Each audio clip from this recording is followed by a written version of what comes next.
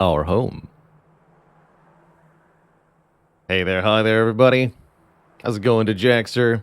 Carabola Streams, OWM, Misachiever, Jedi Monkey, Sprunzo, Spicy Noodle Bucket, Mozgon, Noah, and my lovely lurkers. Of course, hello and welcome to everybody.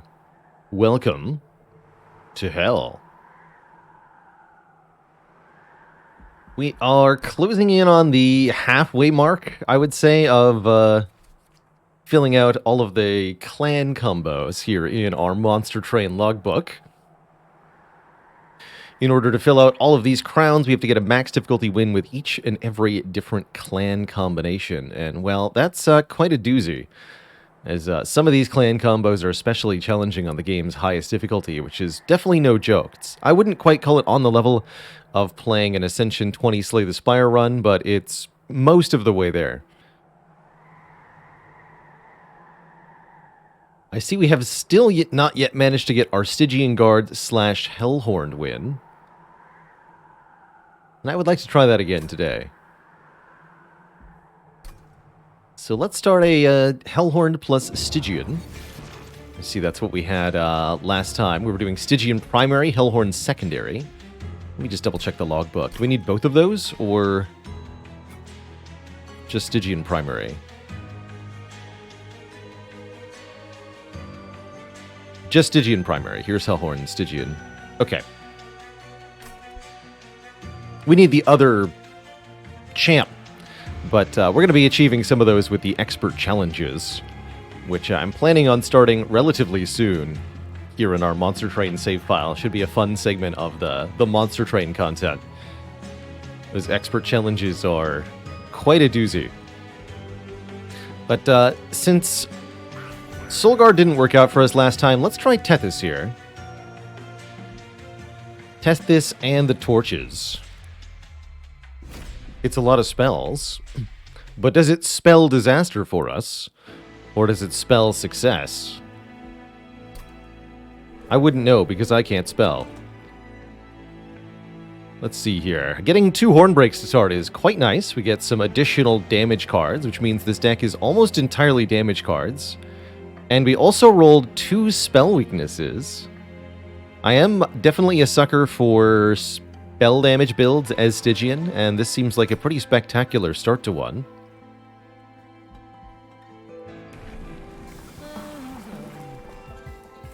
Pretty good reason to pick the conduit version of Tethys, making damage spells discounted on her floor. Frostbite Tethys is also pretty swanky. A good boss-killing unit. The purpose of this Tethys is to sit behind a meaty unit and apply stacking damage over time to bosses, such that they perish pretty quickly during the relentless phase of combat. That said, this version of Tethys is pretty weak to sweep effects with very low health. I mean, all the Tethyses are. Which can present a serious problem, notably during Last Divinity.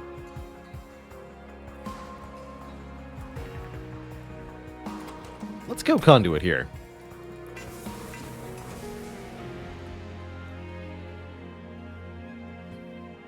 Is this game similar to Slay the Spire? In some ways, yes. In other ways, not at all. The very core deck building mechanics are identical in that you have a deck of cards from which you draw 5 per turn, and you have 3 energy to spend on those cards, with the energy cost being listed in the top left. But that's actually about where the similarities really end.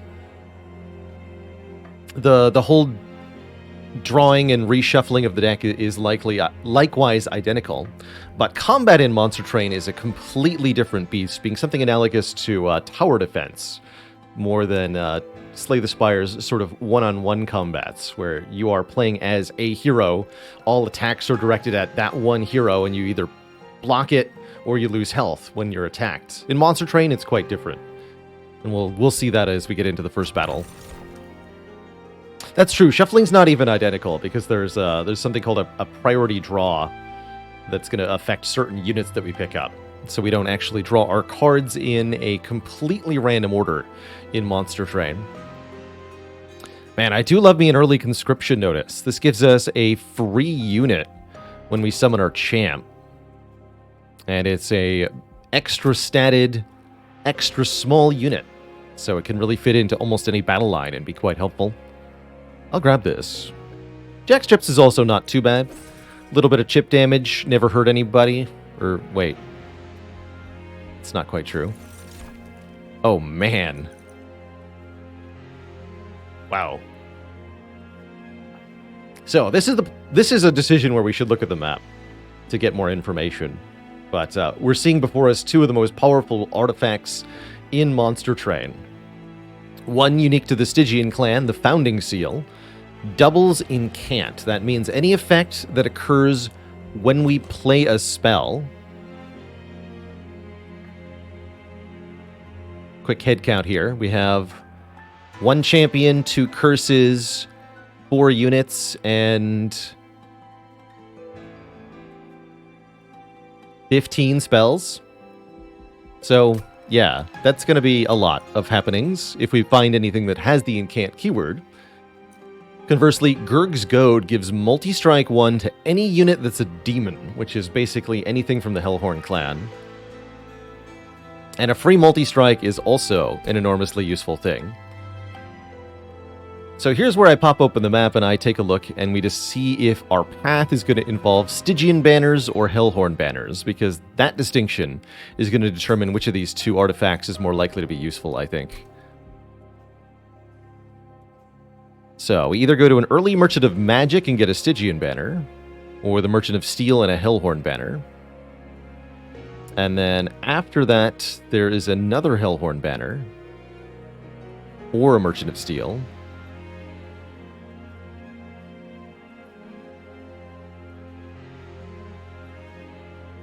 And then this is an interesting decision on Ring 4. Hellvents let us duplicate any one card. The existence of these really kind of defines how winning strategies play out in Monster Train. In Slay the Spire, you want to upgrade your best cards and get really singularly powerful cards, because you're only ever looking at a random assortment of cards in your hand each turn, and you only get to play some number of the cards that you draw, so you want to make sure that the best cards are as good as they can be for maximum impact each time you see them. In Monster Train, you're trying to get cards that are as powerful as possible and stack all the bonuses on one card, because you can then usually make 2 or 3 copies of that card and wreck the entire game with it. So similar lines of thinking, but for very different reasons.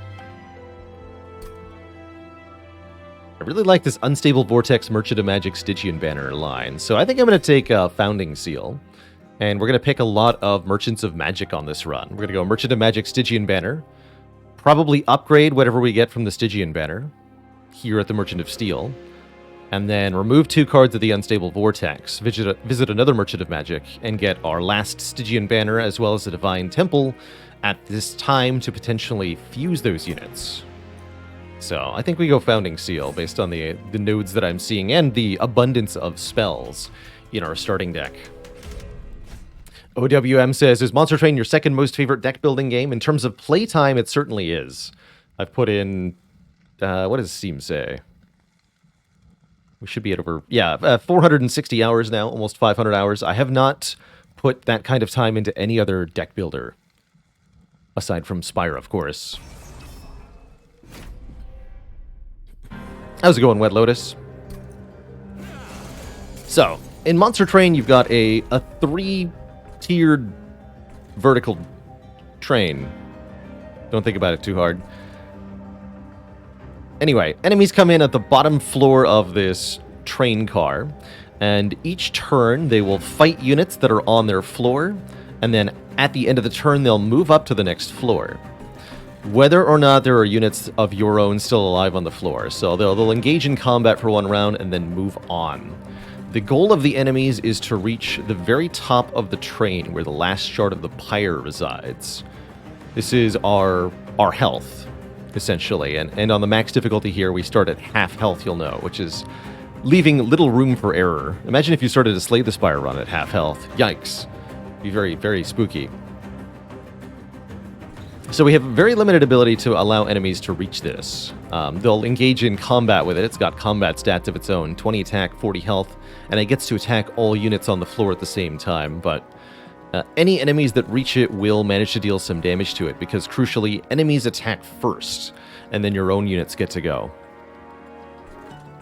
So the goal in Monster Train is to kill all of the enemies before they can reach the pyre. You have three floors, 3 pass-bys of your units. And each floor of your own can only contain a limited number of units as indicated by the floor capacity. Every unit has a capacity indicated by yellow pips. Some units are bigger than others and take up more space. Heck yeah, Nameless Siren is a nice random unit to get. This unit gains 2 rage every time a spell is played on its floor, and that's actually going to be more than 2. I think we're going to put this unit on the bottom and let it interact with these Disciple Protectors. And the Train Steward can actually go behind, because nothing should be directly hitting her. Get angry, lady. Yeah, get really angry. 12 rage is plus 24 attack power. The sea is our domain.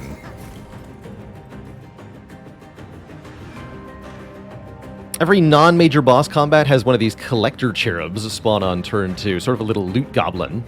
If you can kill it, you get some bonus gold. It'll always spawn on floor 2 or 3 of your terrain. Have I played Wildermyth? No, I've not done that, AKP.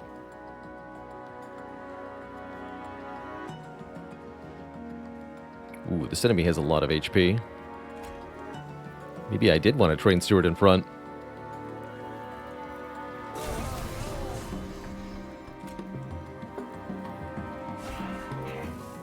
That'll do. So enemies attack from front to back and targeting the frontmost unit that's available. So the Forged Disciple attacks first, hitting the Train Steward for 2 damage. Then this Discipled Foot Soldier does 9 by 2. The first hit kills the Train Steward, the second hit hits the Nameless Siren. And then our own units attack back after that.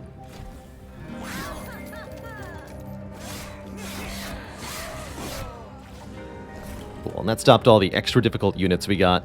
Taking the additional starting relic gave us 15 Pact Shards, which makes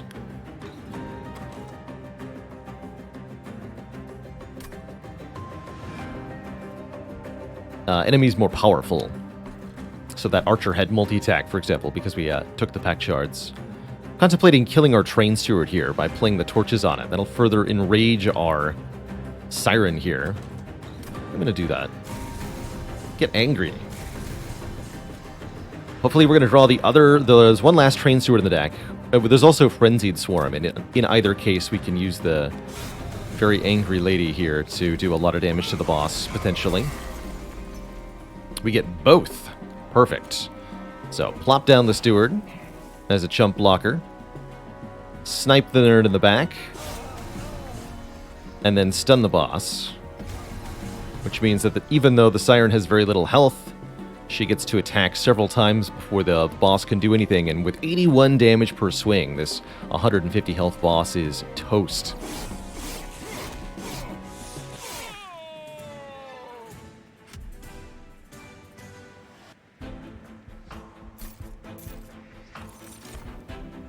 We are offered a Mollusk Mage. Interesting. Hard to refuse those when you're doing spell things. But we might want to pick up an Attuned card before we go crazy with spell power. Attuned is a keyword on spells that multiplies the effect of magic power by 5, allowing you to really, really dish out a lot of damage. Otherwise, spell power only adds that much damage to the spell. Duff Punch Strong, thanks for 2 months in the Prime sub. You're heckin' welcome for the good times.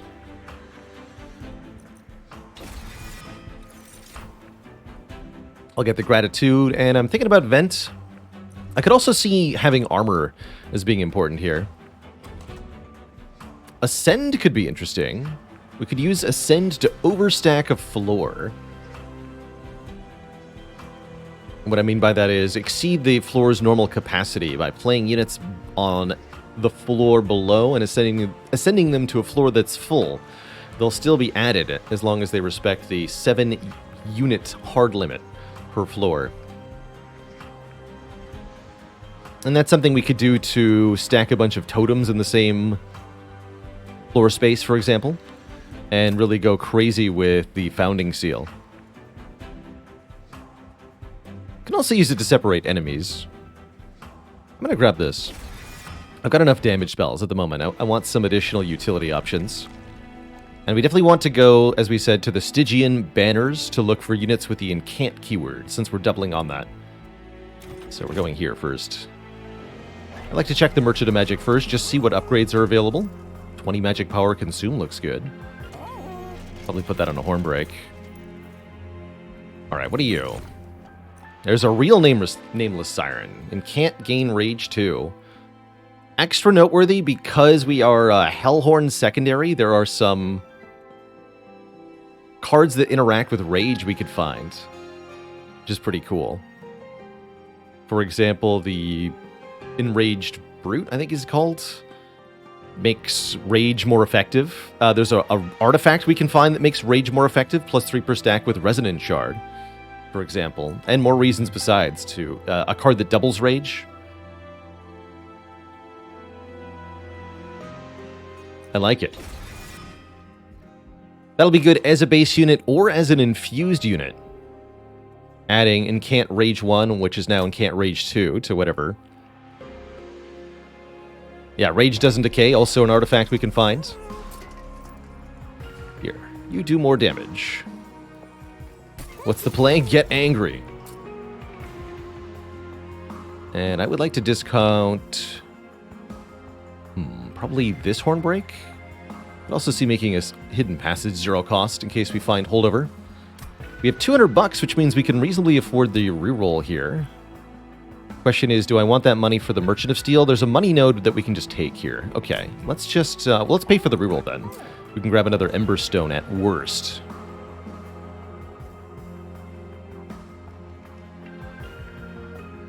Frozen Lances can be played even without an enemy, which can be very nice for getting Incant, which is a good reason to make these 0 cost. It's also fun line of thinking. Actually, I like making Frenzied Swarm 0 cost, so you can play it after all the other cards as well. Let's reroll here.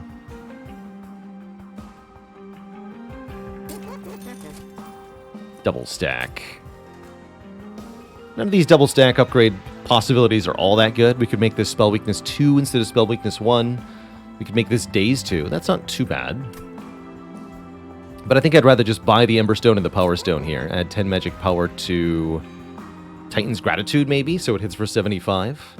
Actually, did we look at the... Hold on. Did I remember to look in here? I did not. Got 10 magic power piercing and Spell Chain, which allows you to play a spell twice. At every Divine Temple, there's a few of these scattered throughout each run if you're playing with the Last Divinity DLC. Without the DLC, the shard system at large won't be in the game. Here at the temples, you can fuse 2 units together to apply the essence of one into the base unit of another, giving them permanent stat bonuses, essentially, in exchange for a bunch of shards, or you can upgrade some spells. And the spell upgrades available here are pretty dang potent. I think we're going to slap a +10 magic power and piercing on Titan's Gratitude to make sure that it can always do enormous damage to anything in front. Since the Hornbreaks are already piercing, I don't need to worry about that.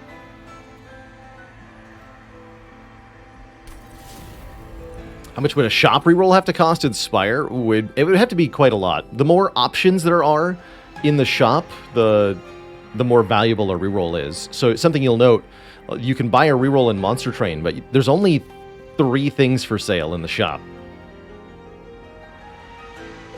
If you were to add a reroll in Spire, I think you'd want to make the shops quite a bit smaller. Maybe 3 cards, 1 or 2 relics.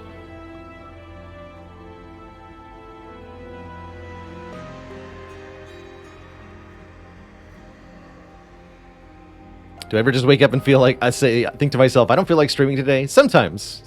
Usually I decide to stream anyway. Because I think it's really important to kind of maintain the overall structure of the show. And to continue to provide the community at large. Even though I'm the center of the stage, I'm only a small part of the community in terms of the number of people. And there's a lot of interactions that occur each day within this community that don't involve me directly at all, which I think are very important. But sometimes I do just decide, you know what, today's not a day that I'm going to do this. And so I have in the past occasionally canceled stream for various personal reasons, but by and large, I want to be here, so I'm going to be here.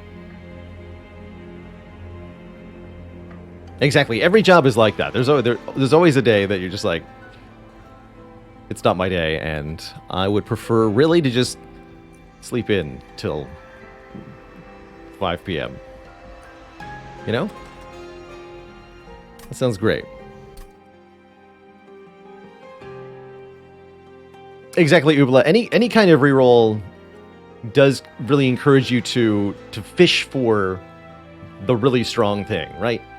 And so the one thing to consider when rerolls are part of a game's mechanics is the power gulf between the weakest item and the strongest item.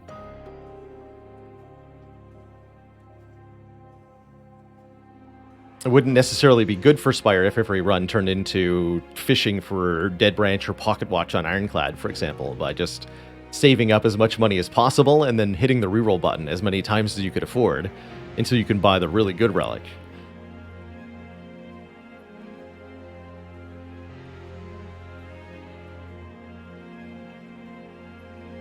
Which is part of what I actually see being a problem in the last spell from what I've played. It does seem to me like you can get some serious effectiveness by hella rerolling. Brotato suffers from this in a similar fashion, although Brotato is at least wise enough to offer you only 4 items, and you can only get 4 more with a reroll. You get lots of items per reroll in last spell.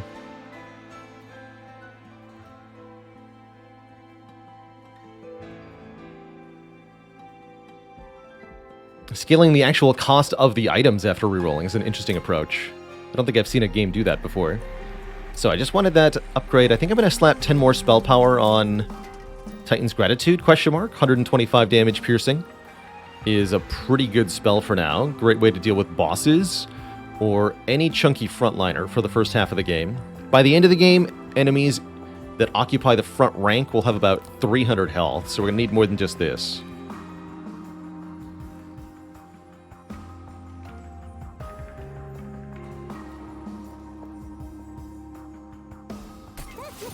I think I need to churn the shop more often in Brotato, actually.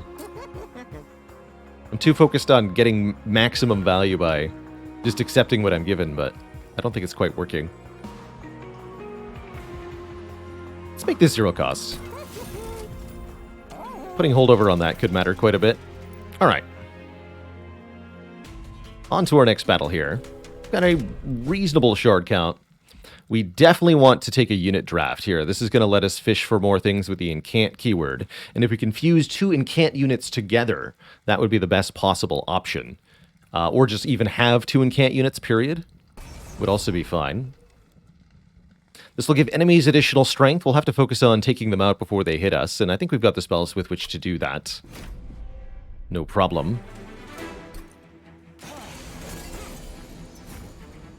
These enemies focus on having spikes, so I think what we probably want to do is set up our units on the top floor.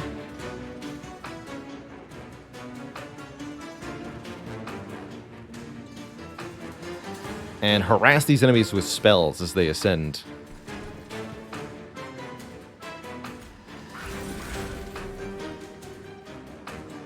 Alright, Branded Warrior, you're tanking today. I know you didn't realize that, but that is what's going on. And the Nameless Siren's going to go in the very back. Collectively, our units don't have very much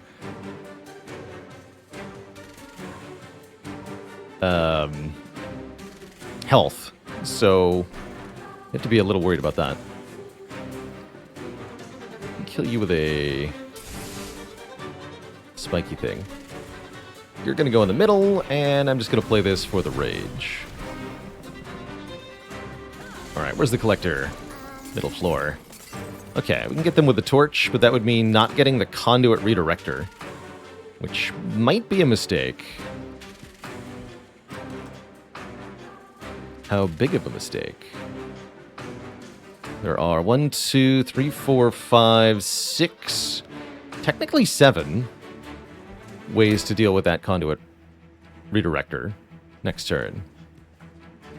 And we're drawing 5. I think we're fine. Easy peasy. Try not to die too hard, everybody. Good job.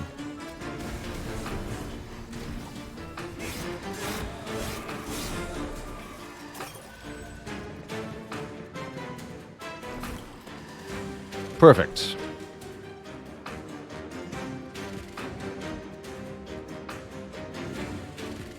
At least I think it's perfect.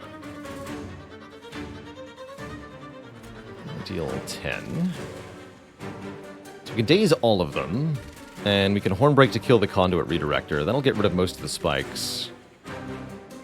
This guy will still have 1 spikes, but that's not too much of a problem.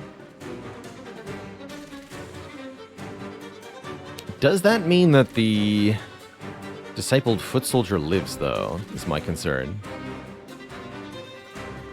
Let's do some quick math.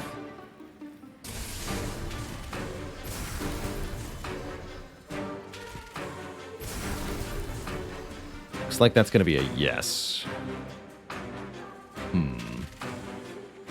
Because only the Nameless Siren actually delivers the killing blow to the Discipled Protector. That means this foot soldier gets to go to the top floor.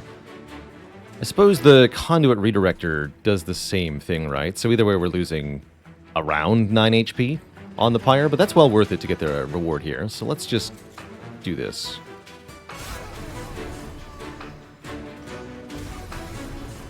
And each unit only loses 1, but again, we lose 9 from the pyre. That's health we really can't get back. Cannot emphasize how rare healing effects are in Monster Train. You are very unlikely to ever reach full health. There's our big spell. I was wondering where that was.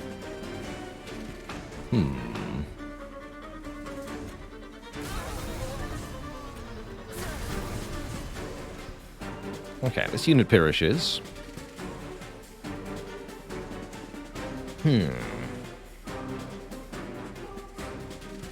Alright, hear me out. I think the best approach here... I'm so glad we put Piercing on Titan's Gratitude. I think the best approach is to ascend the boss here. We can accelerate the boss. That means they'll reach our top line a turn earlier. But it'll separate them from the units below them. When the boss moves up, they'll freeze the floor below them, and these 2 units will perish. And that means we can hit the boss directly with Titan's Gratitude here for 125 damage. Despite the spell shield.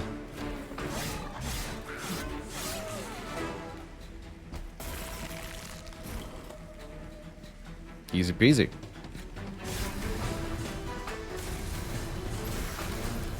Correct.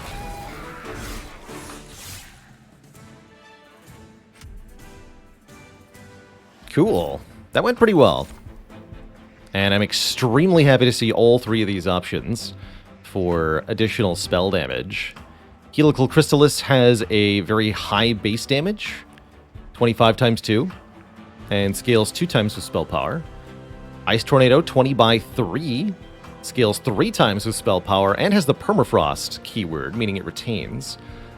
Problem is, a lot of cards in Stygian also discard, sometimes at random, or sometimes all of your cards, like Frenzied Swarm, which means retaining isn't that good.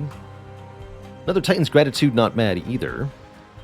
I'm kind of leaning towards Ice Tornado here for the 3x power scaling, and because the discount with Tethys means the 3 cost is actually quite affordable. Let's do it.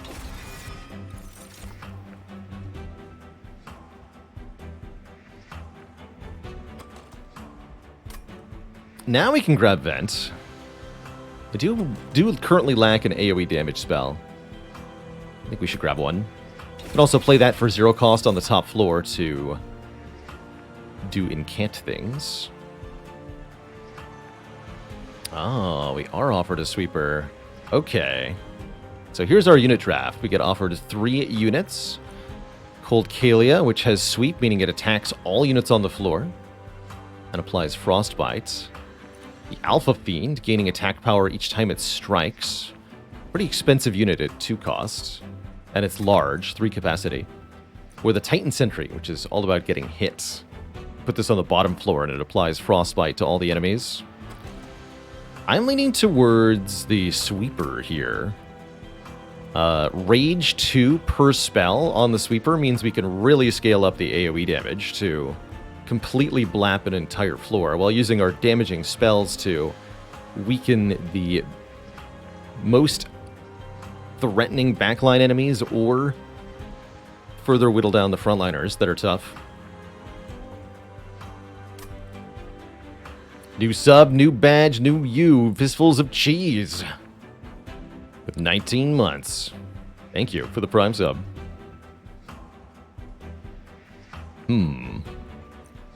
Genuinely tough choice.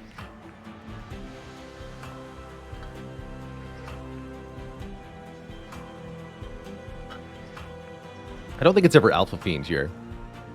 And I really, like I said, I really like the idea of stacking Rage on a Sweeper.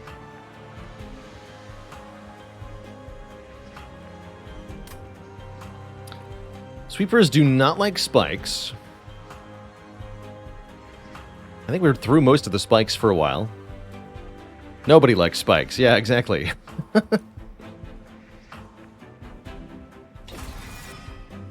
What we will want to do is add health upgrades to that sweeper. And I believe we are going to go to this Merchant of Steel so that we can upgrade our units. We'll not get another Merchant of Steel until after the fusing time. I think we should probably...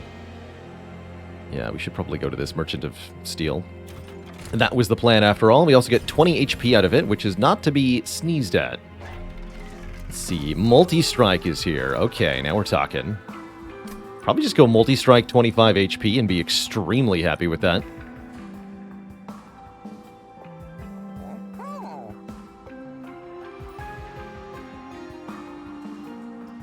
That's not going to create a lot of durability. But it's a start.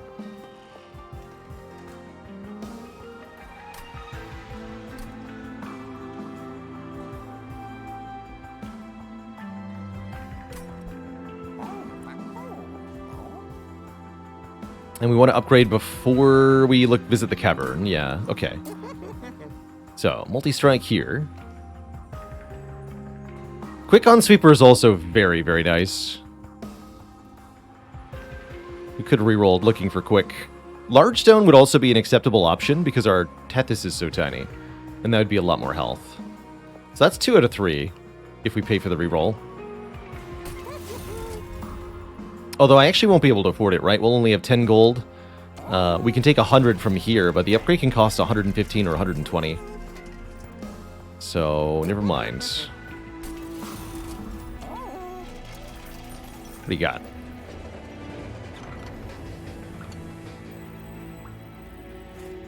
This stinky event. Take a swig of the bone juice. Oh, we can also get a strength stone. Okay. So here you're offered 2 unique X-cost cards. The main reason to take these is to get the card mastery for them. One of them is a one-time heal, actually. Restore 5x pyre health. That's not too bad. Bone Rattler is a buff to the pyre's damage. Not bad if you've got Vapor Funnel. Otherwise, this is not really ideal. Hey, Dead Teddy, yes, there is Civ tomorrow. Or we can get a Strength Stone, an upgrade. When getting an upgrade from an event, you can bypass the normal upgrade limit on units. So we can add a 3rd upgrade to Cold Kalia here for 11 times 2 base damage. And that'll help a lot in the next combat, actually. And I don't think we need to take money here. Although it would be nice for this Merchant of Magic, right? You don't get a challenge from Telos. Maybe I do take that 100 gold. I usually think the 100 gold for 10 shards is a bad deal, but it's looking okay here. Okay, let's do it. Has it always worked that way? Yes, definitely.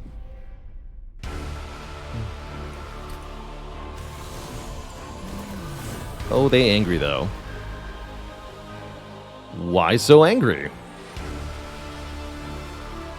I think we put Tethys back on top. Yeah. We get a Wickless Baron. Gain stats whenever a unit dies on his floor. Friend or a foe, mind you.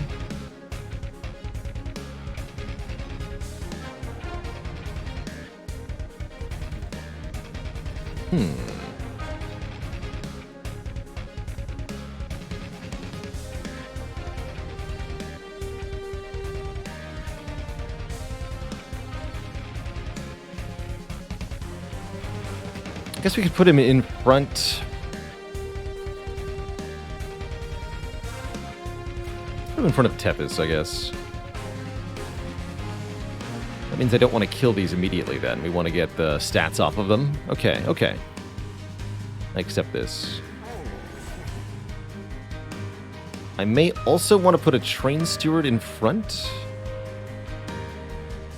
so that Talos can kill it. Although that would mean I can't play the Cold Kalia next turn.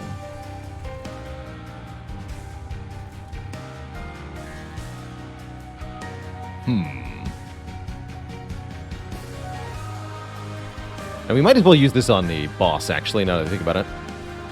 It'd be a crime to not lower this entity's health by 125.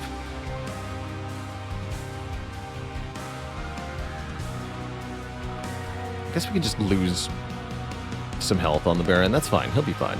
Okay. Just play this, then. Maybe get this Train Steward out of the deck. Yes, let's do that.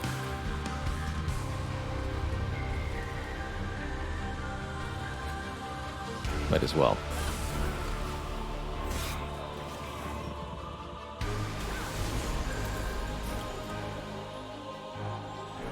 That's right, we have Ascend. Didn't consider that option, actually. We're going to go in front of Tethys. That's right, nobody actually has Incant here. That's fine.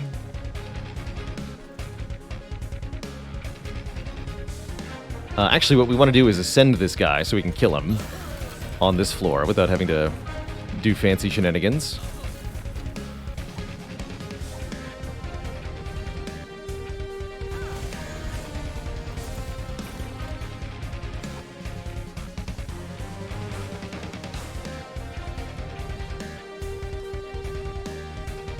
So again, our goal is to get as many units to die on the top floor as possible to provide stats to Wickless Baron here.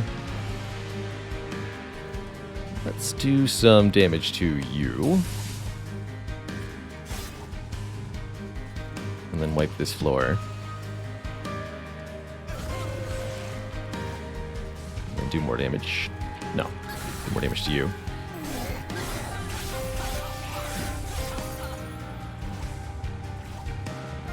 Okay, so far so good here.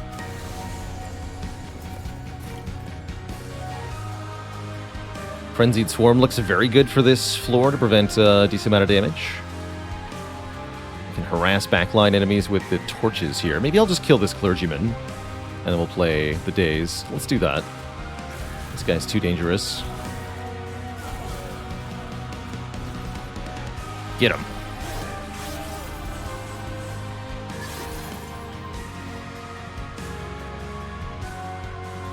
That's my favorite Monster Train boss. I think I like Arcus's theme the most.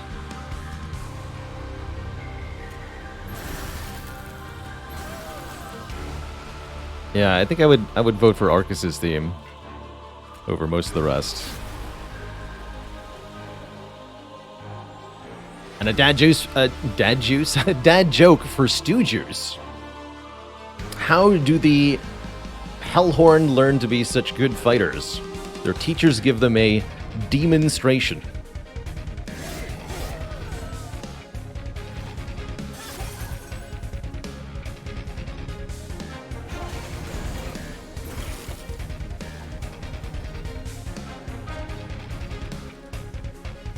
Could be weak.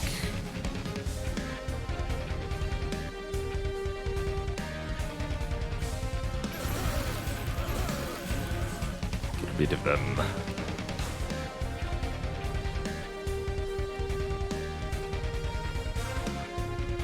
This is with Talos. You go up to the next floor.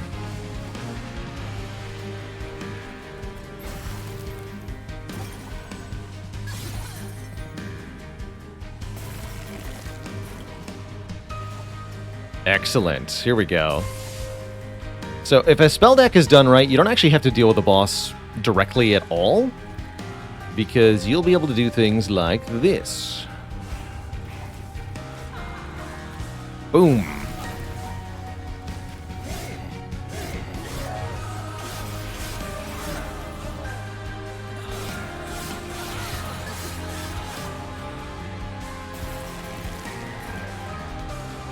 Kerboom.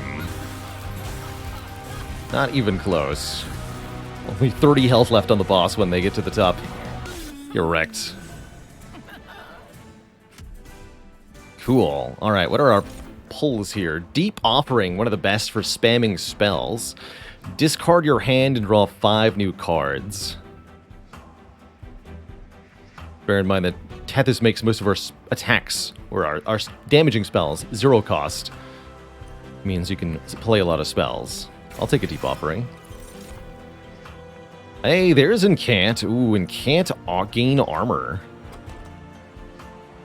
That's actually a really good frontliner to use. And I would be happy to have this as an additional unit. We have not mastered this unit yet. Yes, indeed, Rackbar. We'll be playing some Spire later today. Gotta change your nickname to Dad Juice now. Dad always acts funny after he has his juice. Demon Fiend's a pretty good infusion, too. Demon Fiend into Cold Kalia would make an extra beefy unit. But not as beefy as having 6 armor per spell I play. Mediocre. I'll show you mediocre. This will be the best guard ever. He's going to guard so many things.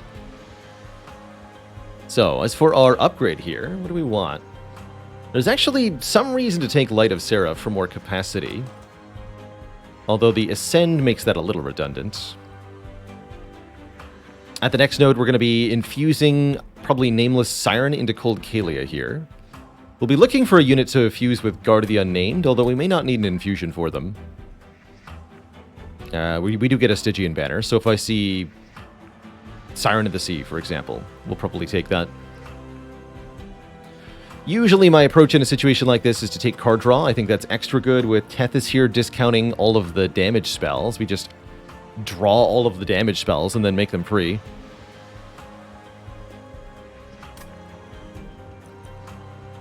Let's start with that. Random Apex Imp incoming. Apex Imp from the Stygian unit banner? No, we're going to get a Eel Gorgon, I think. Remove Consume, they say. Here we have -2 cost for that Deep Offering. What are you? I called it. Alright, well, there is an Eel Gorgon here. Gains multi-strike when incanting. Now I wish we'd taken the Demon Fiend. Damn it.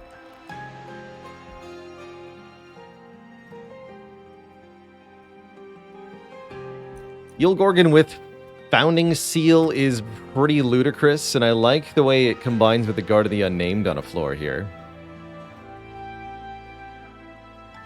And I guess with Hidden Passage, we just put Holdover on Hidden Passage and we're fine, right? Well, that's pretty good. Welcome, Eel Gorgon, I suppose. I'm not going to say no to that. We could take a Nameless Siren here, and that'd be kind of interesting. Incant Multi-Strike sounds pretty strong. It is pretty strong, but note the Resolve effect. Remove all status effects at the end of each turn. That includes Multi-Strike, Quick, Trample, and many, many other things that you would like. Rage, Armor. All of these things and more get purged from Eel Gorgon each turn. That said, give Eel Gorgon any amount of decent base stats and give it a lot of multi-strike by playing spells, and it goes really crazy. Is there anything that it doesn't remove that you add during combat? Just base stats is the only thing that really gets kept.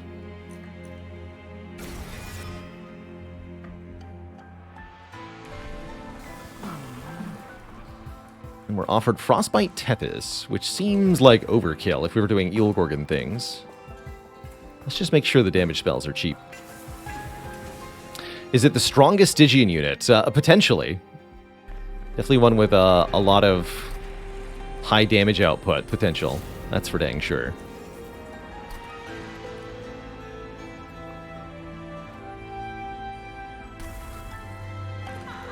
It does let me sacrifice and fuse with the Eel Gorgon. That's kind of cute.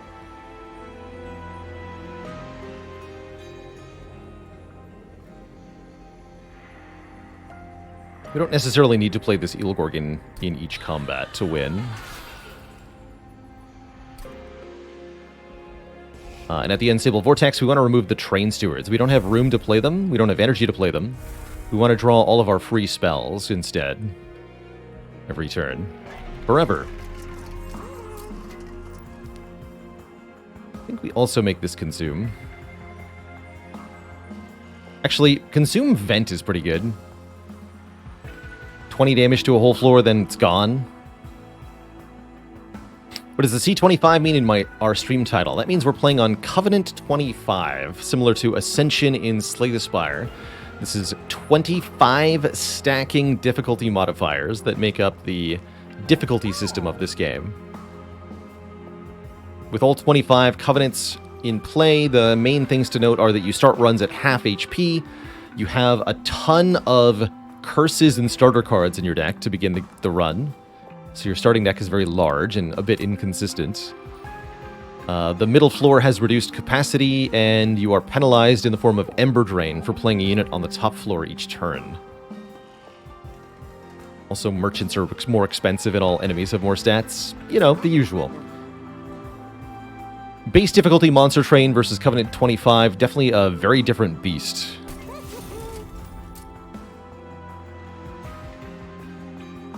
I do like discounting this by 1. That means it's 0 cost on the top floor. I mean, what else do I need to discount? Yeah, exactly. Alright, show me holdover. Well, I can't afford it anyway, so glad you didn't show me holdover, I guess. And do I want to discount any of these? We don't need our damage spells to be 0 cost like you normally do because of Tethys, so actually... What makes holdover so good here? The holdover would be going on the hidden passage to ensure that I can get all of my units in play on the top floor. That's the goal there. Not sure if we're going Merchant of Steel, Merchant of Magic next floor. Probably Merchant of Steel, looks like. The bonus money is nice, too. Remove 2, not on the cards here. Okay, let's go onward. I think we got everything we're going to get out of this ring. Armor 15 on enemies, huh? I think Cold Kalia can deal with that, no problem. We just have to worry about enemies doing lots of damage back to us, but that's what the Guard of the Unnamed is for. Okay, we should be okay here. And I do want that money quite a bit.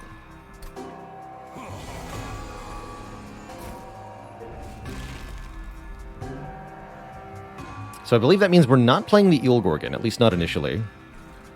Because we want to play the Guard of the Unnamed, which we are guaranteed to see in our hand next turn.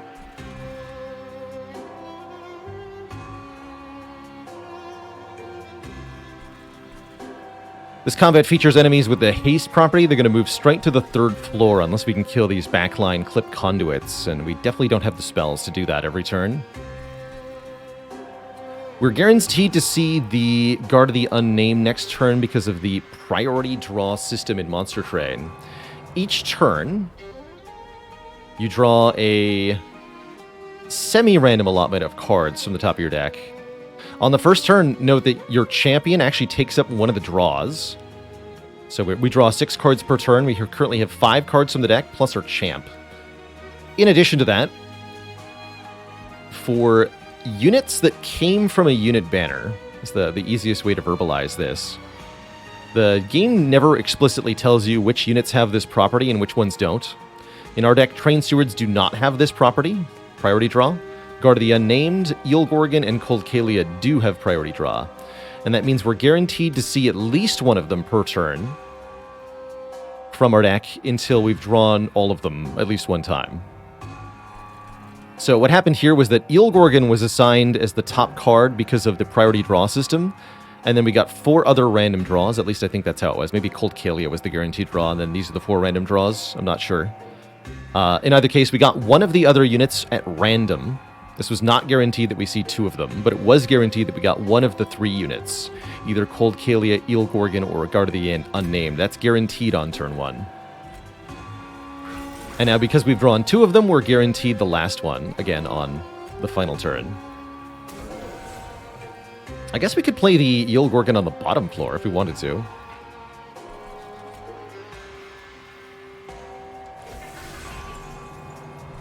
These will be played up top to give her rage.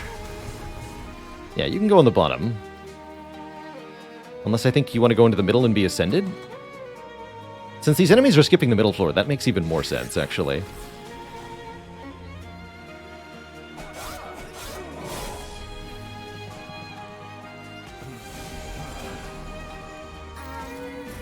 And that conveniently kills our collector, too. How nice. Alright, guard, show them what you can do.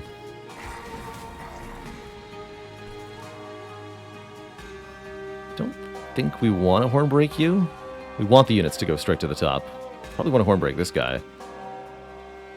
And then play all these spells up top here.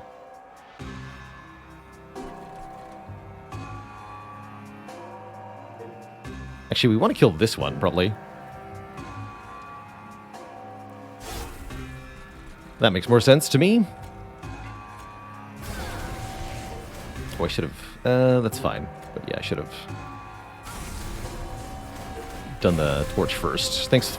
We're dazing, though, so the enemies don't get to attack either way.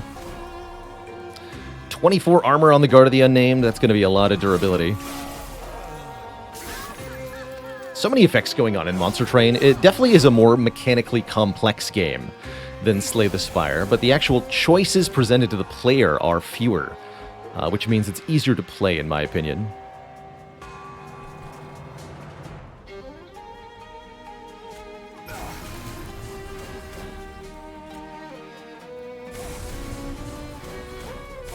So note the incredible attack damage on this Cold Kalia. 48 times 2 to an entire floor is tremendous. And the more spells we can play, the more that's going to increase over time. Here, just get even more. You can be played just to die. You can die too.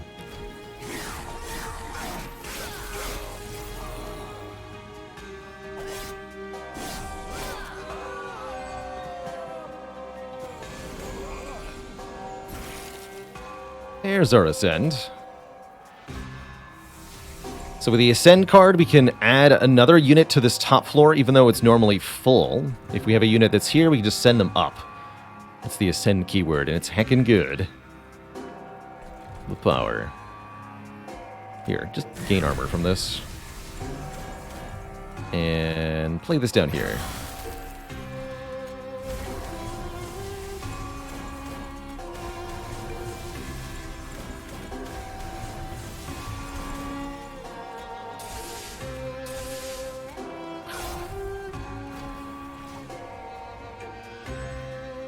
Howdy, Robos. You're heckin' welcome for all the YouTube content. We are indeed still going live. Several years strong. Scarts, thanks for 2 months in the Prime sub. Creamy Pants says, my experience was that Spire has more small tactical decisions, whereas Monster Train is often just building an engine, yes, pun intended, and letting it go off the rails, pun also intended.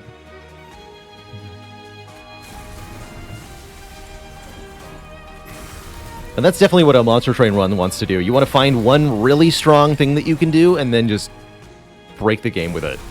And that's exactly what we're trying to do here with the Founding Seal. We're trying to stack as many units that have the Incant keyword on the same floor as possible, and then play as many spells as possible on that floor, so that everyone gets the effect twice. Look at this. 5 times 11 from the Eel Gorgon. But it resets just down to ×1 at the end of the turn. Boss has spikes, so rip the Eel Gorgon, I guess. Poor Eel Gorgon. Can I snipe that backline enemy? Only if Ice Tornado randomly hits them, which is fine by me. Yeah, let's try that. Got him. Cool. Okay, play these up top. Definitely gonna need to speed up the animations a bit just because of all these incant triggers.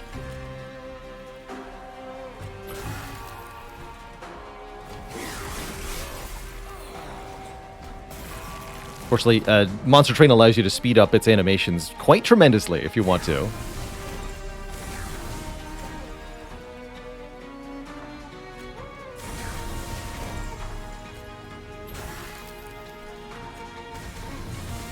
$108 times 2.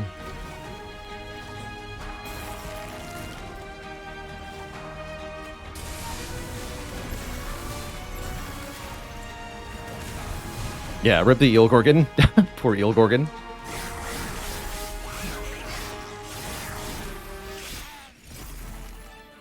You're wrecked. Better forget, thank you as well for the Prime sub. And how's it going?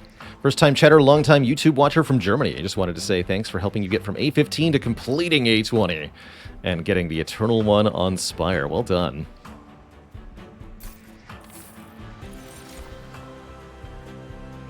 Urchin Spines, AoE spell weakness looking good. I could also see this being a reasonable time to just grab Drain for the Mastery. We have not actually won a run with this yet. And this one's looking pretty good. Sap 3 is also...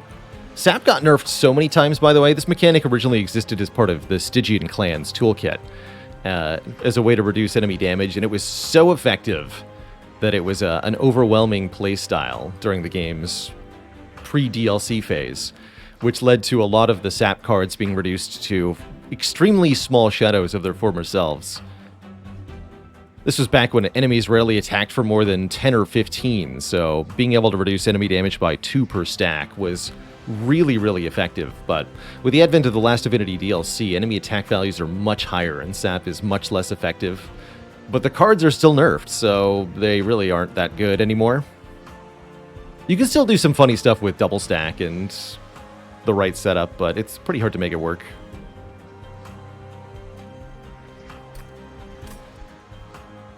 Urchin Spines is so much better, though. I'm going to grab this. Inferno! There's a damage spell for you. Deal 100 damage to friendly and enemy units on this floor. I really like Inferno anytime you're dealing with a one-floor setup, because you have 2 free floors to play this on. That said, Reinforce is also pretty powerful as a way to double the armor on the Guard the Unnamed. Can make it really, really tanky. Are there any units that apply Sap on Incant? Yes, there's a Totem, which costs 3 now because it was too good.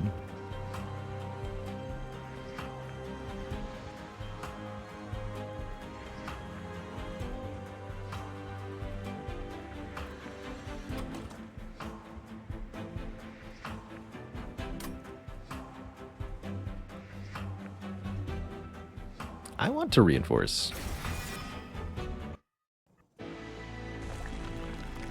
And we're either Merchant of Stealing or Merchant of Magic. I think we talked about this decision and already decided on Merchant of Steel, although I'm rich now, so... Better forget. Thank you so much for the very generous 5 gifted subs. What a way to enter the community. Kind words, dropping the sub for themselves, and then paying for 5 others to enter the club also. Well, heck yes. Thank you.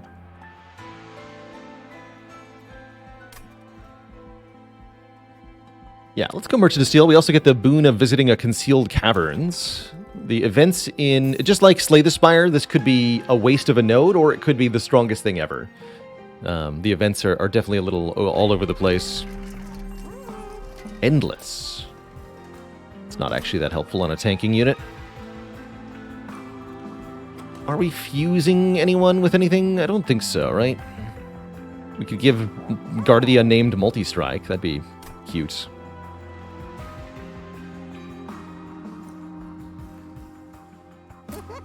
Actually, Eel Gorgon 25 health makes way more sense. Cannot make it endless, though. That's also a status that gets removed. Fun fact. So does the Rage. Anytime an upgrade would get purged from the Eel Gorgon, the game helpfully doesn't allow you to apply the upgrade because you'd feel like a dummy. Multi-strike.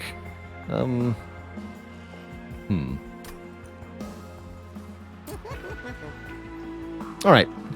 25 health, 10 attack, Eel Gorgon. It's not exactly exciting, but it will get the job done. You have more health. I think that means we can afford some card purges then. Let's get rid of these remaining train stewards. So there's nothing but goodness to draw.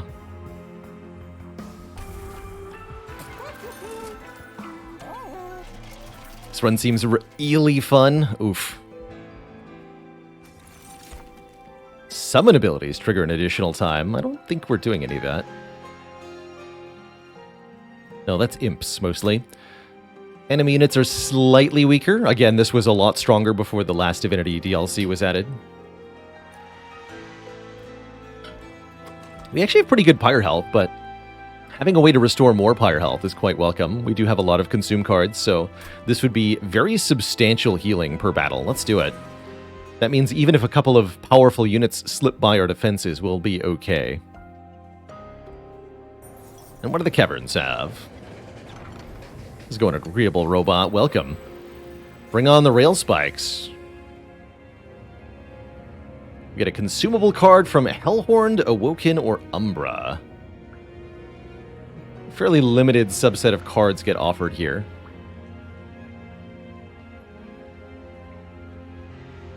This is like the Spikes potion. I don't remember what Umbra offers you. The Capacity Stone? I would like the plus capacity. Morsels. I didn't actually realize you could get morsels if you weren't Umbra. Curious. We definitely don't have a space for these. So I'll just take 10 gold. Famas with 35 months of great content. I expect to see you in a month for 3 years of celebration.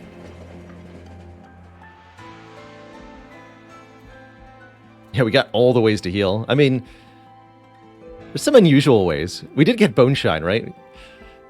Could have been offered blood for blood. It's another way to heal. Add multi-strike to everybody, which is spooky, to get a random artifact, which is pretty good. I'm pretty sure I can deal with multi-strike. I have a lot of ways to do it. We have Frenzied Swarm. We have lots of armor on the guard. Our boss has Sweep. So having a lot of armor left on the front unit won't even matter that much. I'm going to risk it here.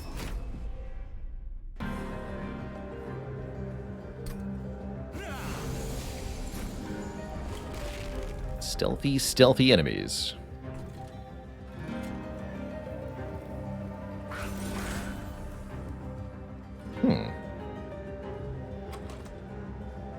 That's actually better than this one, right?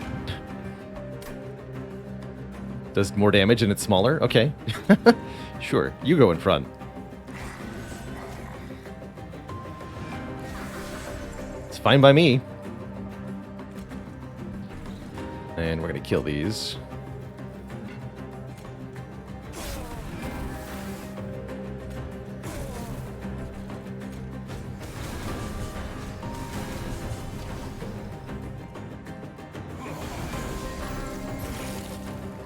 Oh, that collector has multi-strike.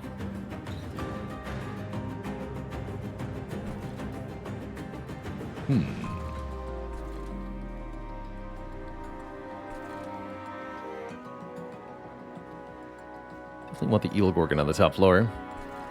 Alright, Guard of the Unnamed. We're going to be back for you. Actually, I can't even afford to play you. Never mind. Yeah, we'll be back for you later.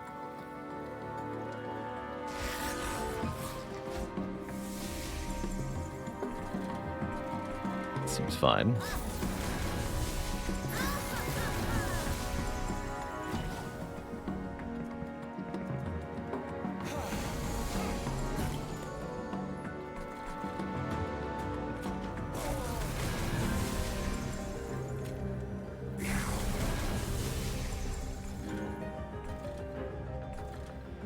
Don't think I'm going to play Urchin Spines yet.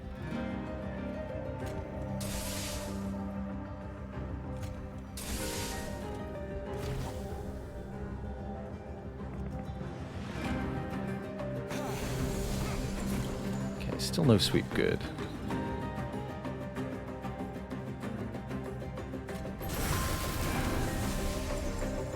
I should have used Hornbreak first.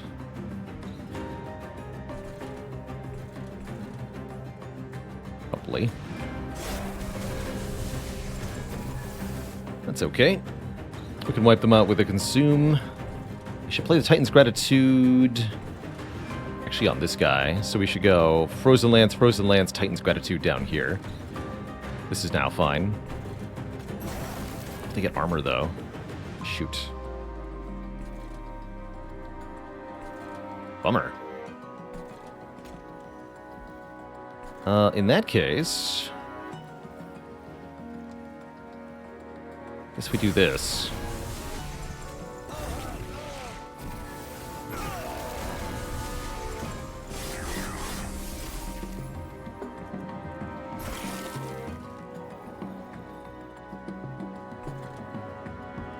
Double your armor. It's pretty reasonable.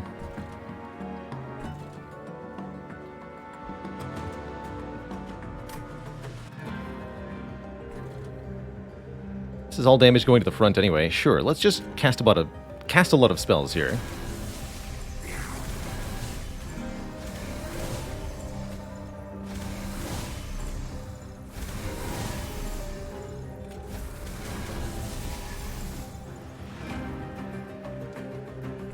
Come here.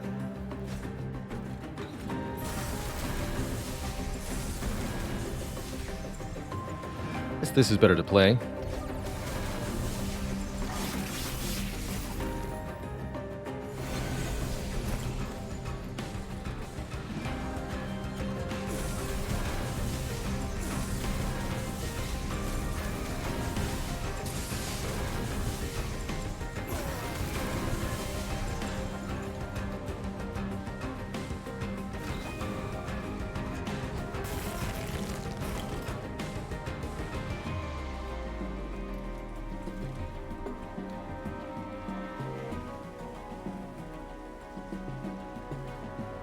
Papa's Juice. How do members of the Stygian Thieves Guild, assuming they have one, speak to each other?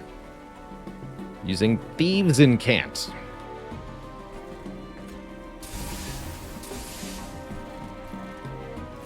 Should have played the two lances up top. No biggie, though. Just give that boss a blap. Spell weakness 3 means quad damage from this.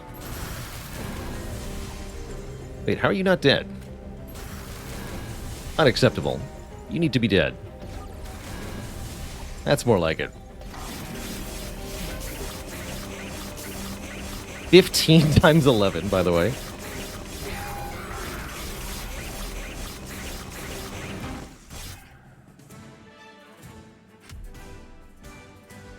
Sinner's Salve. Blights and Scourges are 0 cost. That could be useful. Yeah, that was definitely a close fight. The boss having sweep is a real problem there. Glacial Seal. Interesting. Apply Frostbite to enemy units on Incant. I could infuse... We don't have an infusion for the Guardia named. That's kind of cool. That'd be 4 Frostbite per spell I play.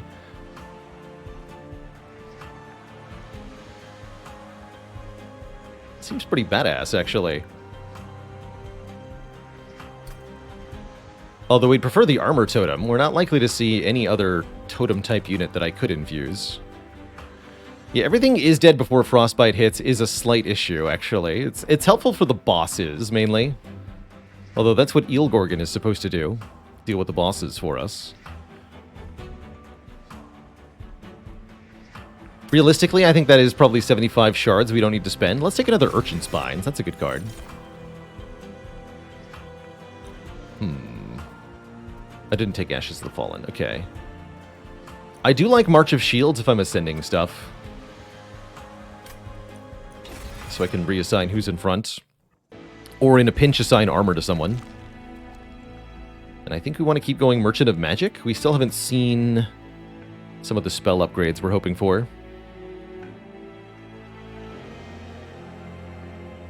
I think that's true. For Last Divinity, are we setting up on middle or bottom?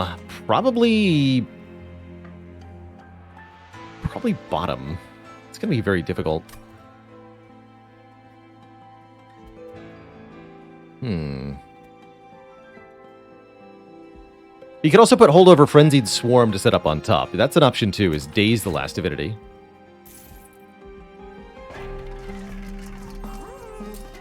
Double stack. Spell Weakness 4 is pretty good.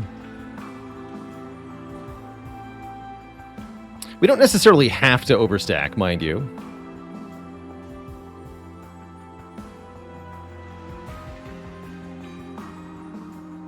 I actually don't think we'll need the Eel Gorgon for Last Divinity.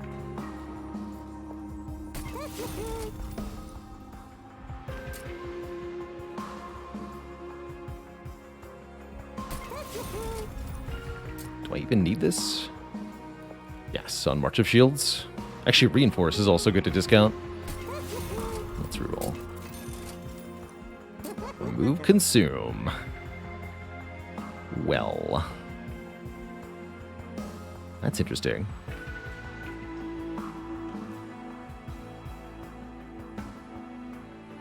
2 cost is a bit odd, but... You can also remove Consume off this.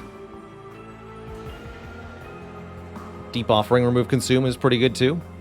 Leaves it at 1 cost. Tough choices here. I think I want to do the Urchin Spines, though. That's how I'm feeling today. Yeah, Exponential Armor Scaling. Again, shouldn't need it. Make Ice Tornado Piercing. That gets us to exactly 100 shards. Sure. I don't think we want to put 30 magic power on any of the available spells. Piercing on Vent is not bad, though the fact that it consumes becomes a bit of a problem.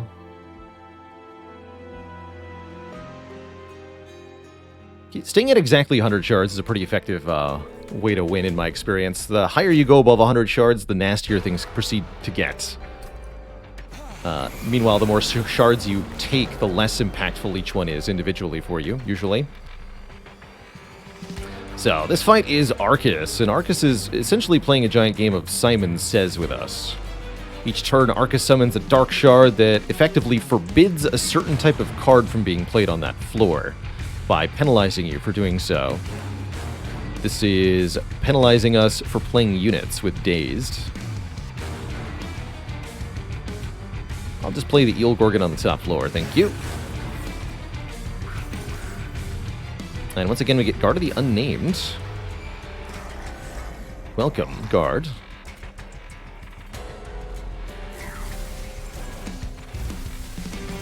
There's our Cold Kalia and our Ascend. What fortune. Alright, there's our top floor. That was remarkably quick. Arcus can have some spell weakness. Is there a known maximum amount of shards for a run? It does depend on the map generation, I believe. There is no hard limit to your shard count.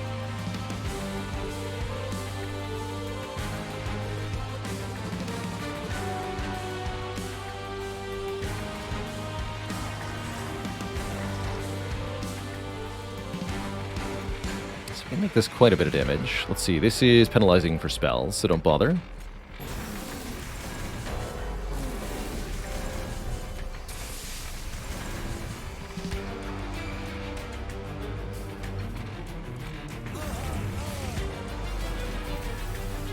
Let's keep that around. Arcus has stealth, meaning we cannot attack him with direct combat effects for a little bit. Unless we remove that stealth somehow. Which is not happening at the moment.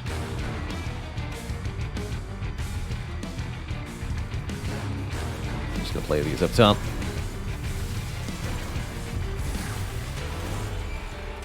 You can have a spell weakness.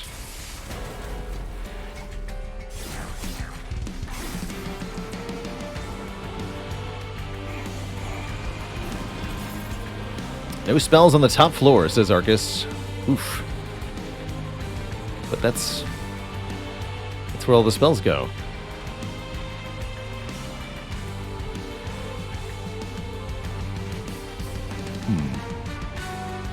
Well, I don't like that very much.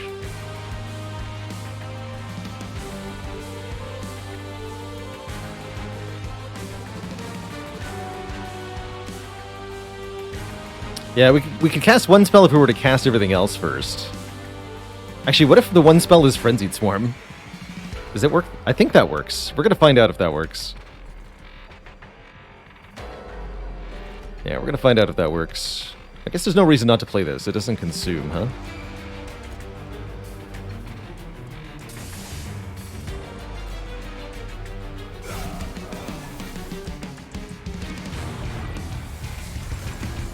Yeah, that was distinctly after we discarded everything.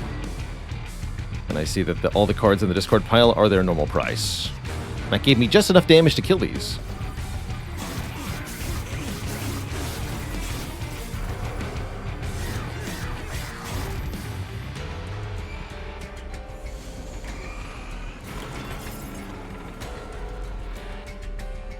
Perfect. Probably want to blap this fool.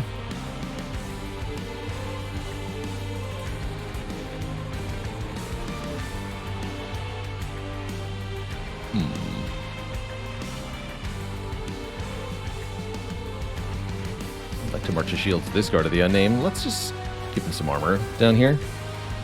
He looks like he's lonely.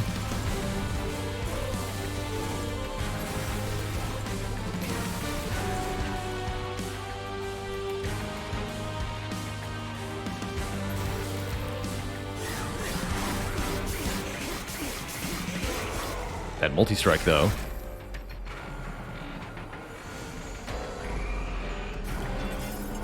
No spells on the middle floor. Very well.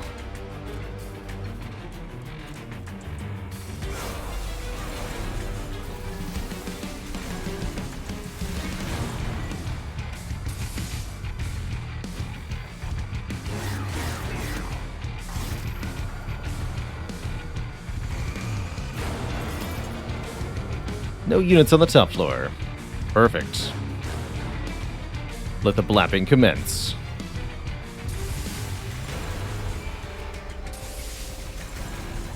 I really want to hit Arcus with his Ice Tornado when he's on his own.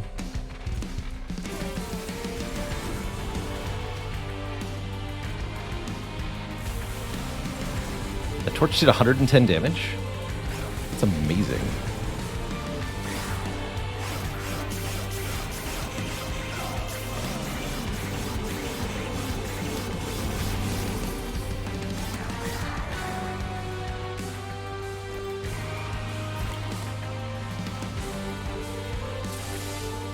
Alright, with 10 spell weakness, this card normally does 90 damage, should do 900. Yeah, that's a big chunk off the boss. Good. You, come here.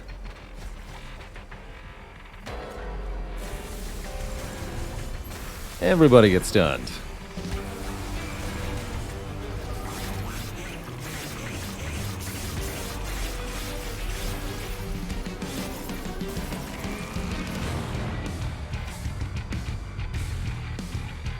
Alright, now is an appropriate time to double the armor on this unit. 340, that'll definitely tank the boss. Every boss forever, in fact. Boom.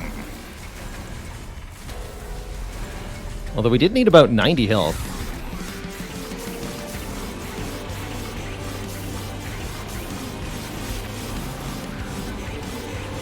GG.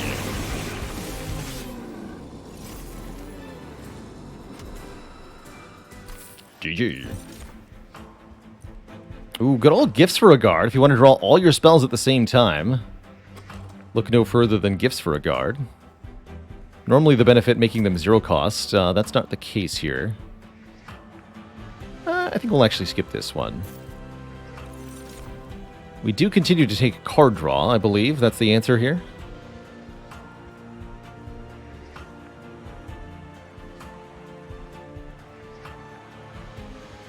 Want to believe that is the answer here. We're going to more consistently get the cards we need each turn if we draw more cards. With all our stuff being free, indeed, seems like the play here. We can remove 2 cards and duplicate a card if we wish, and we've got some very good duplication targets that I think could really accelerate this deck. We could dupe this Urchin Spines, which wouldn't cost any shards, by the way. This has 2 normal upgrades. We could dupe Titan's Gratitude. We could dupe the Deep Offering. I think are the 3 really good candidates for duplication here. Definitely want to dupe one of our spells.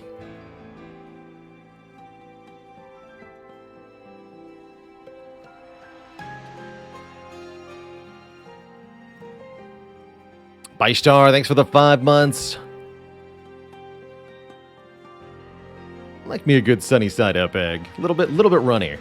Just a little bit though.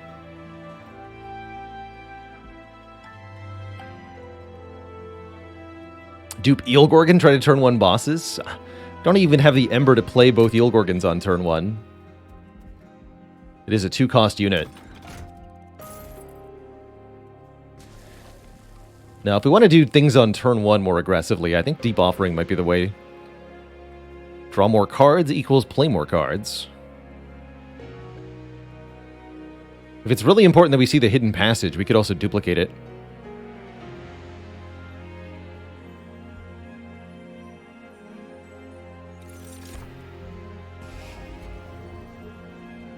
And let's lose 1 or 2 of these torches here.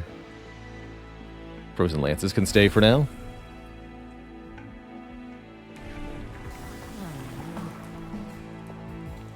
So we can get 40 attack power minus 3 cost to spells, or we can add Sweep to Tethys and apply Spell Weakness, which actually seems useful. Give me that. It's also 1 more hit point, which is kind of important. I guess. Spike's 5. Can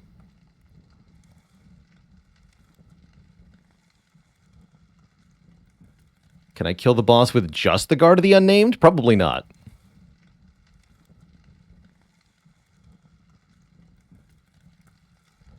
Spike's 5 means all of our units other than the front tank get killed almost immediately. Cold Kalia, Tethys, and Eel Gorgon get obliterated by spikes.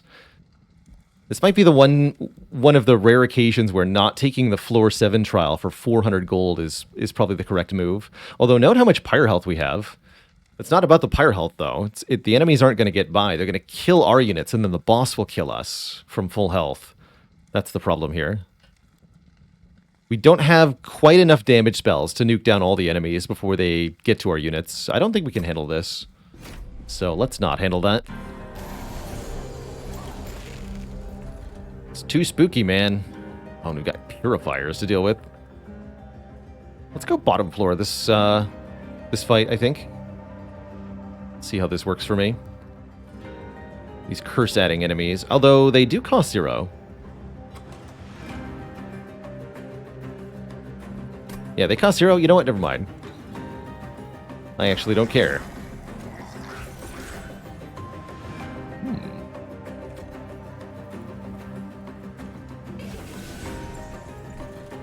You can have this, though. And you can live here. If you're lucky, you'll get ascended.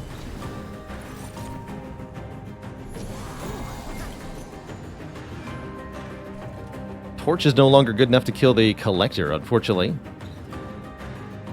So I think this Collector also gets away from us. It's a little concerning, actually.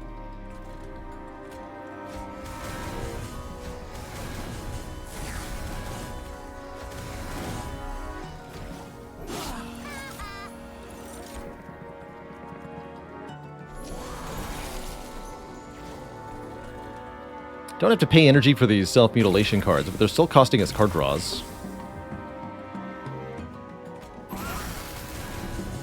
So we should kill the units that create them, where possible.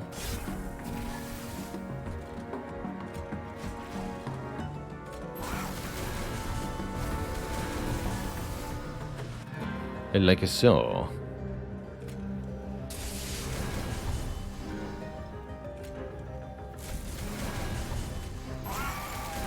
Perfect.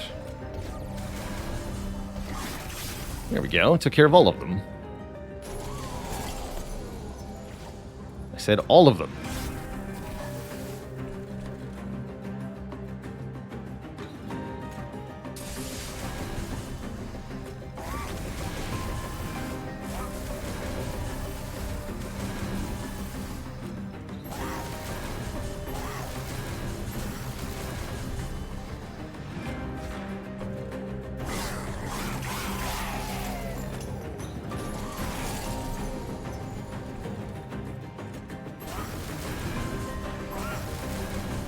Not actually convinced we needed the Seal Gorgon.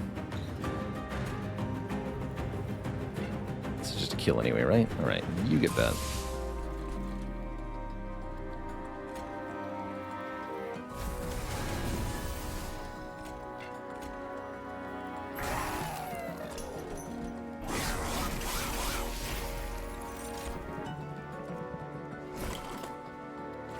Crystals all cost 0 because one of our artifacts makes them 0 cost. The Sinner's Salve is our salvation here.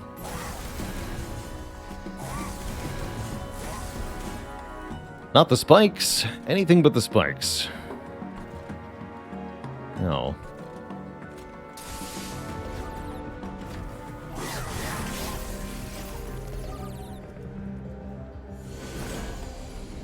Yeah, it's not useful until it is, and then it's the most important thing you ever saw.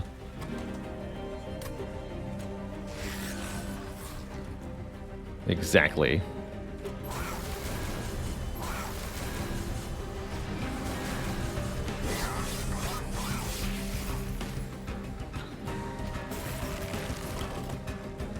Bye-bye. Have some spell weakness, my friends. Can't wait to hit you with an ice tornado next floor.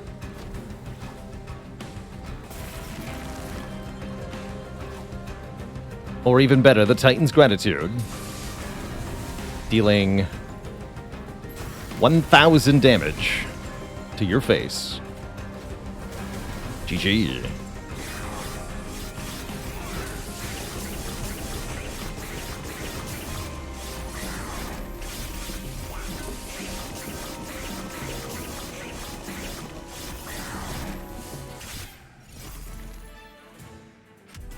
Get slapped. Drain is back. Alright, you can come along this time. And another reinforced. Let's tank it. Make sure our tank stays alive in the final waves. Then I don't have to duplicate it. Speaking of, do we want a duplication or a remove? I suppose we do want another Merchant of Magic, huh? Never did find Holdover Hidden Passage.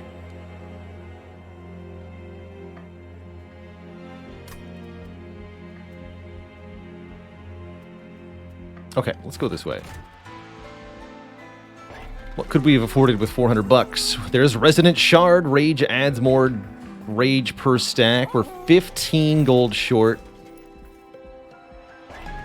Truly a sad time, but we get Holdover. That's the important bit.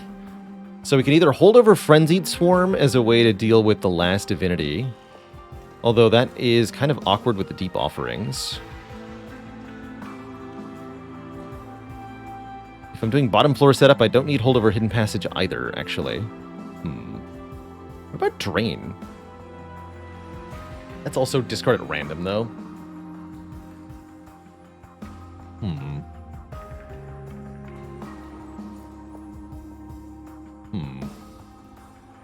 Maybe I don't want Holdover, actually. Curious.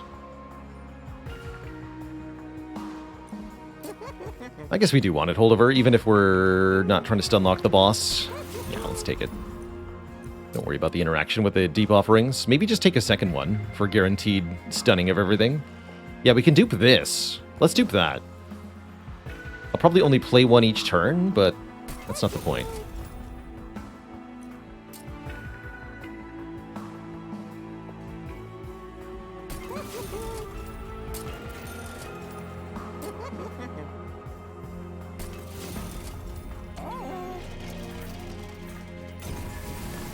Let me see what was in here. 30 magic power and intrinsic.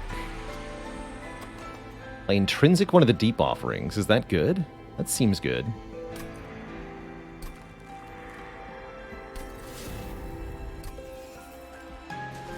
And then you get duped. Just for consistency. What does holdover do? Holdover, when you play a holdover card, puts it back on top of your deck at the beginning of the next turn. Very notably, it does not go back on top of the deck immediately.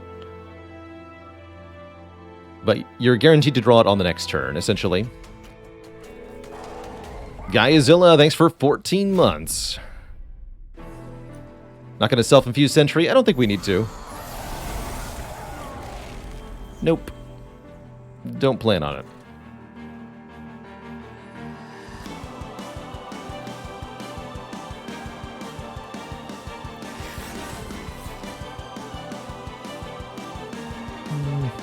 We're here.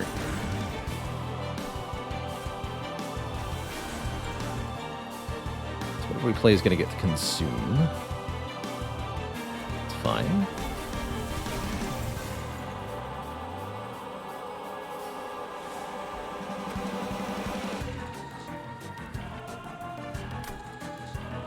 So with 2 holdover swarms, it's not actually that important that Guard of the Unnamed be on the top floor yet. It's fine. Note that the Eel Gorgon with Ember Drain purges that Ember Drain, like all statuses.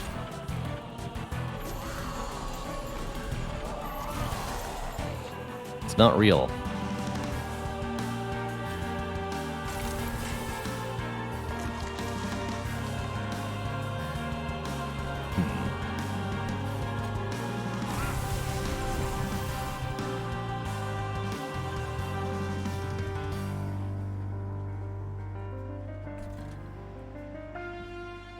Should work out okay. At least one hopes. Play this on the top floor? No. Okay, that did indeed work. Good. Was a little worried there for a moment. Okay, we'll have to use the Frenzied Swarm then. That's not quite what I wanted, but still acceptable. I was hoping at least one of those random hits would hit the front guy, but what can you do?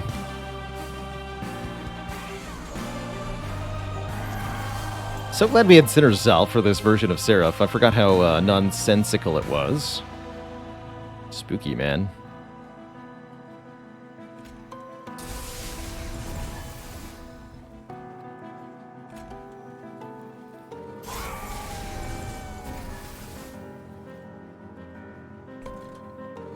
And then we can daze this floor. Let's do that.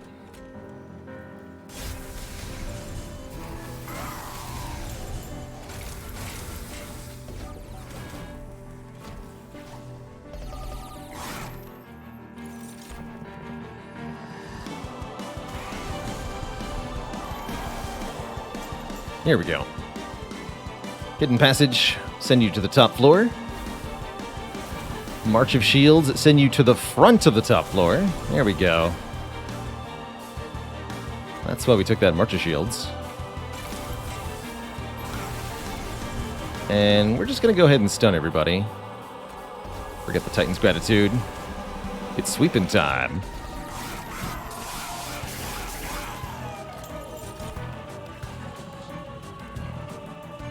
Alright, we seem to have gotten ourselves pretty well sorted here. We're still under harassment, but it's not as important anymore.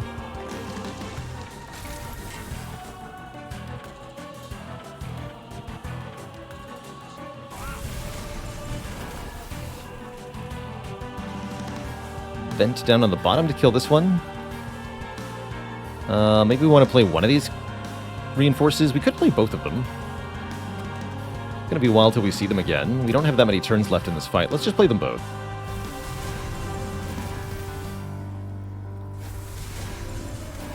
Go to 200 armor. Nuke you, stun all of you.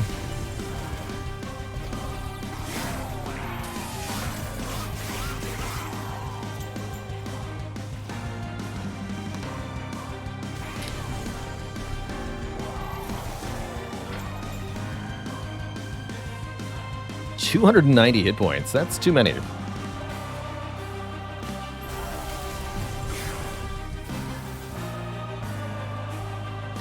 That is definitely too many. There we go.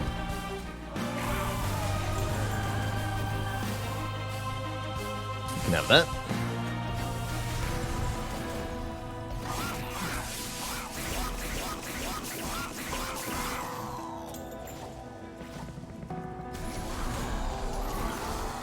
One last curse-creating unit.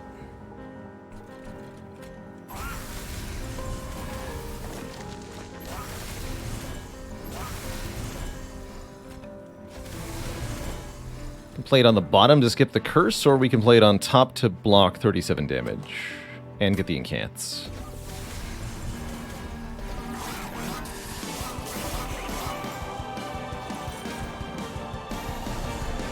Alright, here's Seraph for real. 17 by 3 multi-attack is his offensive abilities. That's pretty dangerous.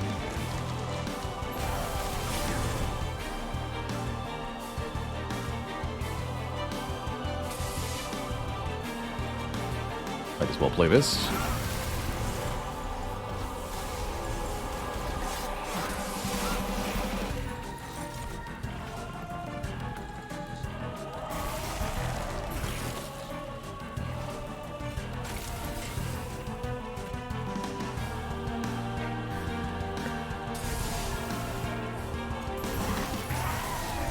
Nice snipes.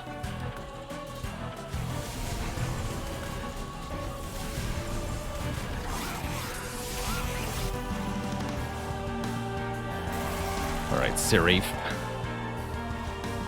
Oh my. We're apparently not even close, actually. You know, I thought we were going to be winning this more decisively. Although, playing spells will change a lot with the Eel Gorgon here. Let's see how much. Did draw a lot of bad stuff this turn.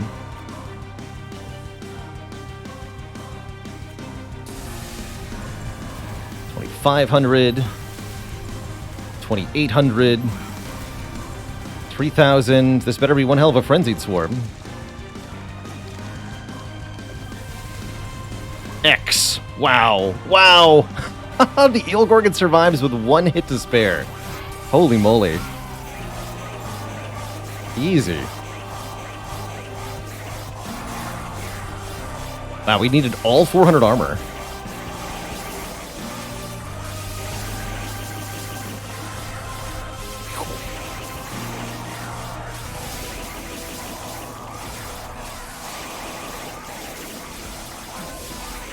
Note that the last divinity's Relentless Phase isn't as tough as Seraph's, so if we can deal this to Seraph, then we can kill the last divinity easily.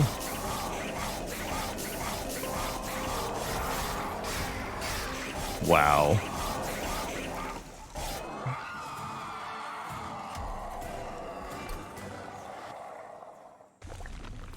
And we're on to the final fight.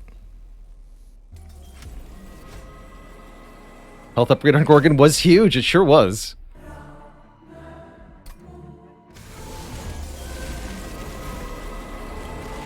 Alrighty here, we got Cold Kalia and Tethys. And a Deep Offering.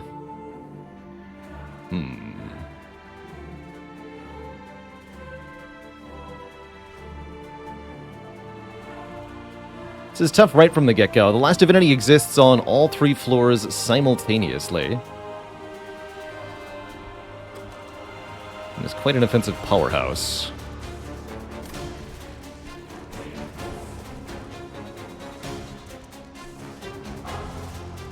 Top floor has the sweep property, meaning it attacks every unit every turn. which will kill Tethys on turn 1. Actually, unless we use the sap. That's not too bad. Sap will make it only 5. Okay, so with sap, I'm actually not that afraid of that. And I don't care about playing Eel Gorgon. We're not going to play the Gratitude. We're going to do Tethys, Cold Kalia, Drain, Deep Offering.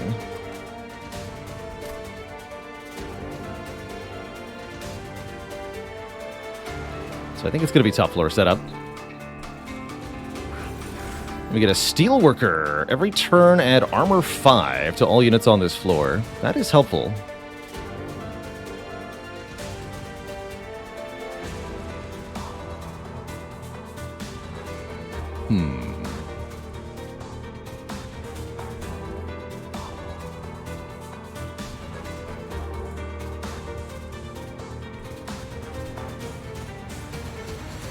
Go here. Drain does discard at random. We might lose the Deep Offering, and that would be quite sad if we do. We did not, thankfully. Might as well play this. Yeah, there's Eel Gorgon. That's fine.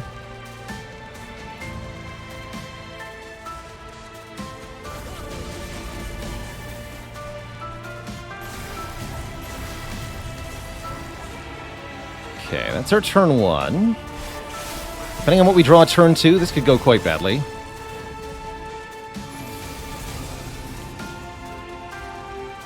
Okay, good.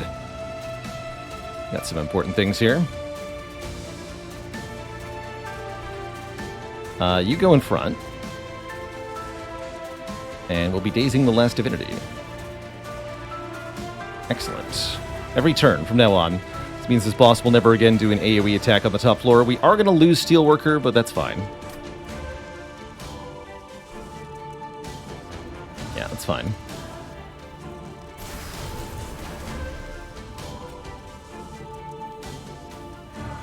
There will be Spire later today, yep. Yep, probably around 4 o'clock is when we'll switch over from Slay the Spire, or to Slay the Spire. Keep that horn break for later. So that's about 2 hours from now. One more run of Monster Train, more accurately. Spikes. Okay, horn break down there.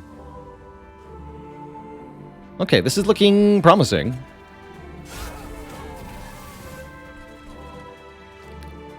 This is definitely looking promising.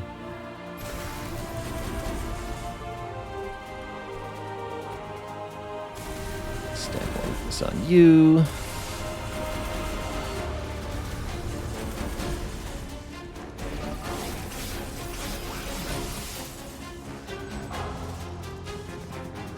For the Relentless phase, though. Maybe I didn't think this through.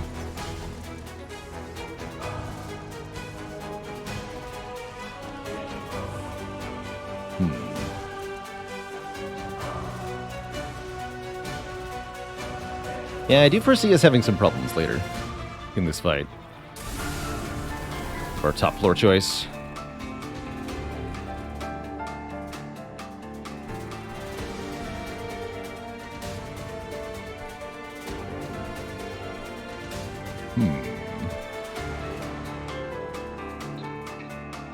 We needed the Eel Gorgon for damage during the waves. That makes sense.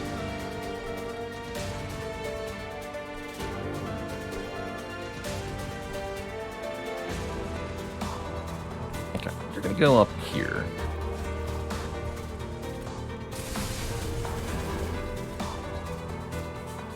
I'm going to play Urchin Spines here. I don't think I am. If we don't Frenzied Swarm, we have a problem, right? So we can't Deep Offering anymore? That does seem to be the case.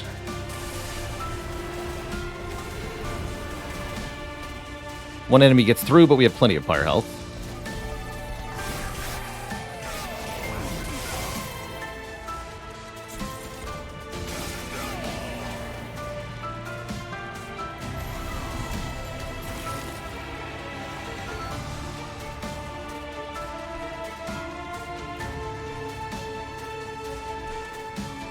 Oh, no fireworks. That's terrible to hear.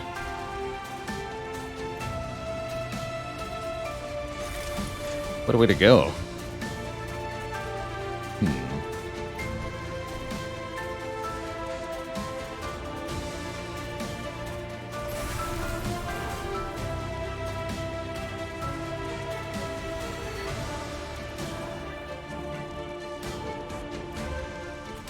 Dependent here.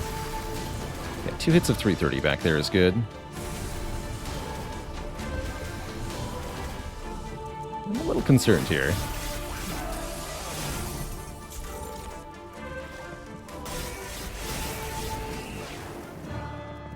This mini-boss could be a real problem for us, too.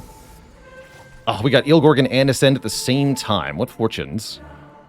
But will it be enough? Let's find out.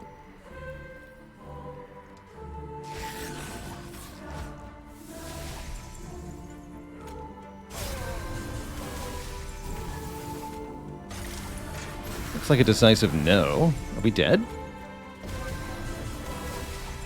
Might be dead here.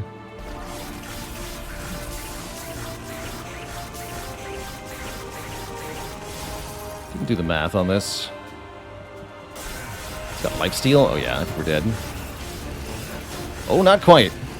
Can't let anything else through. That means this unit's gonna be tough.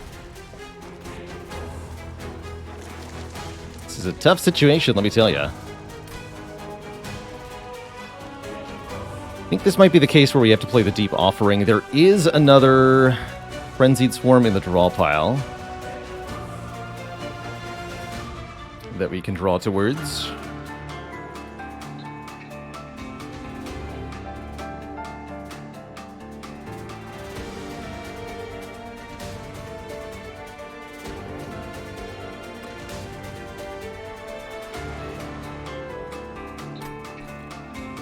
This turn's gonna be fine. For 104 times 2. That's killing basically everything. Although these units need to die this turn, huh?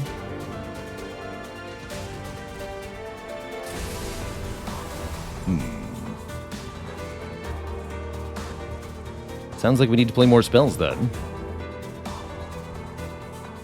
So yeah, I think I'm going to go Reinforce Deep Offering, and if that gets me killed, so be it. We're in a tough spot here.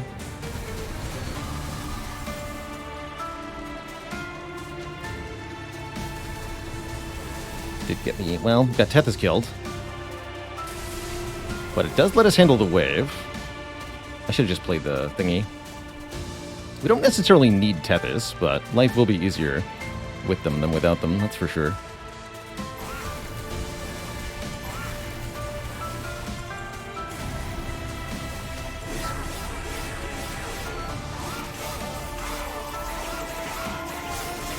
Definitely worried we're going to lose during Relentless here.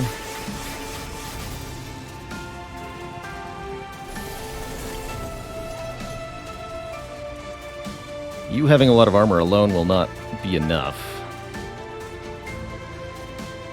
Unfortunately.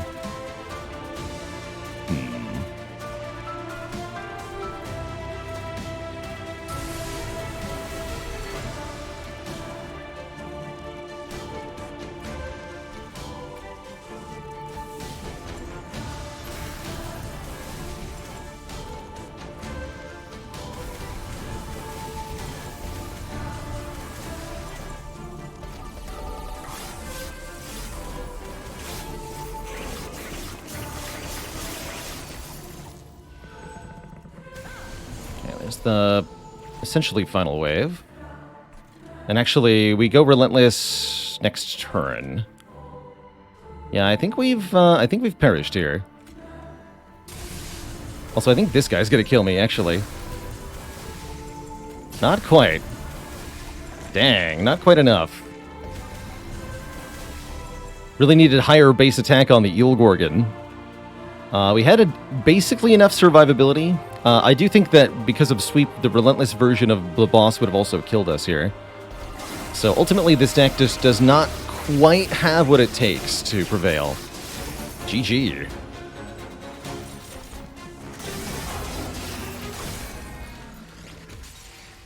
To the last divinity, GG. That's a true shame. I'm actually quite surprised our multi-strike Rage Sweeper couldn't quite cut it. I guess we really did need the Resonance Shard.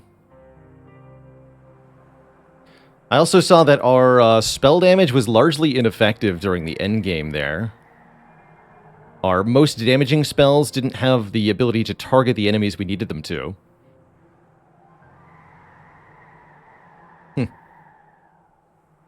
Oh well. It's always next run. Let's try a different clan combo that we haven't won with.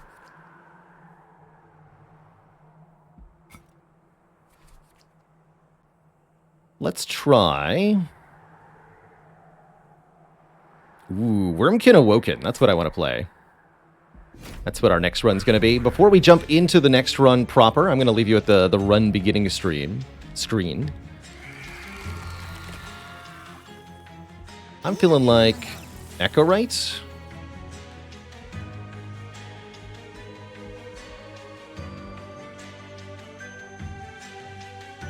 Echo Right with heals or with damage up? Interesting. Heals are better with some of the Awoken units.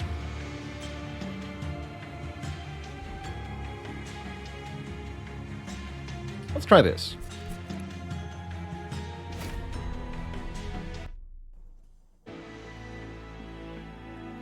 2 Echo transfers, 2 razor sharp edges. We just give me a sweeper multi-strike unit, and we can really scale it up. Dang. Or a multi-stacking egg, too.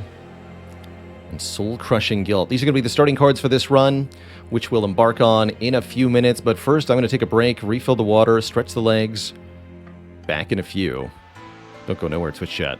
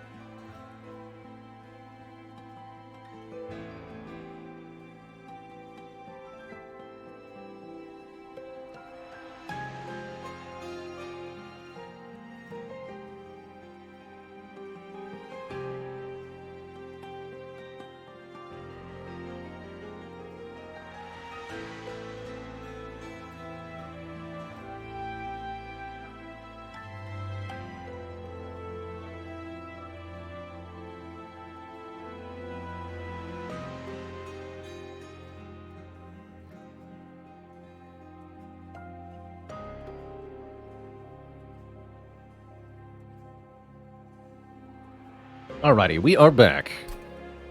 Let us embark upon this training journey. So we got offered Shellsmith. Apply armor to friendly units every time a card with Consume is played. Currently we have none of those. We'll have to pick some up. Echo writes all about the Consume keyword. Or Marsh Lord. Summon a Bog Chrysalis with more health and remove shell from eggs. Bog Chrysalis with bonus health is a really good recipient for these damage boosting cards. That's so delicious. Welcome to the illustrious list of channel cuties. Heck yeah. Let's get some waffle celebration in chat for a new member joining the list of people enshrined beneath the stream for hanging around so long as to accumulate 500,000 in channel points, which is, quite frankly, ridiculous.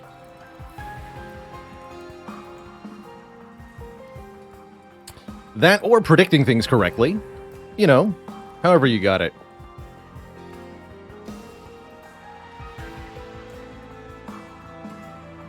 Just double check that I've spelled this correctly.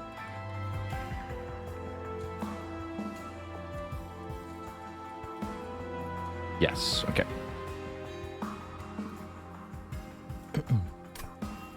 What is this champ's job in hell? To cook eggs. Delicious, delicious eggs. Apply more stacks of Reap. You don't have the Reap starting cards, so we're actually unlikely to do any amount of Reap. Meanwhile, Regen is on our starting cards, but is a very bad effect overall. Still, let's do it. Regen heals more. Sure. And we're offered money here. I don't generally think you need 200 additional gold going into the first ring. If you need 100 additional gold, you can acquire it here. So we take nothing from the starting node. And I will tolerate enemies with spikes. We should be able to pick them off with the Echo Breaks, hopefully.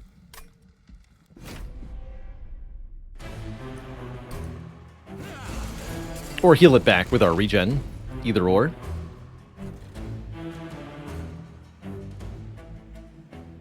Echo Right themselves deal pretty substantial damage.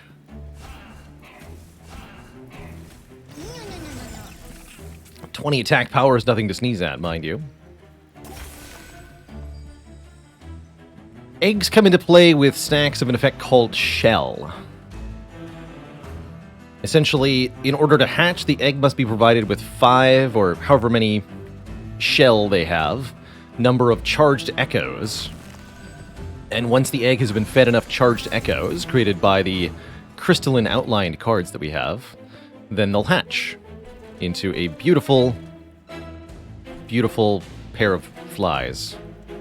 Gross, disgusting flies. I think we want to pick off these archer folks. You can also use Razor Sharp Edge to do that, actually. Nice little dual function card.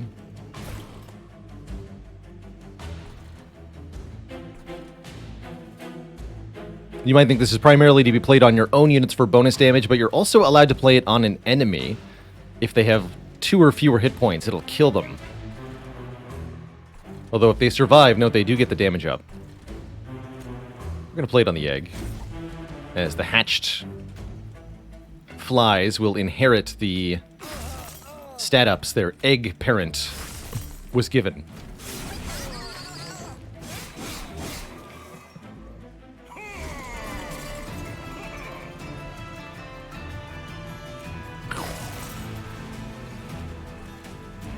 I could heal the boss and then soul crushing guilt it. I don't think that's actually helpful.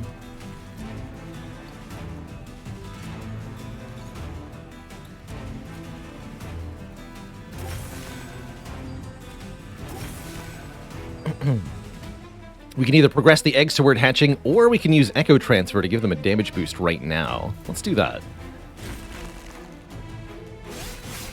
So that this enemy doesn't get to the pyre. And then we have just a couple of turns to figure out how to make them hatch. Seems comparatively unlikely. I will do 1 damage to Echo Right in the attempt here. Hee hee, stop. Indeed. Could put this Train Steward in front and use Echo Transfer to deal substantial damage to the boss. Let's do that.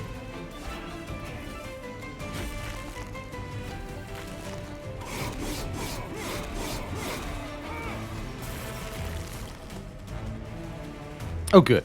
And we're actually beating the boss as it is, but better yet, if we can gain 3 charged echoes, actually just 2, then they will hatch.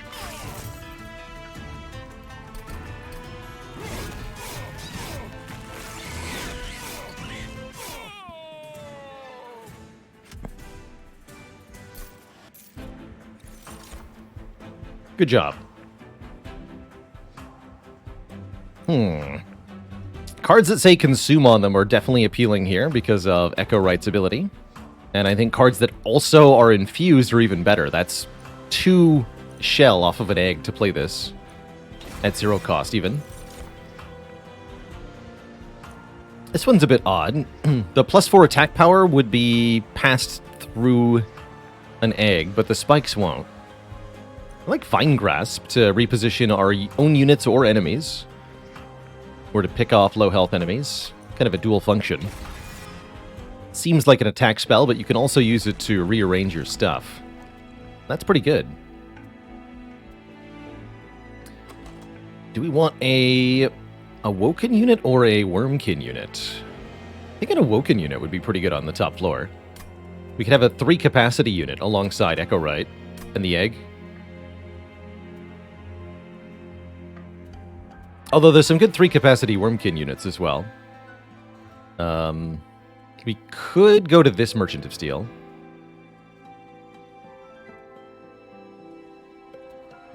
And there's a temple here too. Okay. I think that means I want to go Merchant of Magic first.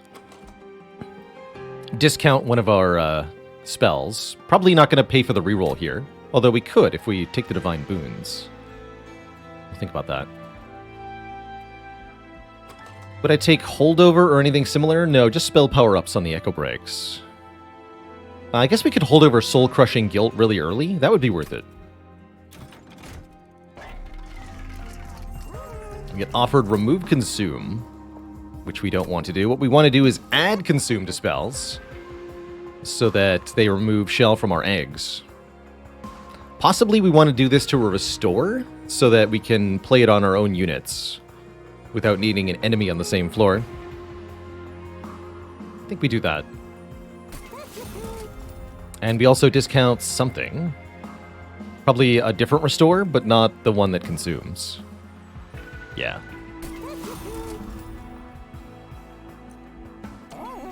Could pay for an early card purge. Definitely want to keep money for the Merchant of Steel, though. Definitely want money for that Merchant of Steel. Maybe want to take this 100 gold, even if I'm not paying for the reroll here, then. Let's do that. And more importantly, what is this? Could go double Bog Chrysalis. Oh, interesting. This would let us go further down the...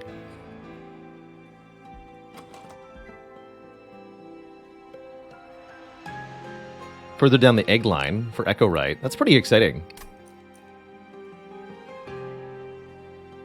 The really cool thing about Bog Chrysalis is that when hatched, if you infuse a unit into it, more accurately, when hatched, then both of the Bog Flies will have that unit infusion.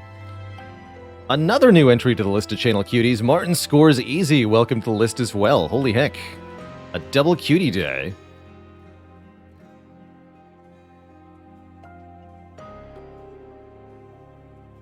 You're added. Finally made it. Short Soul Carver is also an acceptable take here. This will be a decent frontline unit. It'll get tankiness and attack power for every echo we gain on the top, on the floor with Echo Right, which will be as many as possible. So that's not too bad. But I like the Bog Chrysalis more. Let's try it. And yeah, we're not paying there. Okay, good luck to us. This should be fun.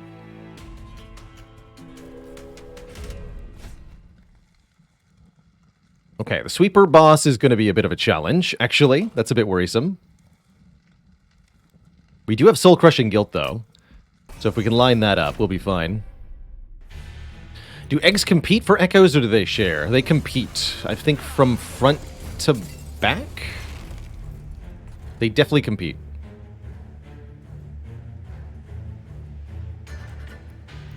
Only Echo Right's Etch ability, which removes shell from all eggs, will be shared.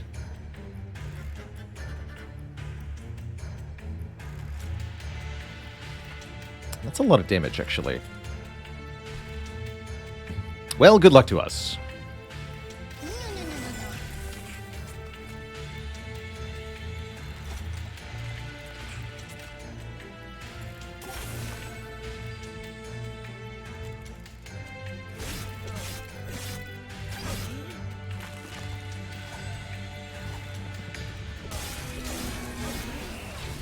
Hopefully we can keep that front egg alive here. It's actually really important that we do. I think that means we're missing the collector here. Definitely.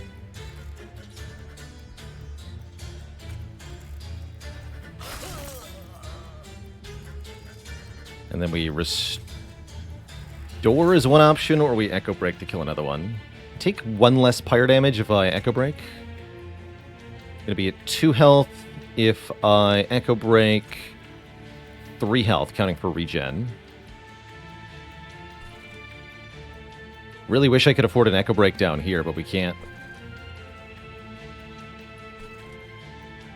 That's a shame.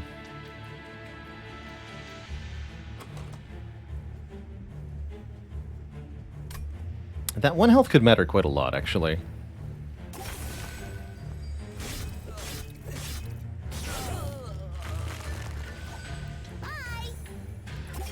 Indeed. Goodbye.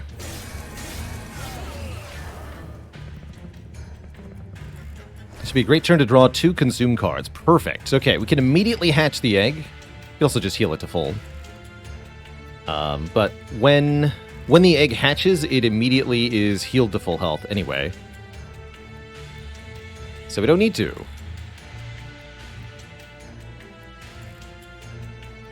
Good.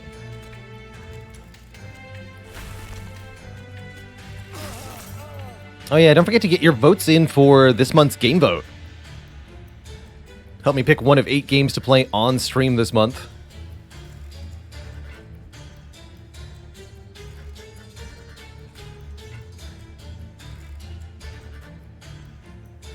We've had a lot of really, really fun games that I've discovered through the game vote. So I'm eternally grateful to Stream for continually providing me with fun games to try in this way. Alright, no spikes for you.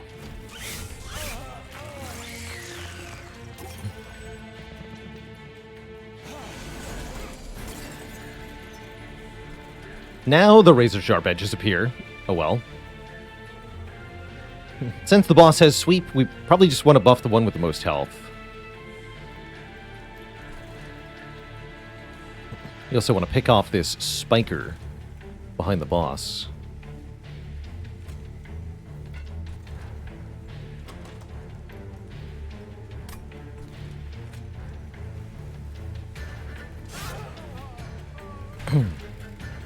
Actually, I should have done that the other way around. Now I'm missing an echo.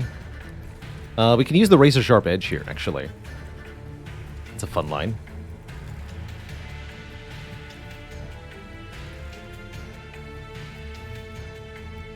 Or I could simply not play Echo Transfer.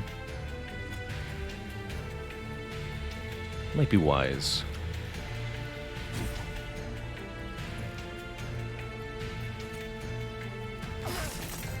Let's do this.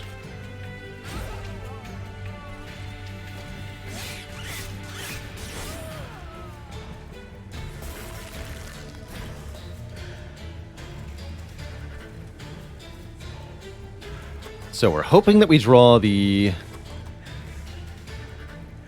Dazed card next turn. That's the hope here. Stacks of regen on the front one. For what little that matters. Actually, maybe want to regen on this one. keep buffing this one. Might as well play these two stewards. They'll do a little bit of damage, and we won't draw them again. Because they'll be dead.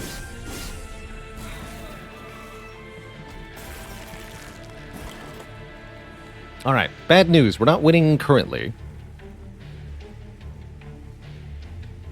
Boss does 6 damage per hit. Which means this unit is actually perishing after the wrong number of hits here. You should have some regen then. Yes, 185. There we go. And that means you need a razor-sharp edge. And that perfectly works out. Excellent.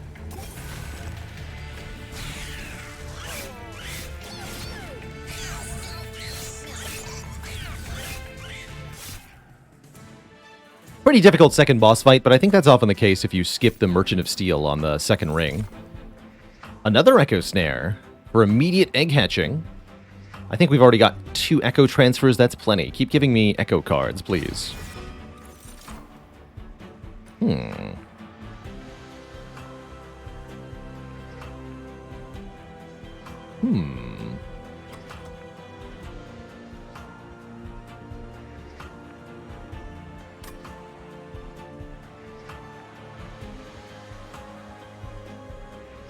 What a curious find.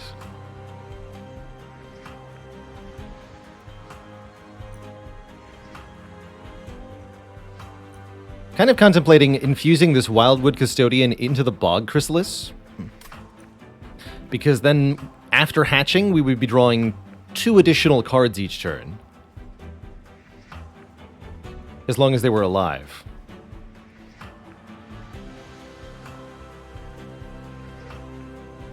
Two cards per turn is a lot of cards. And that would allow me to take space upgrades or something similar.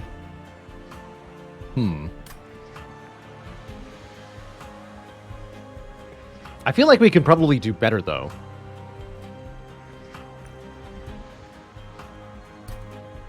Odd. I'm going to take you along for now. It's not a priority unit, so it's only 1 additional card in the deck for now.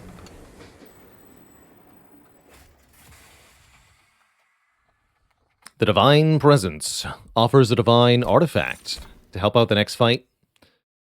10 additional health would definitely help out. 6 magic power is pretty good, too.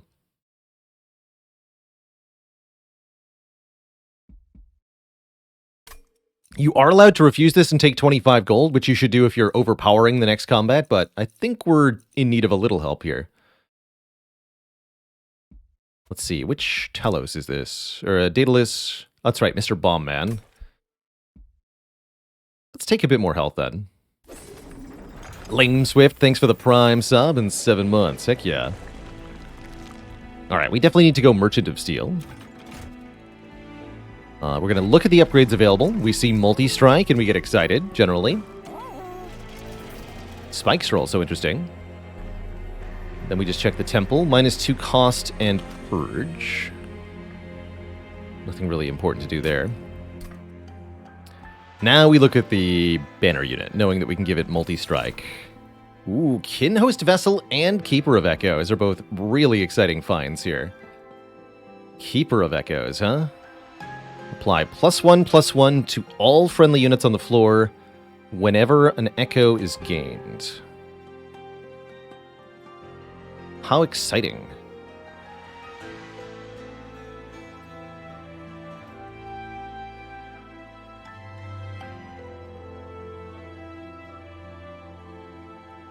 Now I'm wondering if we cross-path the Echo Rights. I see a really cool line we can take here. Which is... yeah, we could go Kinhost Vessel, actually go 3 eggs. That's one option. But I'm thinking what we do is we take a Keeper of Echoes here, and we use the Keeper of Echoes to buff all of the Bogflies. Forever. So the floor ends up being Echo Right, Keeper of Echoes, and 4 Bogflies. I like it. Let's try it.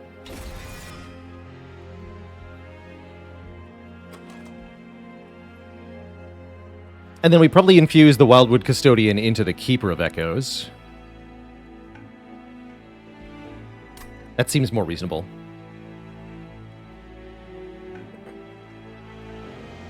And then next turn we can find something to infuse into the Bogflies if we want to. We don't even need to, necessarily. Although I see some good options. So, we're going to add Multi-Strike to the Bog Chrysalis, definitely. This is going to result in overwhelming firepower pretty quick. I think we put health and spikes on the Keeper of Echoes. And a general health up to this Bog Chrysalis to ensure the flies don't die. Seems pretty good.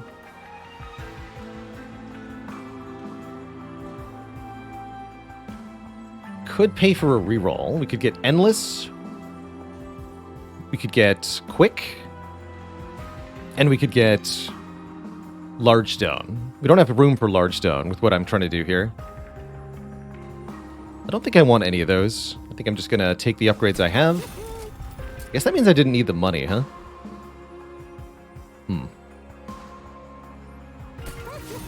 Well, that means we can purge some cards. Good. Now we check the Concealed Caverns. See what's here.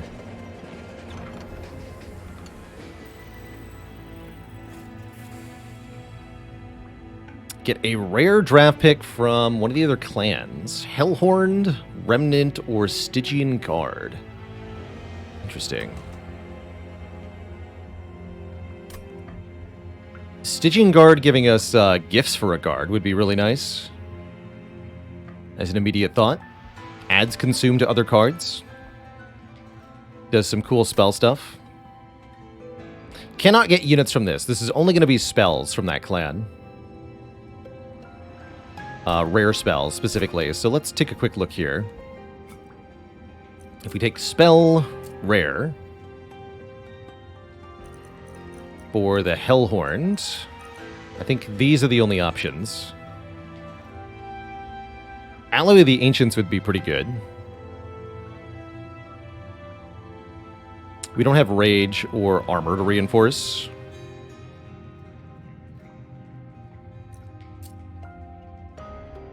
Maybe we can find non-priority units like the Transcendent. We were offered Stygian. Spell rare. Spike of the Stygian. There's gifts for a guard. Deep Offering is pretty good too. I'd be very down for either of these. And then what was the last one? Melting Remnant.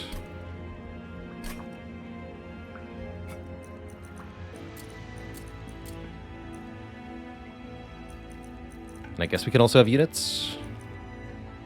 Maybe Devourer of Death or Formless Child can appear here. And Endless is interesting.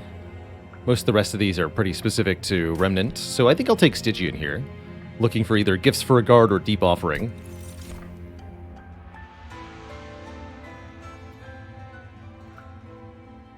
Don't think these will do it. Could take this just to have a Consume card. Guess it's actually not that bad as an energy spend either. If it was infused, I'd be clicking on it for sure. I guess Siren Song isn't bad. Siren Song can be a nice days ad for the Last Divinity especially. Let's take Siren Song. For indeed the Last Divinity. Okay, and now I am going to infuse the Wildwood Custodian just into the Keeper of Echoes here. So as long as the Keeper of Echoes is alive, we get an additional 1 draw per turn. Do I have any spells I want to discount by 2? No, not even Siren Song. I don't think I want to pay for a purge either. I think I want to keep our shard count relatively low so that the fights are nice and easy still.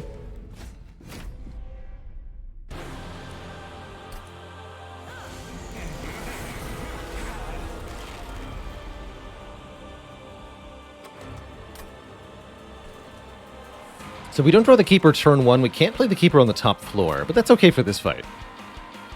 I think we'll be taking plus capacity. Let me just double check here.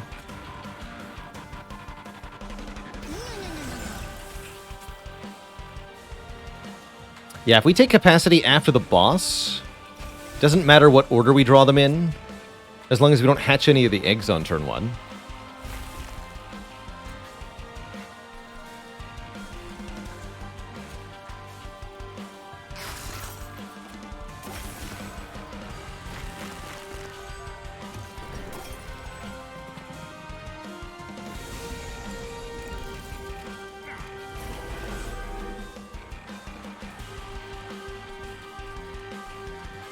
We also don't have to play the Keeper of Echoes at all in this fight. Although it might behoove us to.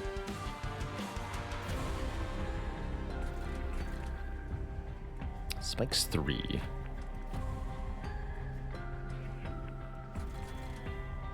Nah, we're just going to focus on boosting the damage of the eggs here. You. Hit harder.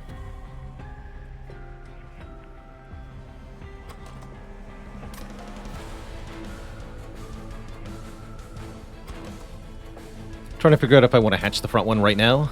Probably. Let's go with yes. I can't play this. Okay.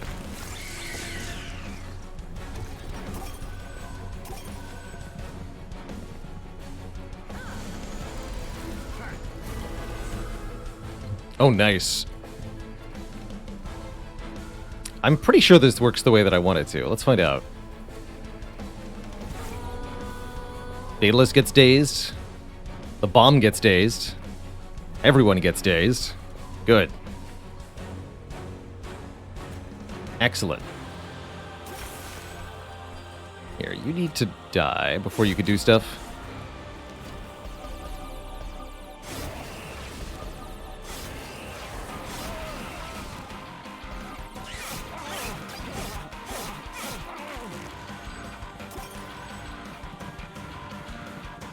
Oh wait, the healing.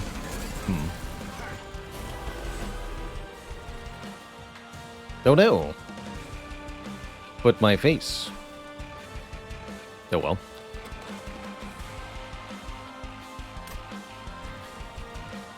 I suppose everything is fine.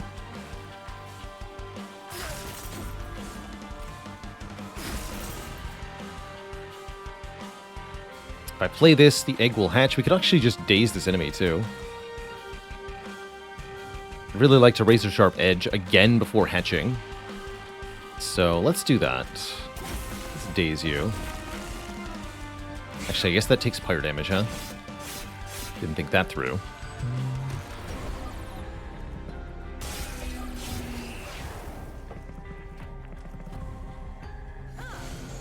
A poor choice.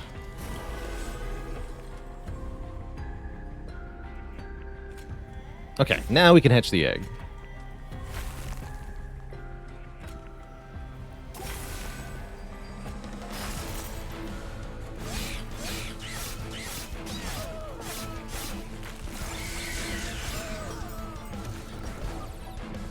So we have two 30x2 multi-attackers. That's gonna be good. You, just get in the way.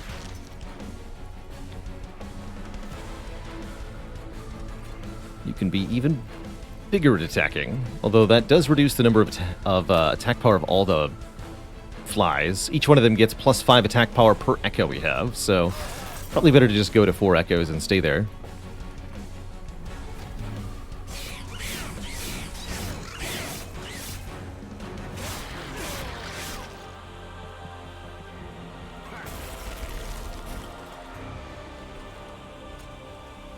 Boing.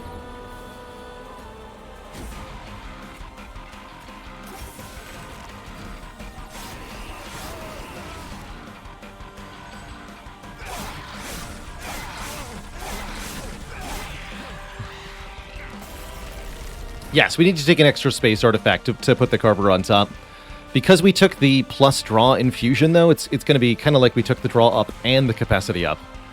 We get to double dip here. Good stuff.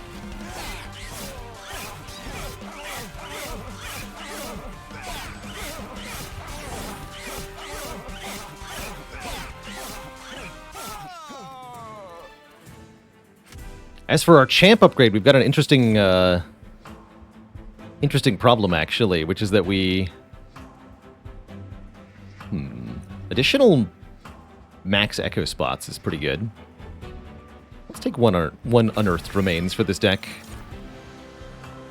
And we don't have an infusion for the Bog Chrysalis yet, that's right. Minus 15 attack power and add another multi-strike. It has a base of 0. And so do the flies that are created. So I believe this is just a free multi-strike, if I understand correctly. Hell yeah. And we take the capacity up.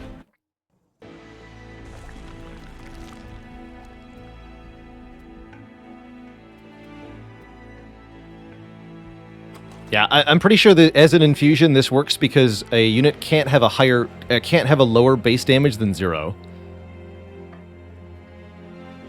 So you take 0, you apply negative 15 to it, it's still 0, then you add 1 rage and it goes up to 2. Easy. You don't have to overcome the debt, so to speak. And that means they'll attack 3 times each, which is going to be insane with what we're doing here. Don't think the deck has anything I'd like to duplicate. I think we would like to just get more money and look at a merchant, although remove 2 is pretty good. I don't need a Merchant of Steel. Is that correct? That is correct. Okay, we'll just get that removed too. And lots of Merchant of Magic stuff. Sweepers. Sweepers can stay home today. Yeah, we don't need them. We have 1,000,000 flies.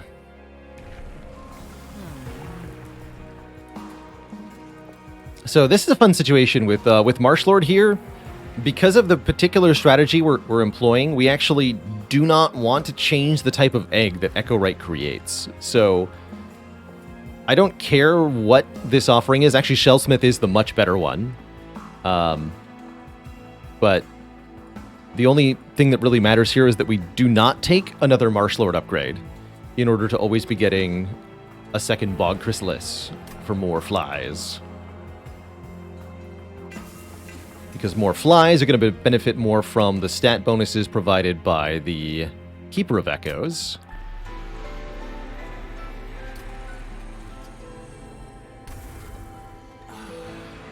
Zero times 3, it says. Excellent upgrade. Don't think I want to put 30 magic power on anything. And sad it doesn't underflow? Me too. Me too. Dazed 6, anyone? You can be free as well.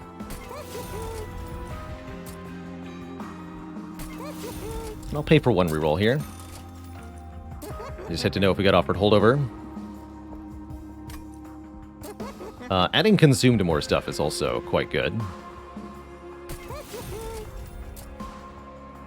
Let's make this cheaper. Let's go on Draconic Flare. Life is good. We've got a very wacky fly-centric run happening. And I can't wait to see where it goes from here.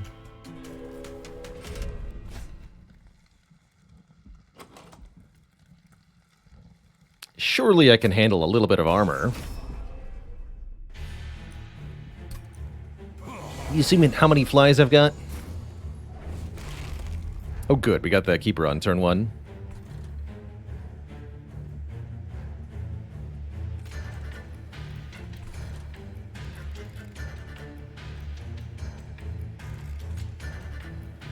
You're coming to the front.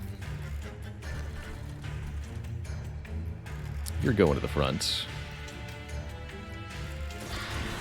You're going to the not front. And you are being played here just to catch the Collector if it spawns in the middle floor. Echo Transfer being unplayed today.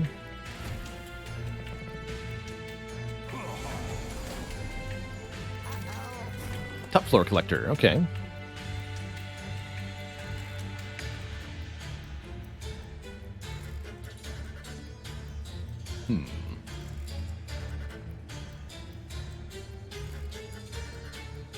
That dang Ember Drain. I'd really like to go Bog Chrysalis, Echo Break, Echo Transfer here, but I can't do that.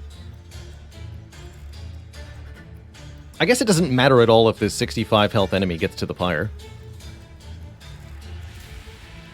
That is not a problem. Problem is, this doesn't do enough damage to kill this enemy, so I guess we just take 9 pyre damage and we're okay with it. That seems fine to me. Use the Echo Break to kill the Collector, get our 75 additional dollar bucks. And life goes on.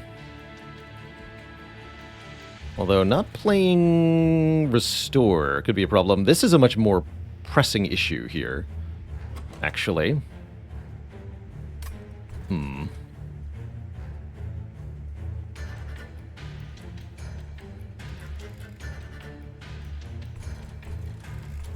We're not going to do any damage next turn, and this will straight kill me if he gets to the pyre. We need to go faster. Troubling. Actually, no, I can't kill this either, because I took the armor challenge like a fool. Oh dear. Alright, well I see that I've made some mistakes in my life. How punished will we get? That's the real question. Let's do this.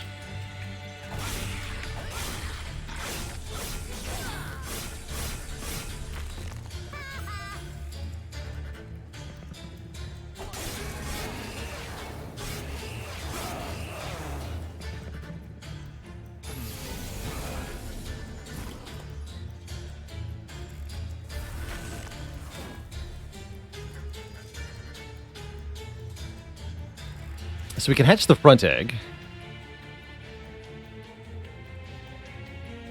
But the flies won't do any damage. It does seem like a problem now, doesn't it? Well, they'll have some attack power. Thanks to the Inspire effects. So yeah, now it's hatching and still only minus 51. I think that means we're dead to these enemies that are very fast. It actually makes sense. The gimmick of these enemies is that they go straight to the top floor, so you have one less turn to deal with them, and when the deck is based on setting up with eggs, we really needed those turns, actually. It's a shame Siren Song would have saved our bacon here.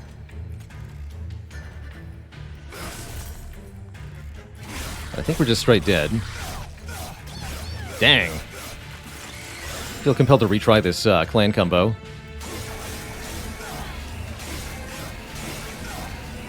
Got us good. Yeah, same issue as Defect on Spire, right? We were trying to fill the orb slots. It was like, wait, I didn't draw my defragment yet. You're not allowed to tag me for 30. I only have 3 frost orbs. Come on. That's kind of what that felt like. GG. GG. Actually, you know what? I think I will switch over to Spire right now. Speaking of the Defect.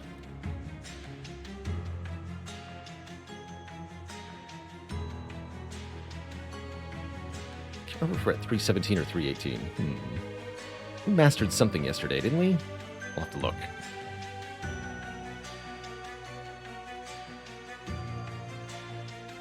Deck wanted root seeds instead of restores. Definitely. Champion beef. Definitely.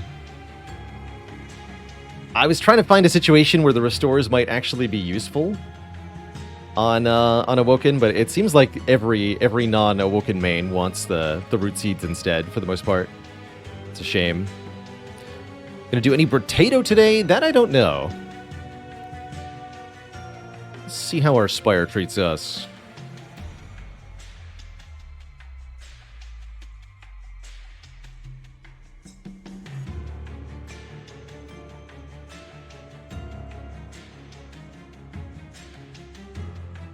Alright, that's updated. Good. To the Spire Mobile.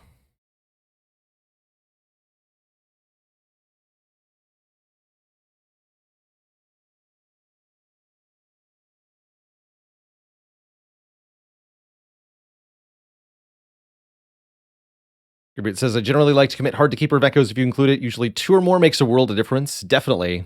I saw that deck going in a really good direction, but that definitely faced the major hurdle of Ring 4 and Ring 5, which are a major challenge for any deck, especially if you're getting too many shards. And I think that was part of the problem there. If we'd kept our shard count lower, we might have been able to sneak through. Ultimately, maybe taking that +1 draw infusion for the Keeper of Echoes was not a good idea. I think we might have been a lot better off with 25 fewer shards and just a regular Keeper of Echoes. As somebody in chat said, indeed not worth for the amount of additional damage we have to dealing with those 180 health frontliners. In terms of time commitment, do I think I'm more or less than halfway done with the Spire Mastery Challenge? I think we're slightly more than halfway done. But only slightly. I expect to finish it with time to spare by the end of the year.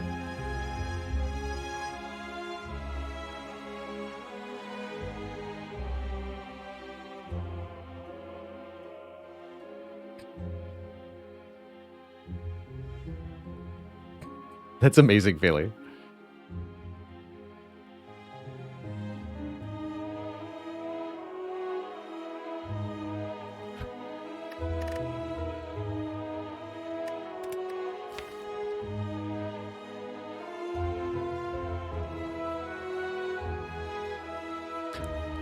A little bit of Tolk humor for you.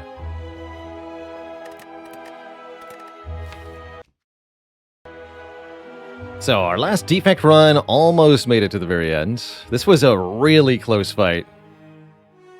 With a slightly different draw, this would have been a one-hit point victory for a run, but we completely bricked our draw in terms of block on the final turn, and were killed by Beat of Death before we could take the heart down.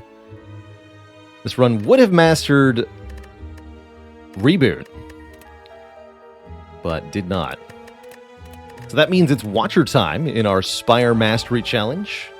We are most of the way through our goal of winning the game with 2 copies of each and every card, as indicated by our Spire Mastery mod made by BE. Cards that we have not won with 2 copies of are indicated with the Not Mastered tag. And I think we're at the point with Watcher that we just click on cards that say Not Mastered, and we kind of figure it out after the fact how we win from there. Most likely we don't, but that's the fun of the challenge. Let's go.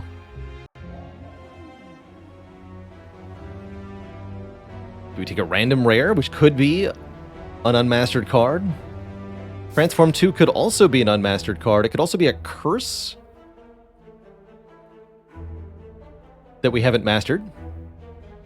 We do have to win with 2 copies of each of the curses eventually, somehow. Although that might be incompatible with 4 Elite Act 1. Heck yeah, look at this Elite path. I love me a 4 Elite Act 1. You get so many relics, such a good head start on your run. Seems to me we could only do this with a boss swap or a random rare that are decent. So let's just take a random rare and see what happens. If it's good enough, if it's a helpful card like Brilliance or Judgment, we can take 4 elites. If it's not helpful, we don't. I'm not sure where that falls, actually, on the list of helpful to unhelpful. Let's start over here. Omniscience is very powerful, but also very expensive.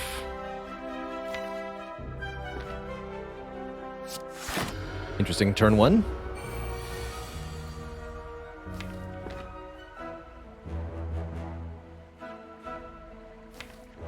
If that was a 4th strike, I'd have a kill? Question mark? 48 plus 9? 57. I guess I just take 6?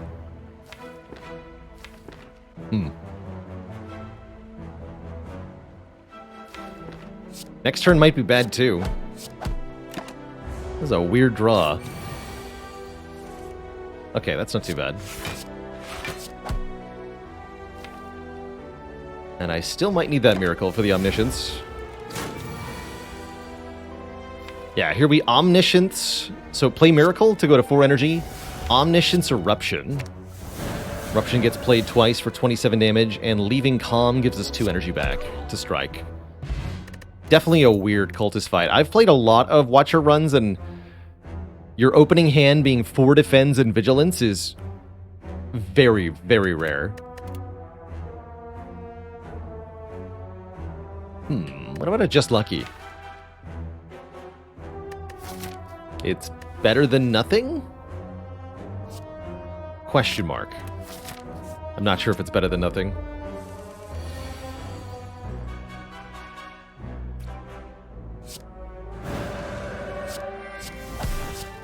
It's back. Give him a whap.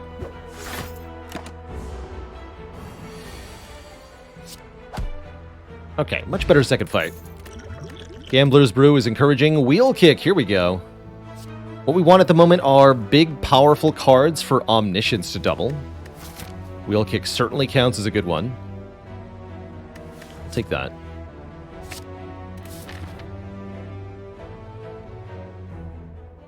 Do we want to take 3 more combats or 2 in an event? With 1 decent potion, I think just 2 more. It's a merchant? And I can't afford the lesson learned. What is happening here? I guess it's called being punished. Well, when in doubt, take a discovery. Duplication potion was also pretty good if I want to go for elites, but I think this discovery is going to help a lot as well. This card is not something I get to talk about a whole lot, but is actually a very powerful card in Slay the Spire. You look at 3 random cards, and then choose one of them to put into your hand at 0 cost. And this is quite likely to be able to create cards that are normally outside your price range for 1 cost. It's a good deal. You can get free Echo Forms, free Deva Forms, free Bludgeons, you name it. Discovery can provide it. That's why the beta art is some dude pogging out over expensive cards. Look how happy he is. He loves it.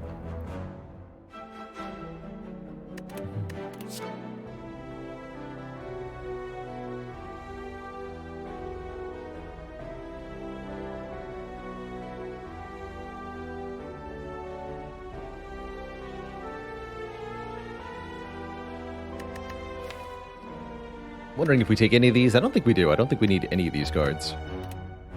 Sash Whip is not a good enough attack to include at the moment.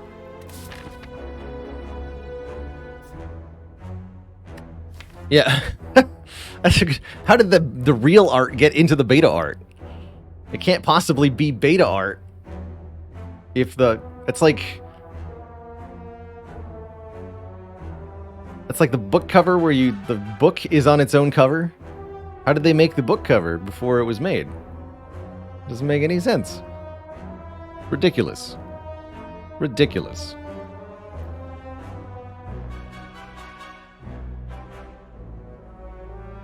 Cinderspace, thanks for the Prime sub. And a dad joke for the crowd and Jackstonian.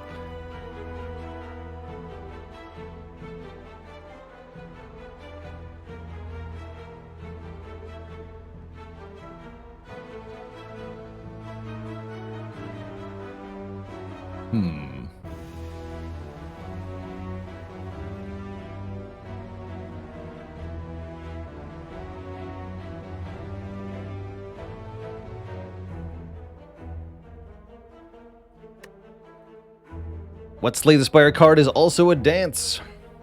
Disco Very. That's all I got, I'm afraid. No refunds.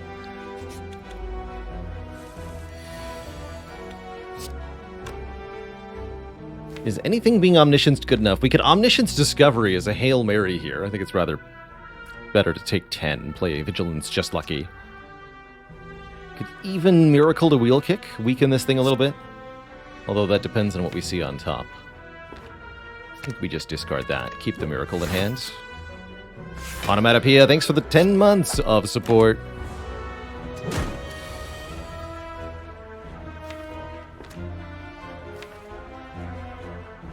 This is not going well. What if I just do as much damage as possible? Does that split you in 2? Because I would really prefer that. We would do 30... yeah, 33. Yes, that's enough. I'll take it. Next turn looks problematic. We do have Gambler's Brew in case it's really bad. Discovery, save me, please. Oh, it sure did. They offered either a halt or a signature move. Which will absolutely blap a slime. Seems fine to me. We have to play both the strikes, though, which means we're taking, what, 11 more? That does hurt.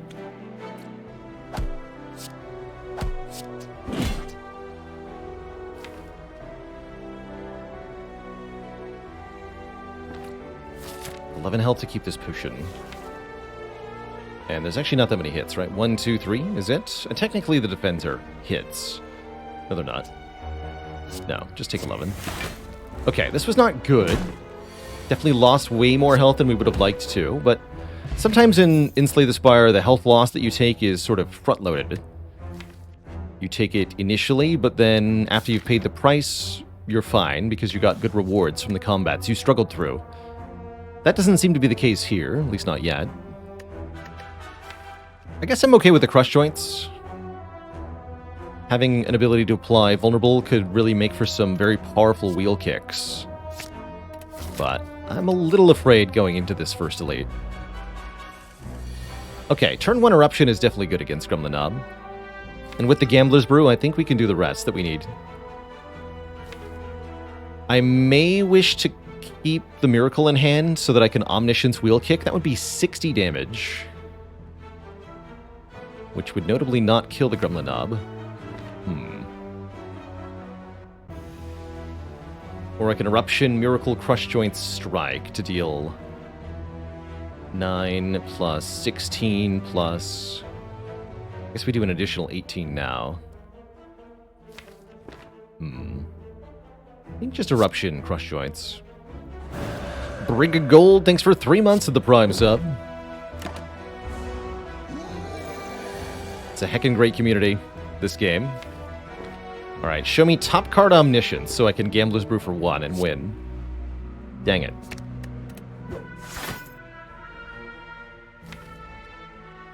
Let's see here. Wheel Kick does 30?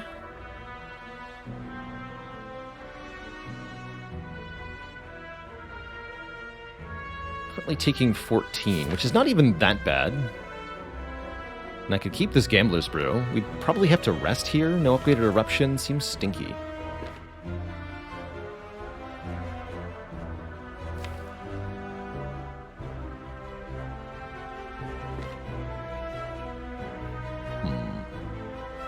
There's no way to guarantee a kill, is there? Not that I see. Wheel Kick, Strike, Strike is not enough damage. Therefore, I think we just keep the Gambler's Brew, because I can't guarantee that we actually get value out of it. It's only a reasonable percentage. We'd have to draw Omniscience, but not Wheel Kick. Which I imagine is kind of close to 50-50. Let's just take the damage. Next turn, Wheel Kick, Strike kills. Can even Omniscience if we want to. Don't be fooled into playing Defend here. Defend gives 3 additional strength to Gremlin Knob. In Wrath, that's 6 additional damage, but we only block 5, so it's -1 block. Do not play. Alright, let's play this just in case it's something. I don't know what it would be. Can't make Lesson Learned. Okay, Strike Dummy is really nice. That makes the strikes do 3 more damage apiece, and with Watcher early on, that's a big deal. There's the Unmastered card, but I also see a really good Omniscience target in Worship here.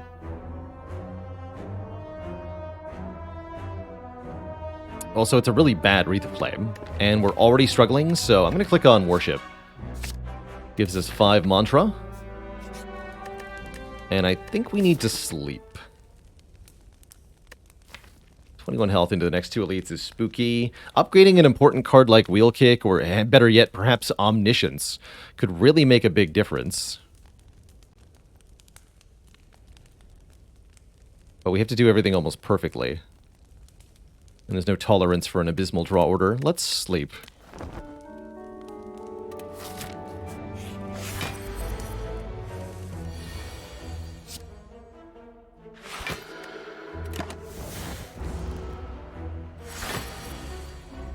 Okay, here's Omniscience. So we can double worship right now, and then wake up with Divinity Wheel Kick. Sounds good to me.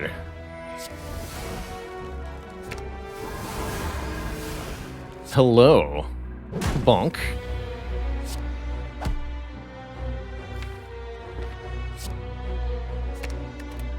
I think we just go for the wake-up kill. Yeah, that's a guaranteed kill next turn. Easy, no potion used. I should have upgraded. I don't know what I was thinking. Free scrawl, please. Bonk. Wow, okay. Well, we get a Peace Pipe, meaning we can remove cards at rest sites. That's a pretty big deal. As well as Wish or Tantrum. What the heck?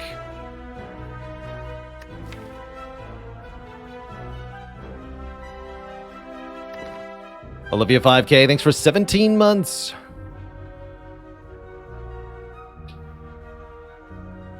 Did you hear about the space project? NASA started to say sorry to all the aliens. They're calling it Apollo G. I don't know. That pun was pretty far out there.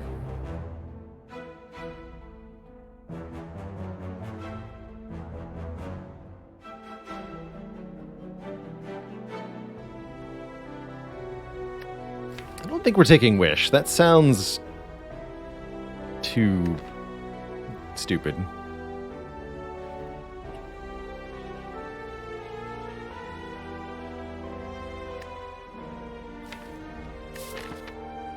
Grab a Tantrum. And man, Block Potion versus... This deck really likes the Energy Potion. Let's lose the Gambler's Brew that I hemmed and hawed over. Feel kind of bad about that in retrospect, but let's not worry about the hindsight plays. Let's worry about how awesome this deck is getting. The answer is very. Very awesome. All we have to do is beat Regenerating Sentries. Surely that will be easy. With the power of Strike Dummy, anything is possible.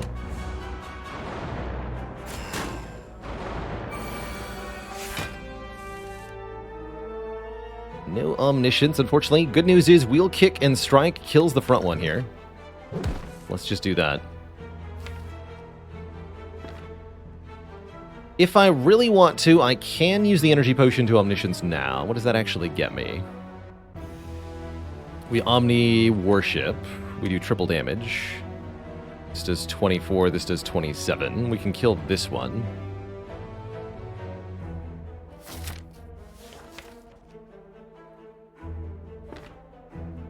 And then we can get this one next turn.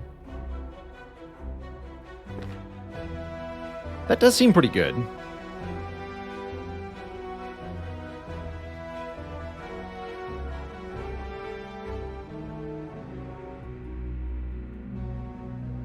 Alright, fine.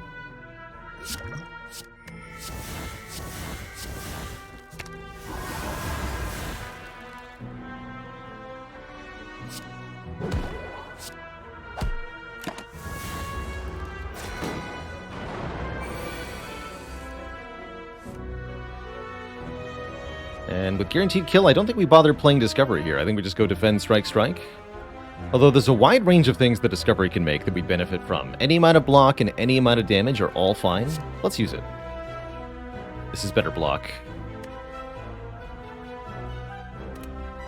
Wait, if I Tantrum, can I kill the front one? Yeah, we could actually kill this one.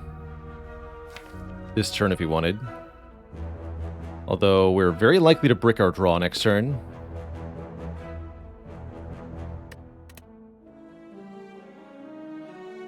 So that doesn't seem quite good enough. Let's just do the Evaluate.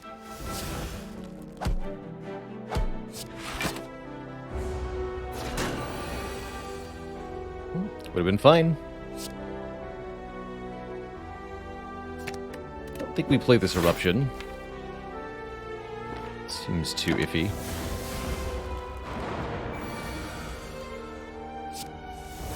Yeah.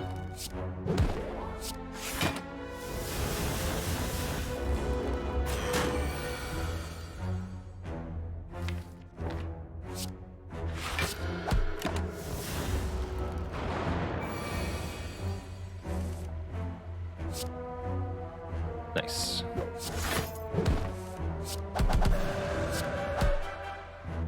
Okay, that went pretty well. We score a mummified hand. For playing a power card, we'll make a random card in our hand 0 cost. That's pretty exciting. Gives us very good reason to pick up powers. And I think we should pick up another attack here. Either Cut Through Fate or Bowling Bash. I like adding Scry to a deck that's trying to do fancy shenanigans. So Cut Through Fate's my pick, personally. Now that we have Tantrum, we actually don't necessarily need to upgrade Eruption. I'm wondering if we go insane with the Peace Pipe. Although it might behoove us to upgrade at least Omniscience first.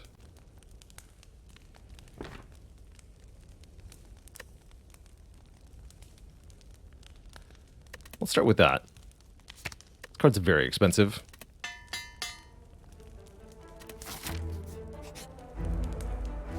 Gremlin Knob, the rematch. Instantly rewarded for upgrading that, by the way. I think we just double Eruption. We could double Worship, but I have no attacks to actually play after the fact. We could double Discovery. But with Gremlin Knob, it's all about racing damage, so let's just do the damage that we came here to do. And call it a day. Easy. We score a Pocket Watch. Now we're talking. If we play 3 or fewer cards on our turn, we'll get bonus additional card draw at the start of the next turn. And here's a Deus Ex Machina to let us fuel the very expensive cards in this deck. I like it. Might run into hand size problems, but that's a problem, as they say, for future Baylor. He'll figure it out. I'm sure of it. Also, having 10 cards in hand doesn't necessarily sound like a problem to me.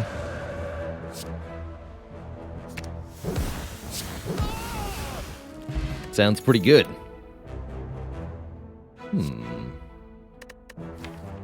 Start adding more Mantra? Or another Cut Through Fate? Usually I don't think you need 2 Tantrums. Do I not upgrade up Worship with Omniscience? I don't know if we upgrade anything in this deck. It's the sad truth of it. I think we're going to be toking a lot of cards.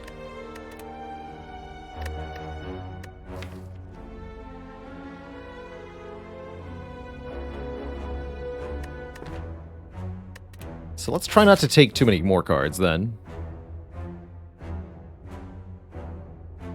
And I'll do one event here. We got 2 good potions. 5 max health sounds grand.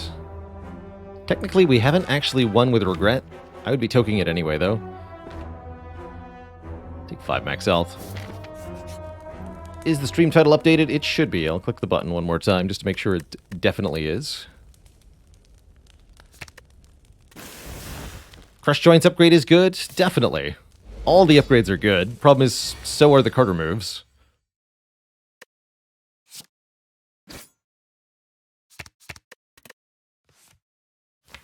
Might play this one time. That way we can go Divine 2 times this fight, once by playing it twice, once by using the Omniscience afterwards. Let's try that.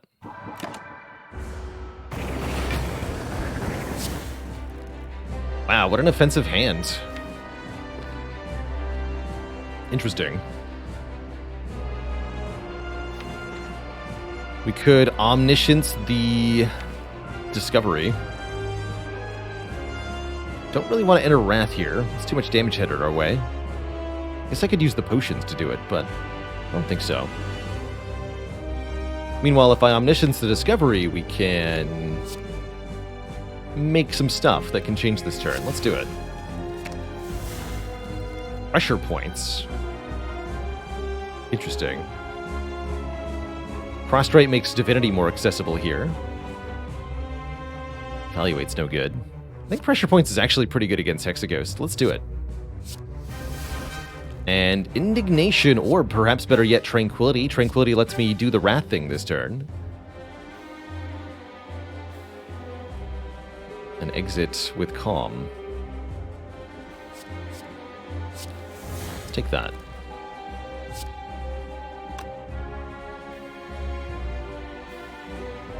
Let's use all the miracles now then. We're going to do a lot of bonus damage. Do Tantrum. Miracle. Crush Joints. Pressure Points. Strike. Lucky. Let me discard that. Get me out of here. Alright, 12 cards played that turn. It was a good turn.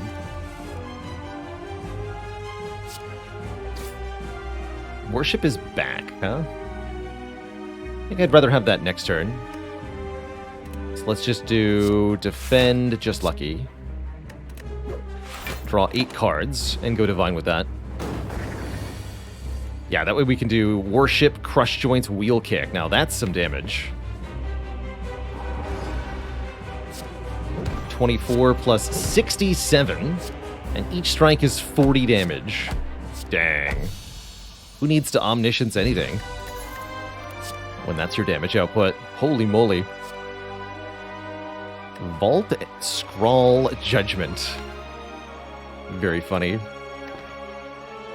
Vault and Scrawl are arguably two of the best cards Watcher has. Essentially, both are enormous card draw in their own ways. Vault, very good with Pocket Watch in particular. But only one of these cards says not mastered. That means only one of these cards is a card we have yet to beat the game with 2 copies of. And that is Judgment. Judgment's actually a pretty good card in Act 2 specifically. Picking off a lot of low health foes like birds and slavers and gremlins. So we're going to pick it up here. Although definitely the Vault would have been more broadly useful. Really like our transform options here. Astrolabe and Pandora's Box are quite something, letting us get rid of even more cards. Get 7 transforms with the Pandoras, or 3 upgrades and transforms with the Astrolabe. Interesting.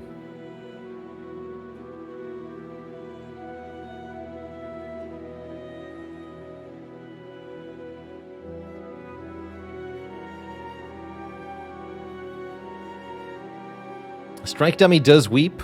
I think if I were to Astrolabe, it would probably be Defend, Defend, Strike. Yeah, Strike Dummy does make the Astrolabe, I think, a bit more appealing in comparison. Does Judgment work on the heart if it's already been at the cap? Yes, we demonstrated that recently, actually. Yes, it does. I think the Philosopher's Stone, indeed, not bad either. But consider Wave of the Hand plus Mental Fortress plus Meditate plus and get back to me.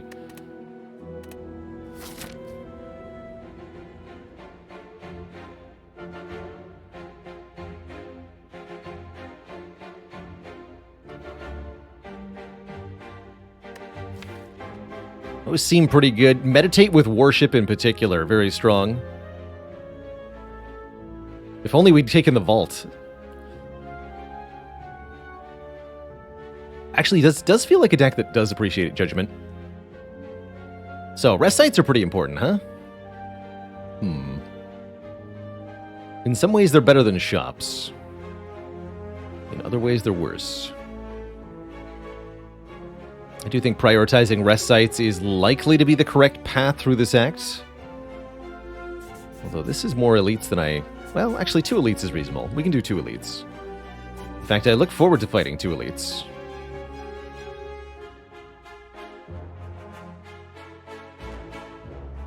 And give me some events, sure. Okay, buddy. Stinky avocado.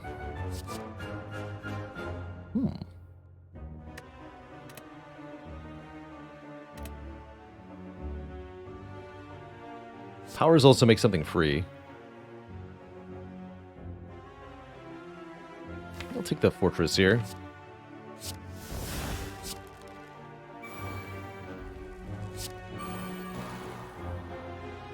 That did make wheel kick free. Okay, we'll use the wheel kick. Excellent. Means I don't need to block potion if I don't want to. Go Miracle, Vigilance. Block 12, weaken this enemy for 4 turns. Take only 3. I'm fine with that.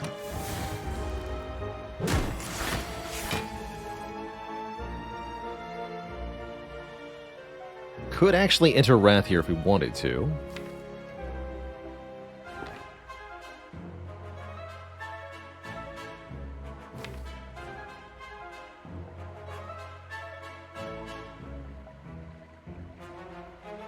The way that we're redrawing. Actually, yeah, let's do that. 1818. Although if I Tantrum, we're no longer guaranteed to reshuffle here. I guess that doesn't matter.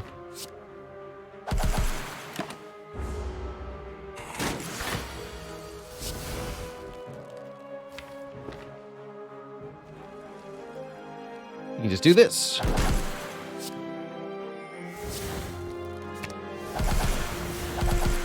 Get punched.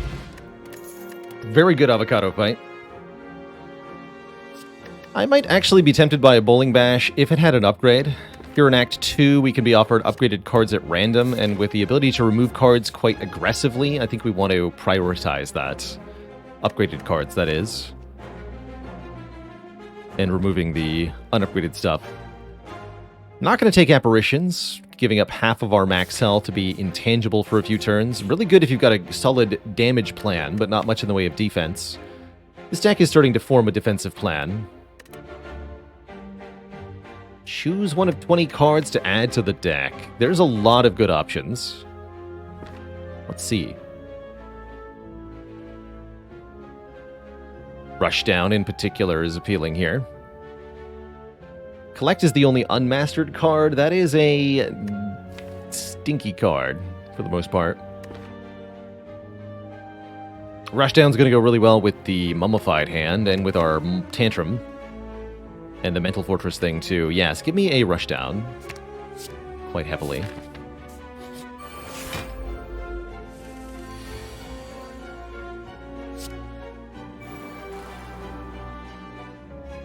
Worship Crush Joints? I suppose so. Then we can meditate the Worship. Deck wants a Frozen Eye. Yes, we can meditate the Worship, but we don't need to do that, because we just kill it with Judgment. Get wrecked. I could have had double collect. If only, Twitch chat.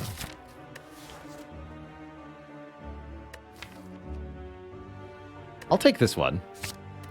We're in a strong enough position. We were in a strong enough position. Ow. This looks like a good block potion. Block potion. Probably want to Worship Strike? That feels right.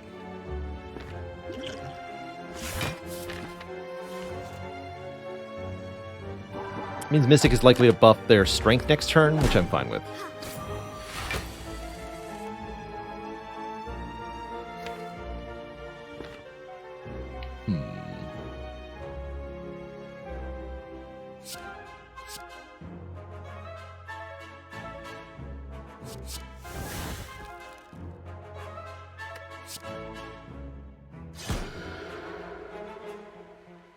Play Collect.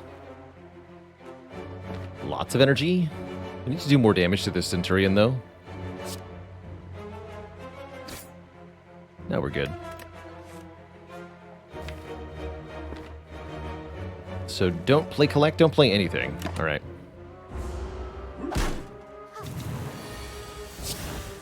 Good talk.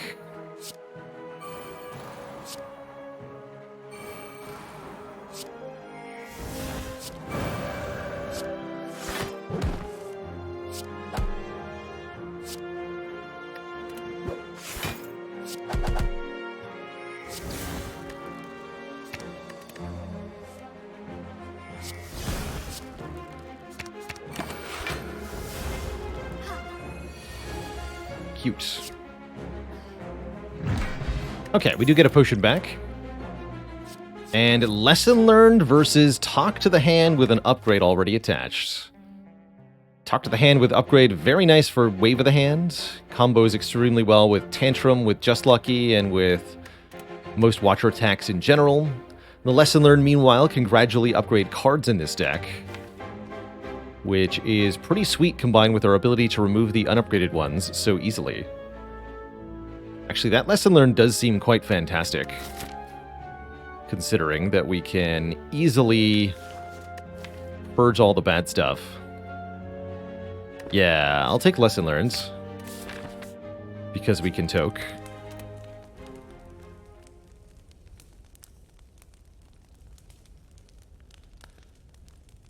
Do I toke this defend? No, I'll toke a strike.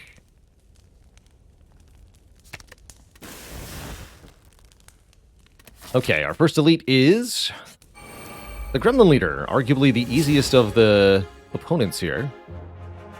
We drew Omniscience turn 1.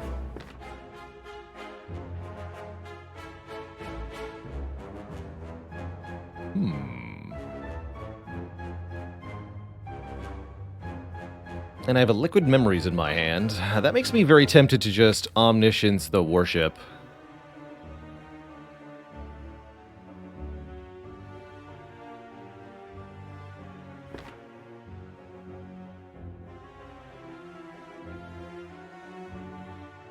I could Omniscience of Power. That's also an option here. Makes the wheel kick and the strike free. We can kill one of the minions easy.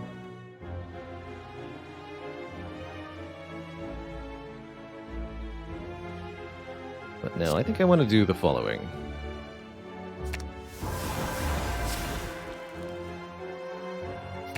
Discard you. Bonk.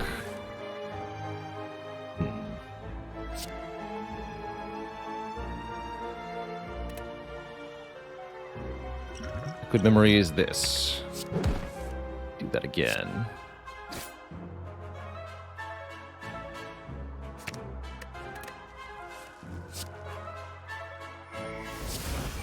Of course.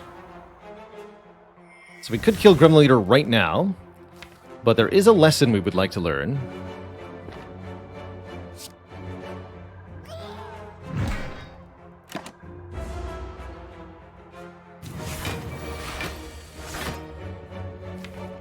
So I'm going to try to do that.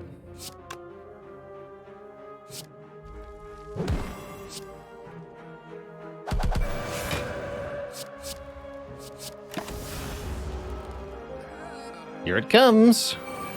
It being the lesson. Bonk. Collect plus. The ultimate card. More upgrades. That's actually pretty good. That'll get us a little deeper.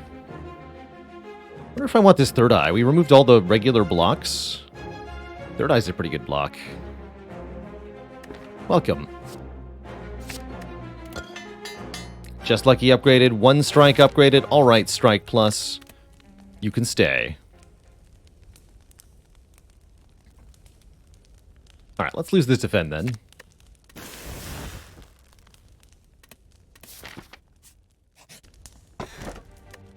The next chests contain bonus relics, but this is the penultimate chest.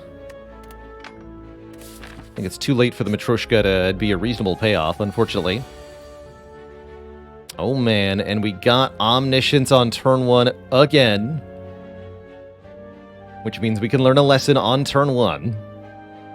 Seems pretty good to me. Is there any power that would really help here? I don't think so. I don't think so. We can block the weakness, I guess. Seems reasonable.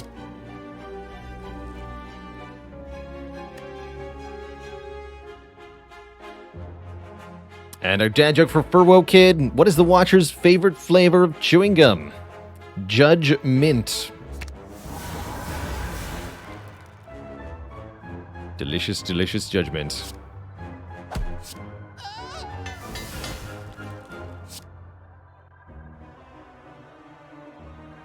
That's 12 damage, actually. Sure.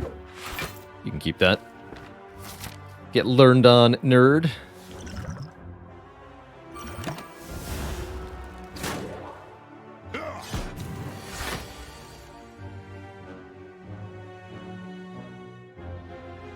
What is this?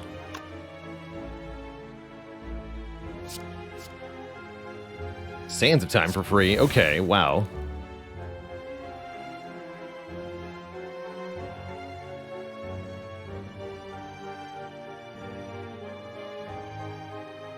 Talk about a bonk. We'll use that to kill the front man.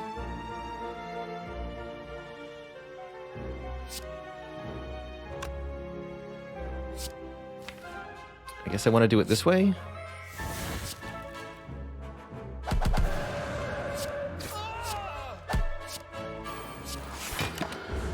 So let me hand to make the vigilance free guaranteed there. And then yes, Judgment manages to kill. Exciting. There's no more lessons to learn, yes? Correct. GoldenEye. Whenever we scry more cards. This Just Lucky doesn't look so bad now that it scries 4 cards for 0 cost.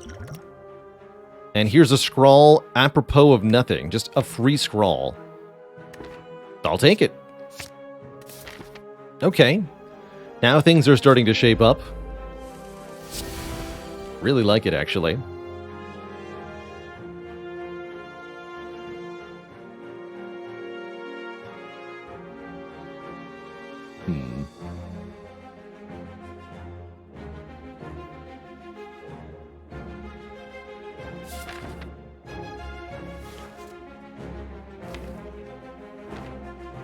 I think we just Eruption Meditate.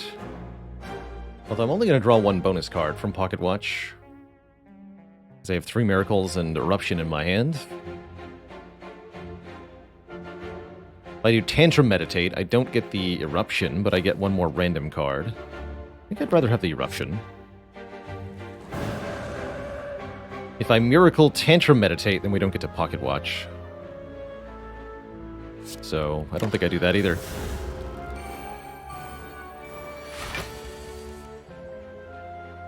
This looks pretty good. We might even be able to Omniscience Lesson Learned if I play my cards correctly here.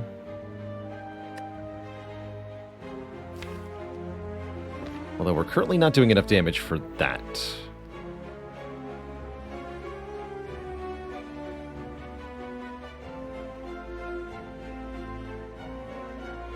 So, 43 minus 24. Puts you at 19. That's pretty good.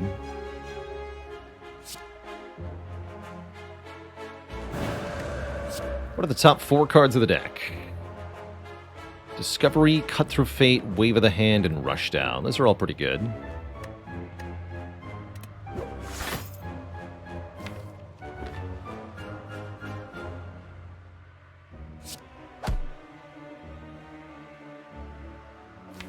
Well, 1 more? Let's do 1 more. Brush Joints. Okay, that's promising.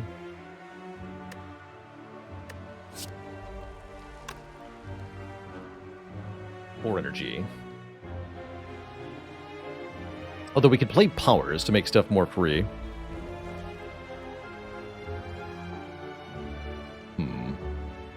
Trying to set up the possibility that we might be able to lesson learn 2 of them by using the Omniscience here.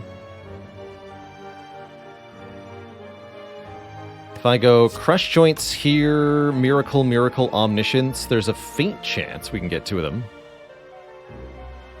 There's actually also a faint chance we would get 0 of them, so I don't love that. What's Discovery got? Worship, Pray, and a Power. Let's take the Power, thank you.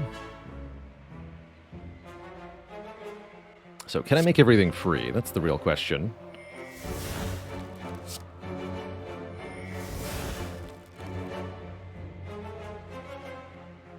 No. Cannot guarantee it. Plus, Cut Through Fate draws 1 as well.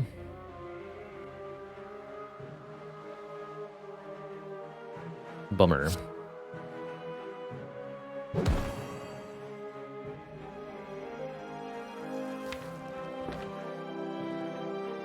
So do I wave before playing Rushdown?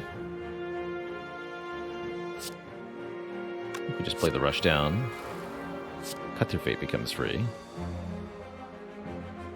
Establishment. Now we should play the Wave of the Hand, otherwise we might not get either of these free. And that'd be truly bad. Okay, no Omniscience. Fair enough. In that case, kill you.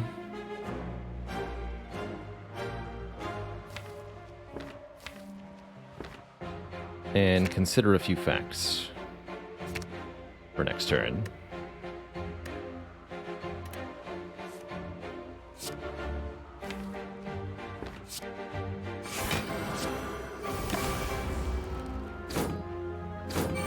Might be able to redraw into the Omniscience. Ooh, actually. Don't have 5 Mantra, though. That's right. And Lesson Learned is more problematically in my hand. So I really don't see how that's going to work.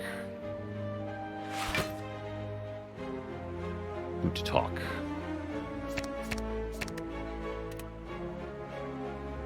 In that case... simply kick him in the face.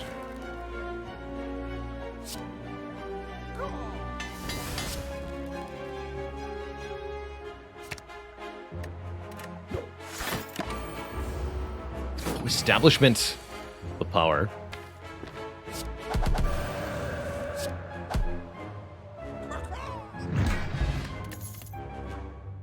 Pretty good fight overall.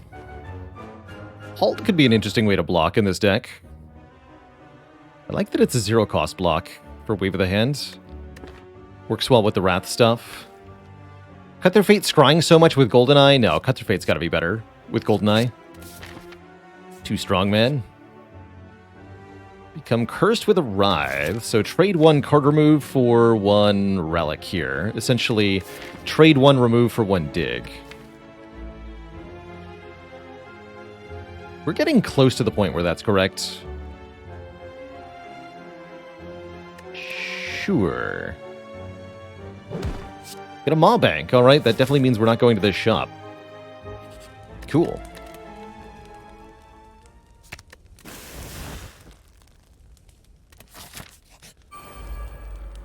Please don't kill me. Oh dear. Help! It's a little bit of help. Colorless Potion, you got something? I'll try it. You do got something.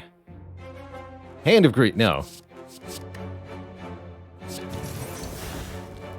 Alright, so we can Tantrum if we want to. Again, with the Pocket Watch doing a thing, but not that much of a thing because of the miracles. Still enough of a thing. This plant might not even attack me next turn. They attack me next turn. How do they keep doing that? How do they know?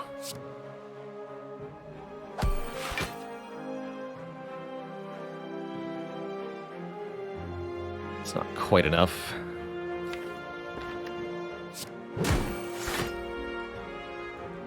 Dang. Lesson Learned is 20. This enemy has effectively 23 health. But next turn we're not getting attacked, so...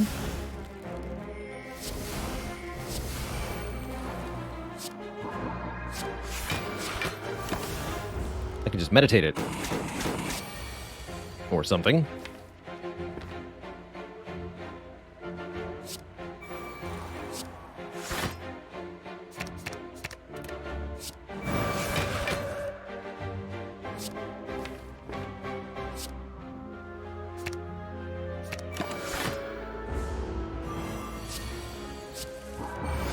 Boop. I knew that strike was going to get upgraded. That's the card I was going to remove if I didn't take the Writhe. I knew that was going to happen.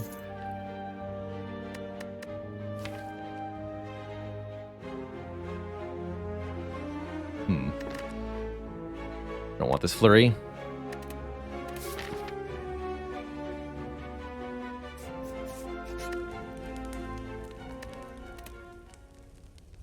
Anything else I want to remove before it has a chance to get upgraded? Get rid of Eruption. Could also take the key if we wanted to.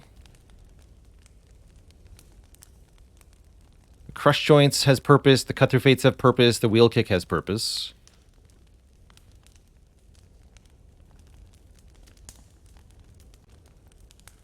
Judgment is kind of past its purpose, but we're trying to master it here, so it's in the deck. I think I still removed this strike that got upgraded. Dang it. Sorry, strike. You don't draw one like Cut Through Fate does, therefore you're terrible.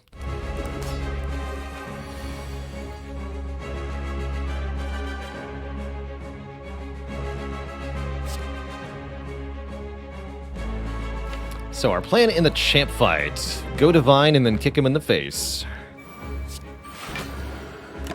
It's really all it's gonna take. Hey.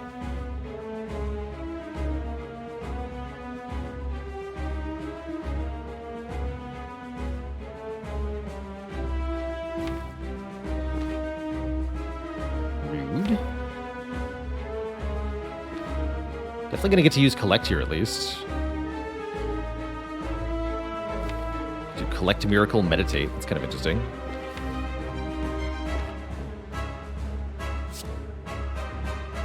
Puts me at 10 cards. I like that. These two. Puny Weakling.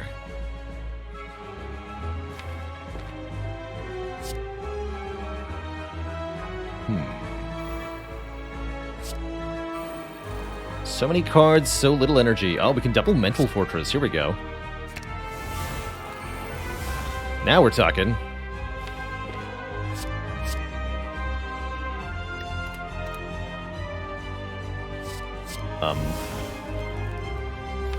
Alrighty then.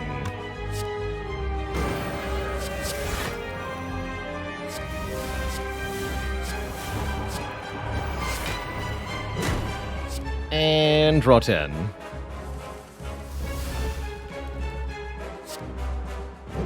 Stack 2 Vuln with 1 Crush Joints. Because we can.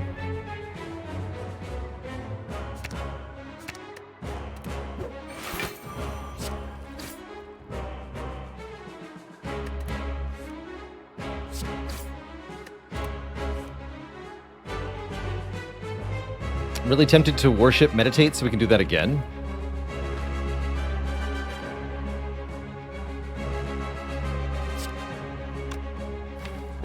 Let's do that again.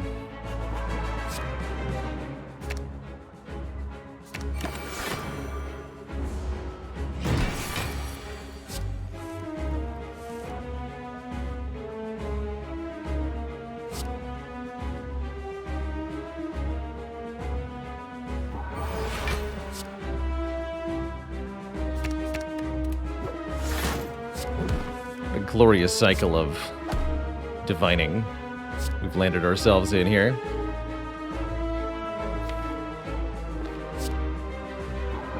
Again.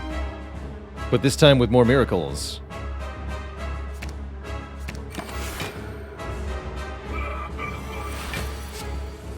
He's getting angry, but he doesn't know he's dead.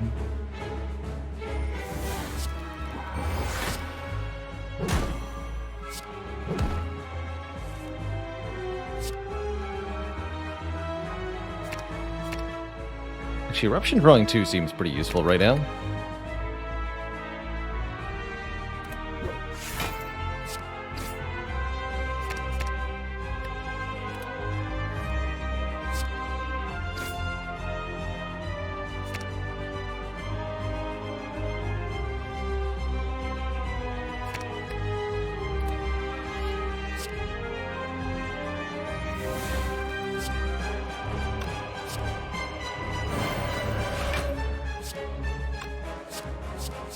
Bonk. Bonk. Beautiful. Simply beautiful. I guess this deck might actually want another copy of Warship. Although I'd happily take any other mantra-generating card. Such as another Omniscience.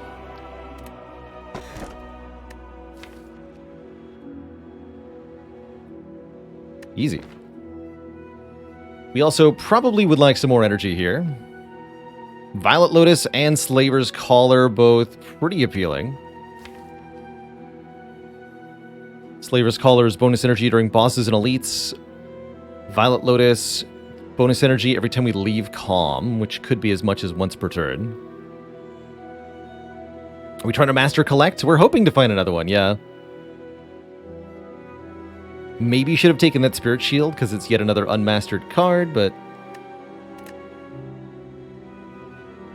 I'm going to go Color here. Don't trust the Lotus quite yet. Don't trust it. That is 5 elites. Let's do it. We even get 2 shops.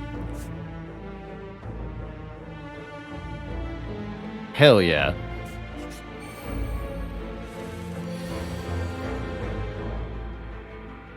Three energy per turn, huh? It really doesn't go as far as it used to. What do you got, Disco? Free energy.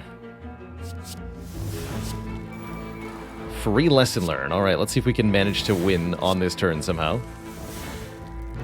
Seems unlikely to happen.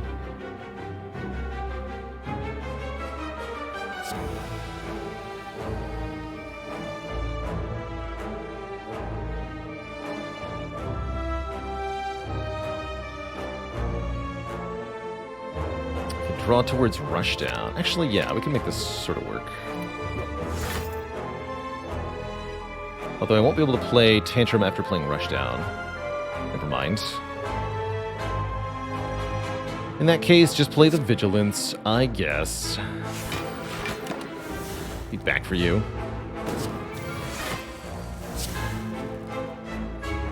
Ow. Well, I did do that to myself. So I have really nobody else to blame here.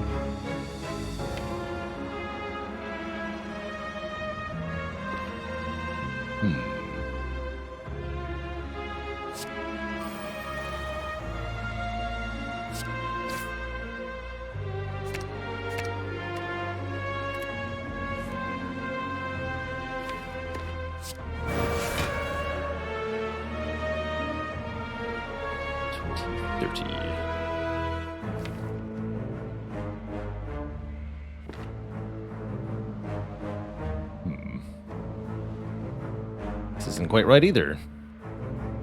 I feel like I had something, but then I lost it. Maybe should have just played the Omniscience the first time we saw it. Right, Omni here, we can do a bunch of damage, but then we're stuck in Wrath. Seems bad. We could scry our way back to the Lesson Learned without too much difficulty. Okay, let's consider that. Gonna do what? Wave of the Hand... Meditate. That'll full block.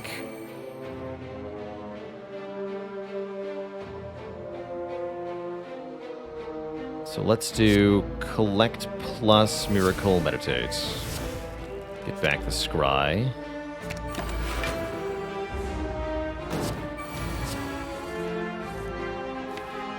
And we can just sift through the deck tremendously here. We can discard so many cards with each Scry action.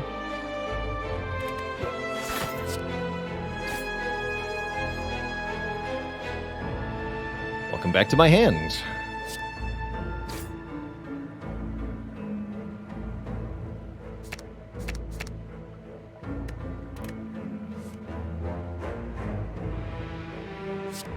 Energy. We can play the Tantrum.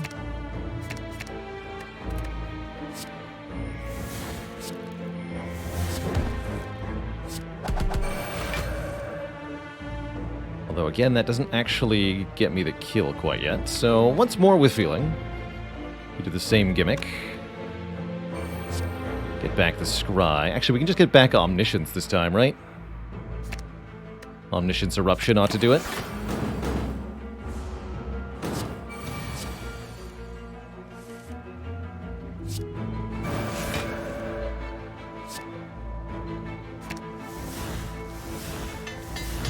There we go. That was a lot of work for an upgrade, but well worth it. Well worth it.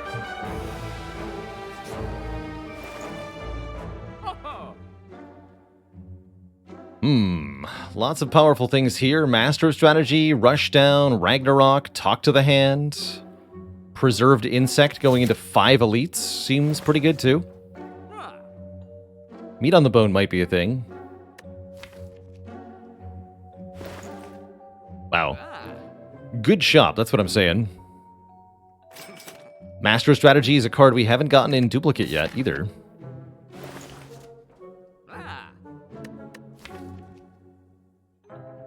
Second Rushdown seems really good. Especially since it's on sale. I think I'm only going to remove 1 card at these 2 shops. Might not want to buy this Master Strategy so that we can afford another card at this shop, which we are going to. It's a little late for Master Strategy, but not so late. There could be the, what's it called? Sensory Stone event in one of these 2 nodes.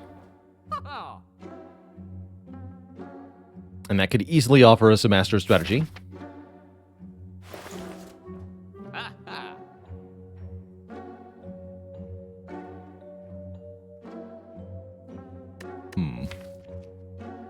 Doesn't seem like that good of a talk to the hand, actually.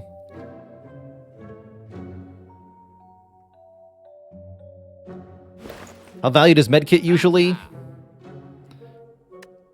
The smaller the deck, the better it is. I think it's okay here, not particularly good. We have lots of other opportunities to spend this money on something valuable, so I don't think it's worthwhile.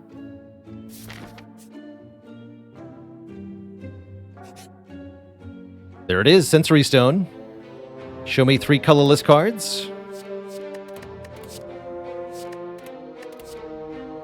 No duplicates here. We could take a Bandage up. Might as well take a Thinking Ahead.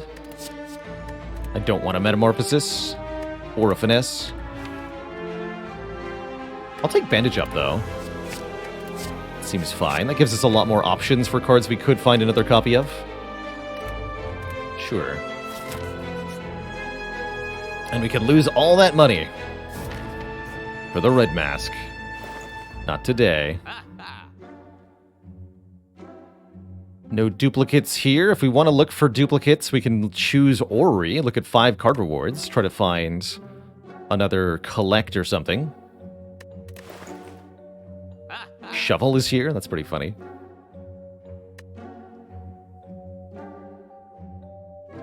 Shame we don't have Singing Bowl, but still a decent Orrery. Definitely not a great shop here. Let's do Orrery. What do you got? Lesson Learned again. Wheel Kick Plus. Those are both pretty good. Don't think we like Fasting. We do like Fear No Evil.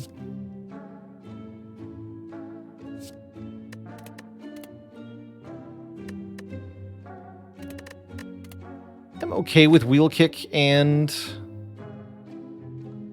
the other thing. Yeah, let's take the Wheel Kick Plus and the Fear No Evil. It's not great, but adequate, definitely.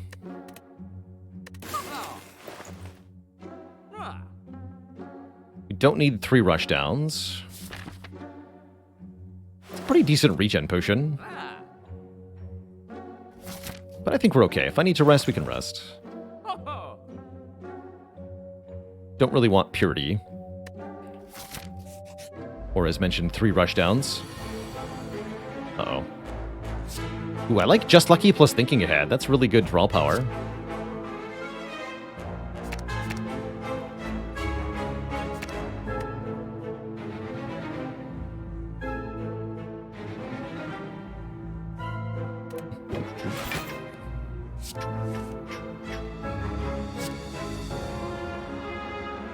Force Omniscience to be free, which makes me able to play Collect. Which is kind of whatever. Alternately, I can do some hot nonsense, actually. With Omniscience, we can do Omni, Wheel Kick. Sorry, Omni, Worship, Wheel Kick. Dish out 120 damage. Yeah, that's probably it. For all 4 cards. Now that we have 2 Omnisciences, the power, you know? Oh, also another Wheel Kick, just in case. Actually, I'd prefer the Just Lucky.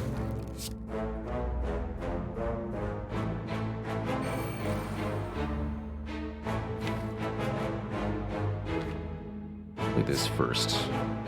Yes, good. So Omni, targeting Worship first, and then Wheel Kick Plus second. Well, I guess Wheel Kick Plus is in the discard pile. Wheel Kick normal second.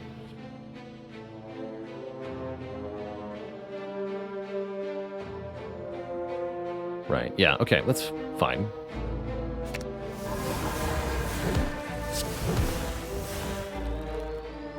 And then with Third Eye, you can find the important stuff. AKA the lesson learned. Which apparently I'd already drawn past. So let's go back to it again. Again, the Golden Eye, we can have so much power to look through the deck and find exactly the card we want. Nice turn one.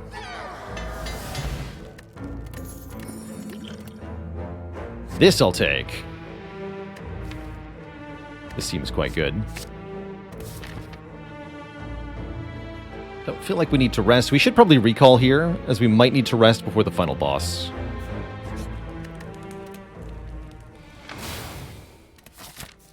Alright, first of 5 elites is the Mini Reptomancer. I've drawn Omniscience on turn 1.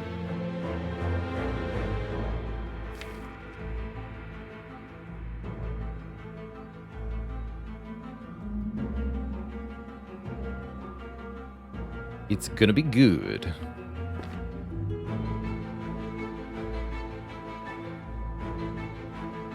No, this is our second elite. You're right. Second elite. I completely forgot that Nemesis was an elite because we killed them on turn 1, which we might be doing again, depending.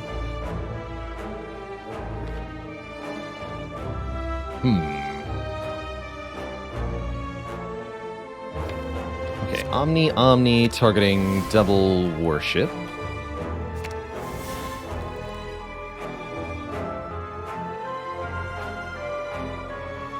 Got Scroll here. I think just give me a double power. Wrong order, by the way. It's fine.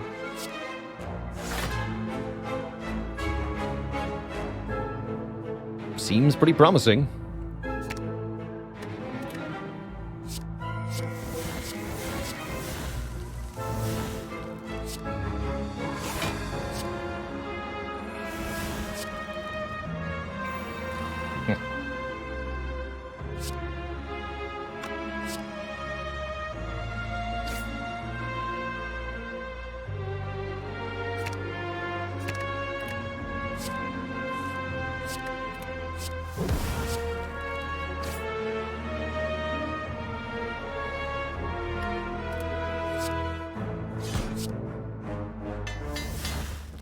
Easy peasy.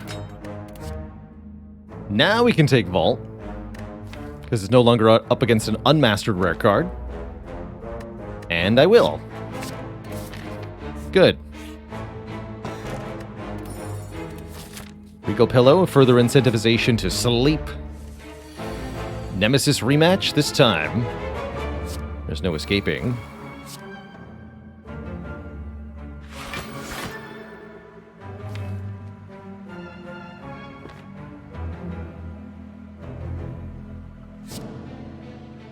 Let's play this. You dare. You dare.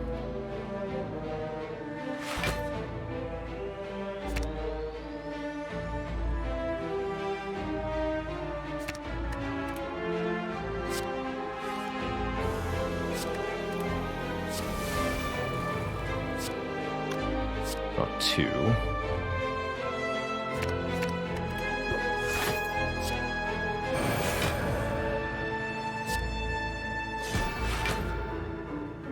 Still not quite the full block we want, though. Too bad, looks like. Too bad, so sad.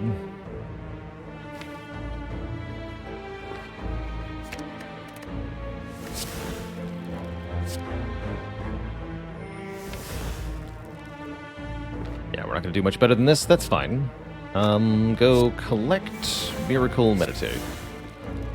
Give me back what exactly? Never played this prostrate in the first place. Omniscience then.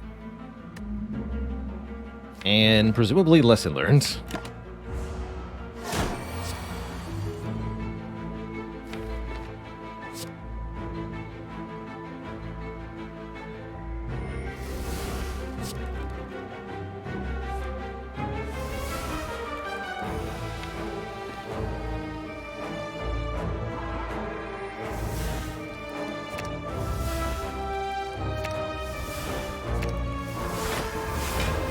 Bonk.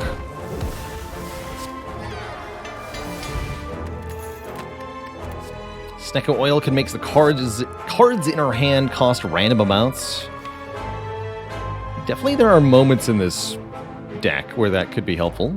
It's also a draw 5 potion. Let's lose this exclusive pot. Maybe it'll be useful, although I wouldn't trust it. Could have taken the Matryoshka after all. We get a secret bonus chest with a boat thingy inside. Cool.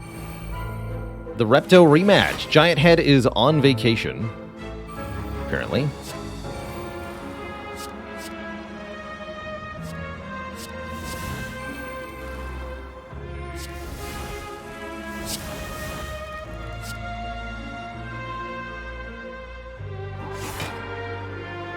Currently we have Divinity set up for next turn. That looks pretty good.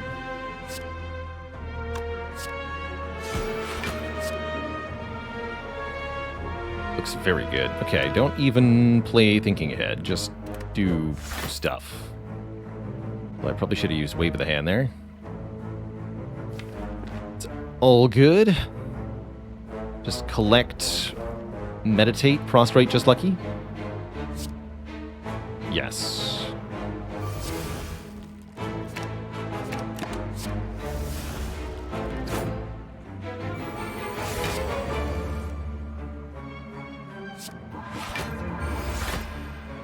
I would like to Omniscience bandage up. Because I can.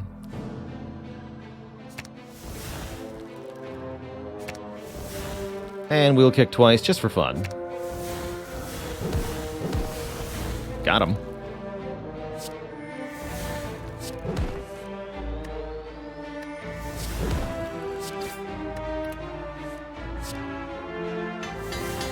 Beautiful.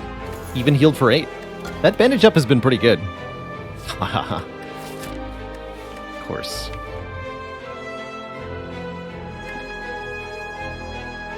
I mean, I'll still take it. I'm just a little sad now. Only a little bit, though. Mostly still happy.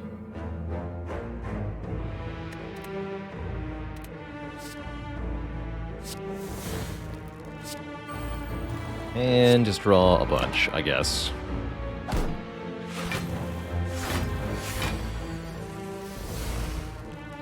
Yeah, blocks for 28, that's still pretty acceptable. I guess I'm okay with that. Prostrate's in my hand.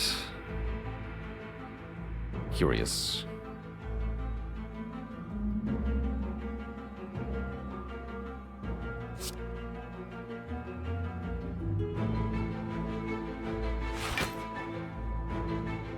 Incoming damage here is 51. That's a lot of damage. Can simply Vigilance just lucky. Or we could try something more powerful. I can get Quad Rushdown in play. That's kind of hype. Actually, that seems hilarious.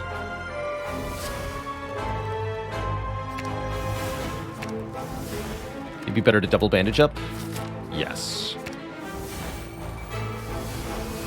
Take the health. Please and thank you. Alright, we're drawing into some stuff. Seems good.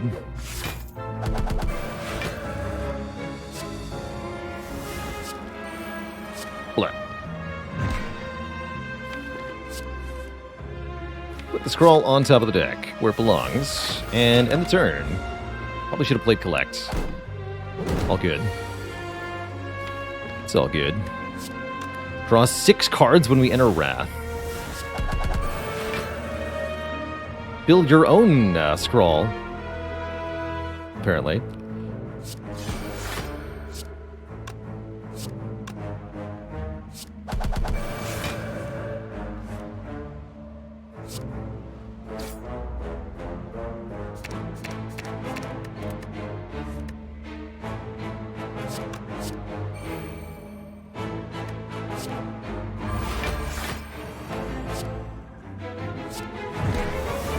There's lesson learned. Upgrade yourself. Good job. I will happily take one more prostrate. Now we can finally enter Divinity essentially on demand. Deck has got a lot of cards, but also a lot of card draw. And that's promising. Definitely promising. Do I dare keep this Snecka Oil? Thorn's Pot seems maybe more reliable for Heart, but I don't need help damaging Heart. I need help surviving Heart. We do finally face Giant Head. That's kind of cool. Seems like a really good scroll, actually.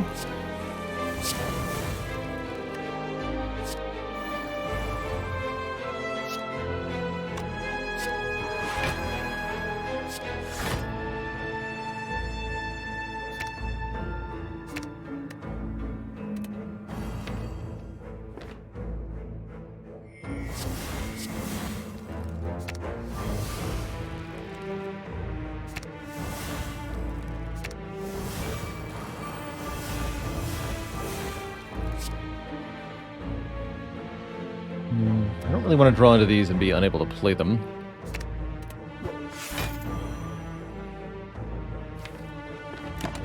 Just pass there.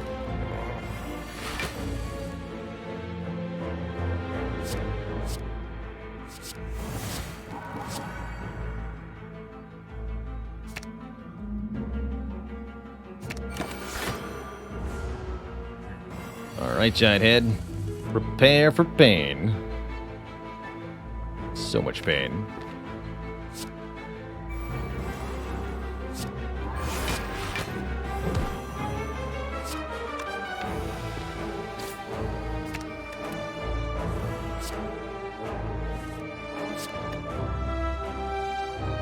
Oh, that's a fun. I could discard it to meditate it.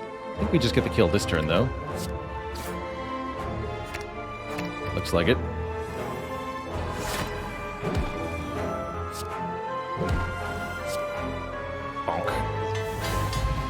Pentagraph. Okay, we'll be at full health for the boss fights. That's excellent. Nirvana plus. Block 4 when we scry. Scries, scries, scries, scries. We're doing it a lot, actually. And it's yet another power with a free upgrade. I think we take it.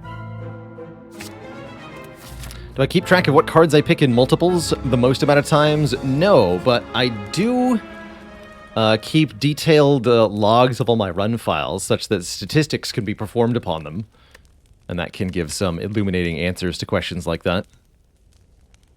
Let's see, we've already recalled. We can upgrade here or remove a card.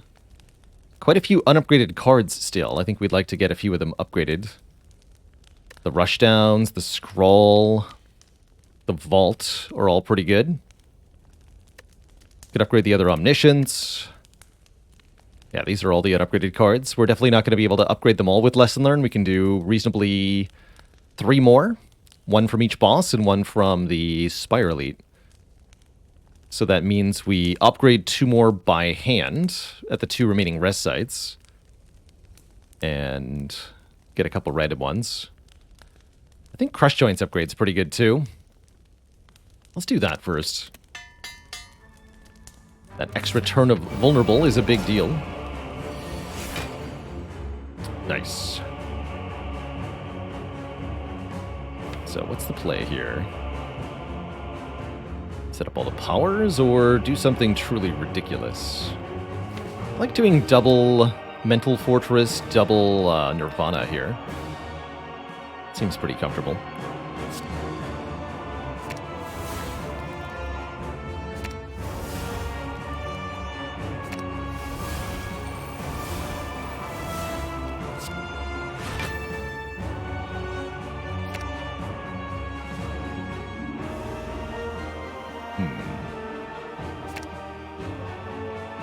No, Wave of the Hand Vault. Don't do the Meditate.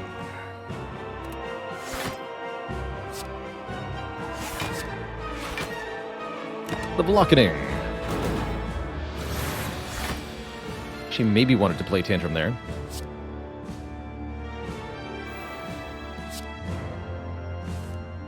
Maybe.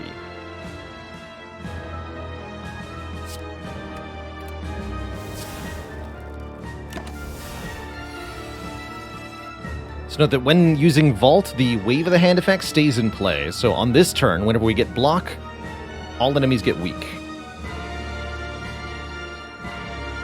We have quite a few ways to do that.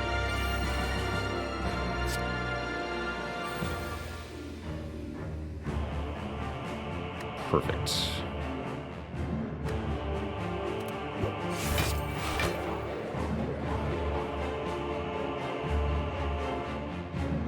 Oh, right, because of Nirvana, too. That's right. Robos, thanks for the Prime sub. Welcome to the Cozy Sub Club.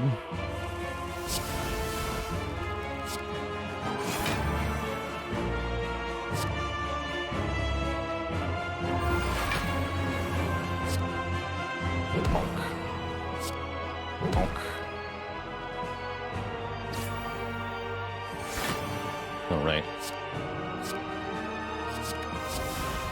Too much damage. All right. You're gone, kid.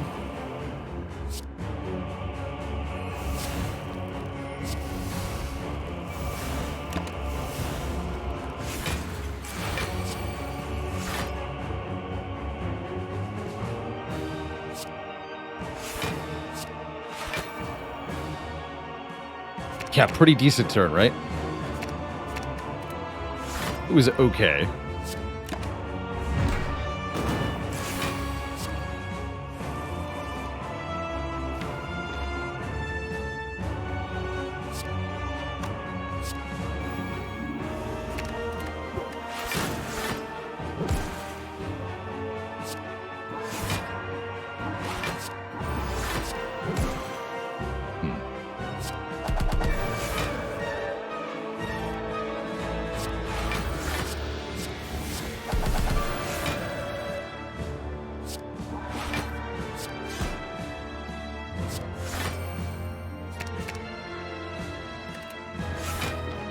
Good stuff.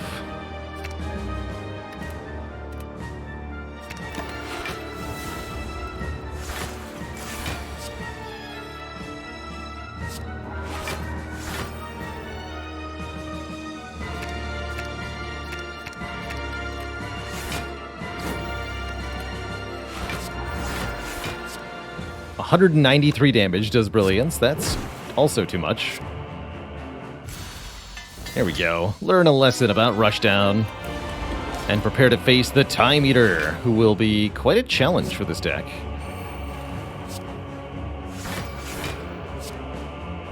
We'd rather play Prostrate here. But, limit our cards. Fortunately, Pocket Watch rewards us for playing only 3 cards by letting us draw a ton. But that alone will not be enough.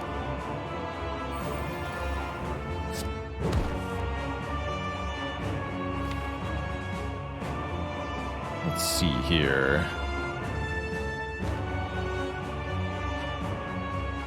Omniscience no longer seems that good either, because it requires an extensive number of card plays to be effective.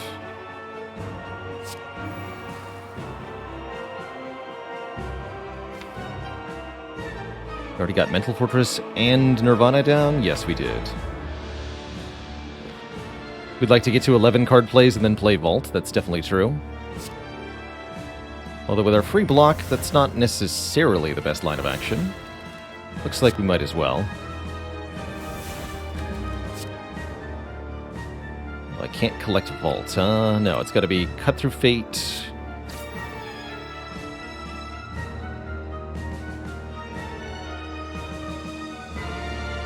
Wave of the Hand Vault sounds great.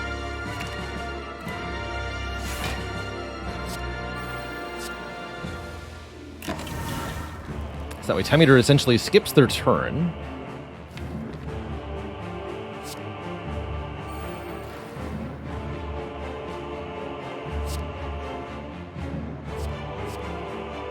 Neat.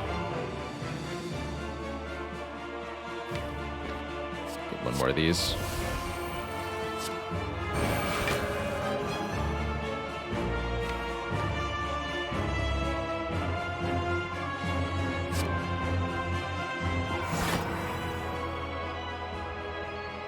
Sure is a lot of damage you're doing, Mr. Time Eater there.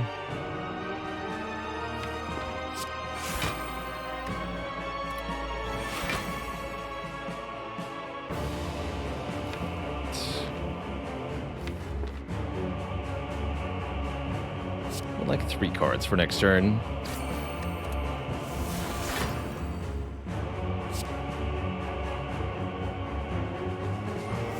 Crush Joints and Wheel Kick. We're going to hit the Time Eater really hard. Actually, wait, no, that's not right. It's for next turn. Definitely Crush Joints, yes. I guess we can do Crush Joints, Wheel Kick, Meditate. Seems pretty comfortable.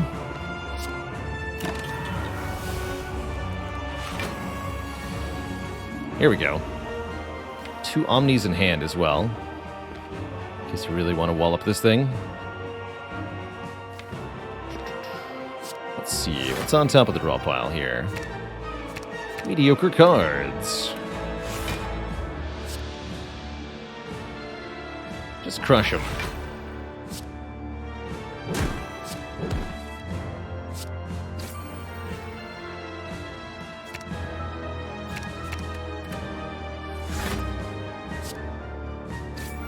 Nirvana will take care of the rest.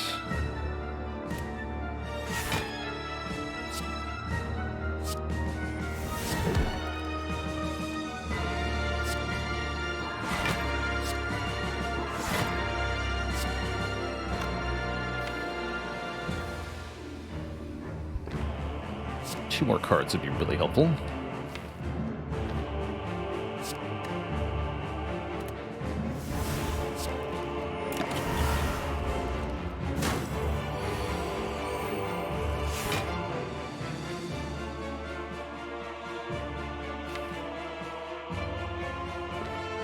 Can we seal the deal here? That is my question. Worship puts us into Divinity once more. Though I have relatively limited draw. I guess Eruption draws a bunch. We can do Eruption, then Worship. Let's see what happens here. That's pretty promising, although I'll only have 3 energy after entering Divinity. Which won't be enough. So no. This is inadequate. And I should probably play the Collect. Okay. Could also try to use Snecko Oil to get the kill, but that seems like something unnecessary here.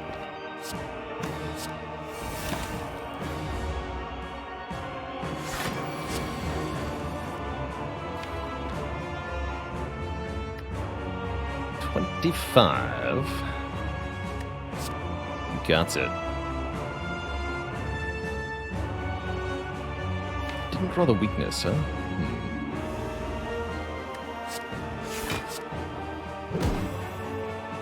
Just meditate.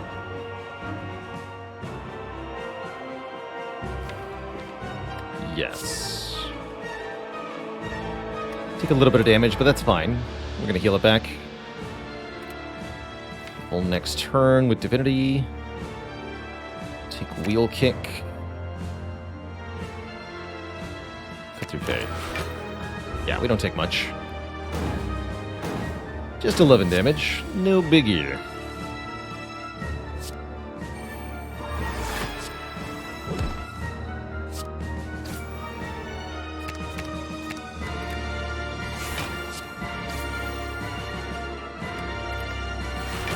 Oh, not quite. I can't play Lesson Learned and, although I can play Just Lucky, right? That's enough. Got him. Upgrade that vault. Heck yeah. 2 thump, 2 thump, 2 thump. We've got a bunch of unmastered cards and a couple chances at getting a second copy of them. There could be Dolly's Mirror in the shop to duplicate a card. We could find any of the cards in the shop. And there's a card reward after the shop. All of these can help me. think this is the upgrade. How do Omniscience interact with Velvet Choker and Normality? It will not work together. Bandage up! Yes! We got one. I'll take it. Finally, the double bandage up is here. Could have been yet another run where double like water is the thing. But find 2 copies, take 2 copies. How do we feel about Strange Spoon? Miracles say no thank you. It's good with Scrawl and Omniscience.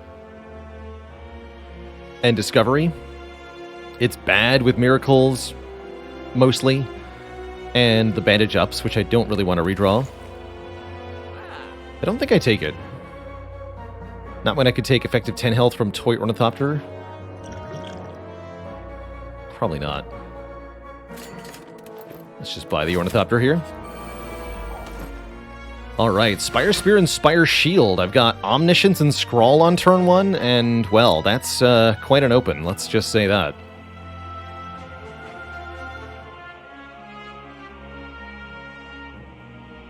That is quite an open. Looks like I might want to play a power twice. Fortress?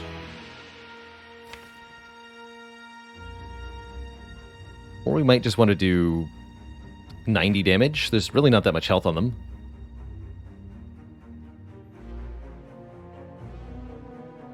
Sure, just do 90 damage.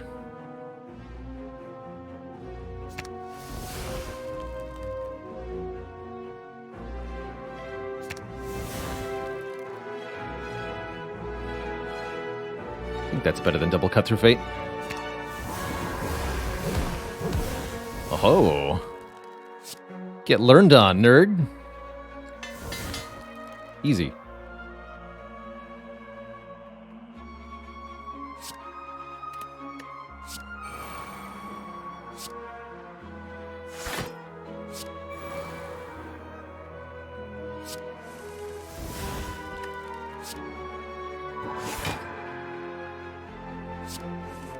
Please put that wheel kick back on top.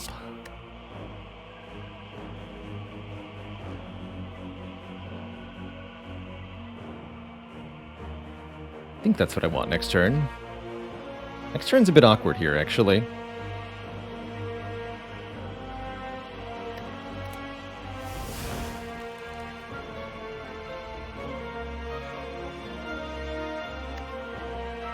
The Hand Vigilance is only -1 artifact. Let's play Discovery then. Another Worship. It's me very close to getting back into Divinity, or we just do a ton of damage right now.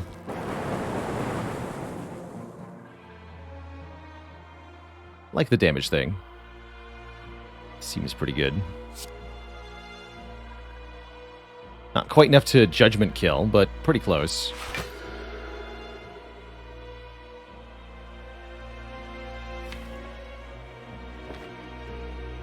Let's go Miracle Rush down. Okay, 14 block. Even if we take damage here, the Pantograph has us mostly covered. And I see that a Vault means we're extra fine. Perfect.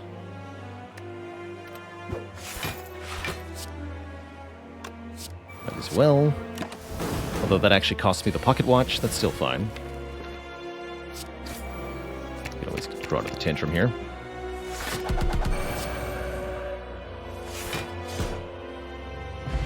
Bottled Lightning. Could bottle one of the Omnisciences. Or the Scrawl. Probably going to be an Omniscience here. We're offered Wallop, Tranquility, Wish, no last-minute masteries other than the Bandage Up, but the Bandage Up will do. Wallop looks pretty good.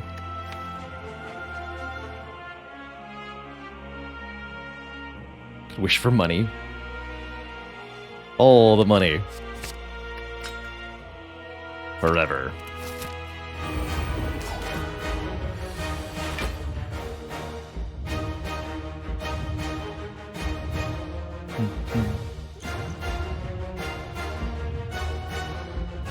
Gonna take some Beat of Death damage turn 1. Actually, this might be the time for the Snecko Oil.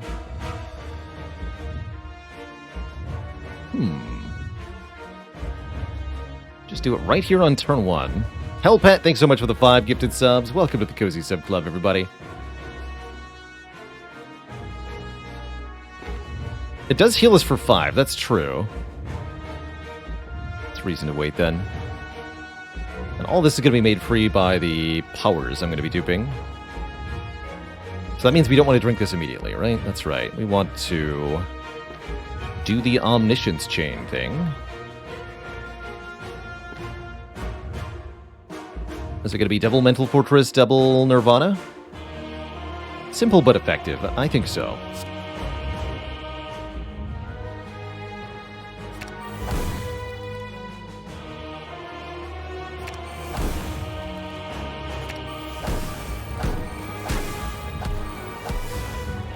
Ouch.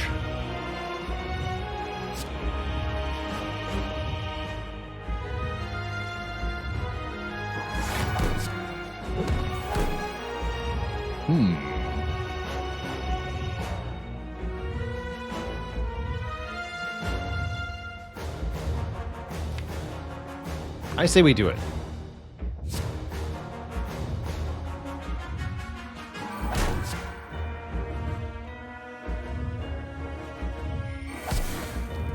I'll even judge the heart just to draw one more card here at the cost of 2 health. Beautiful. Truly beautiful. Put Vault on top? Don't think that's what I want to do.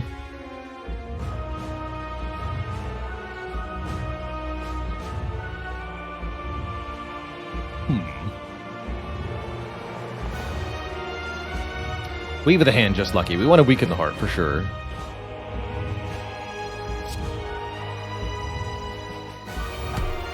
Then we play the power potion.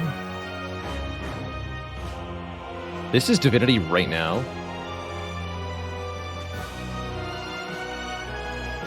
Don't want divinity right now? Yeah, kind of, because I can meditate? Okay, sure.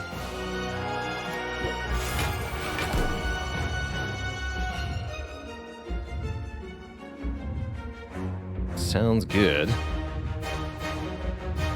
Let's power potion first. 4 more fortress. Or establishment to go with the meditate to reduce the cost of things I meditate. That's also pretty good. We have a lot of card draw. Let's get some cost reductions. That made the crush joints free. Cool.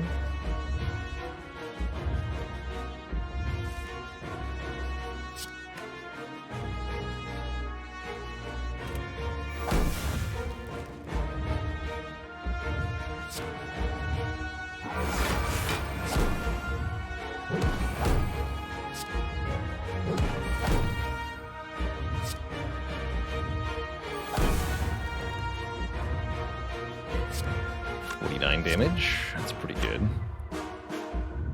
So I'm thinking Fear No Evil, Collect, Miracle, Meditate.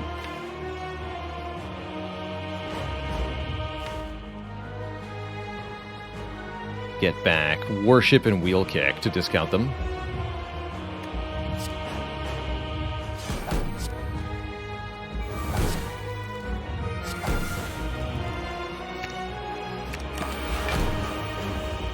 Beautiful.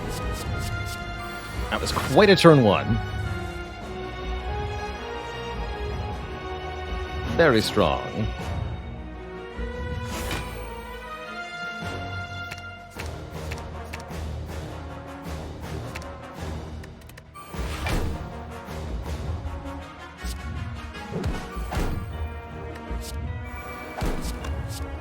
As well. Not pocket watching this turn. Nope. You're not.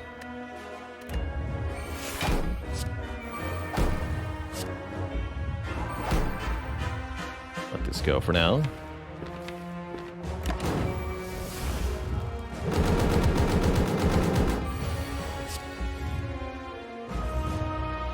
Very good. Show me the top 7 cards. Find the good ones. think I'm just going to wheel kick into Vault here.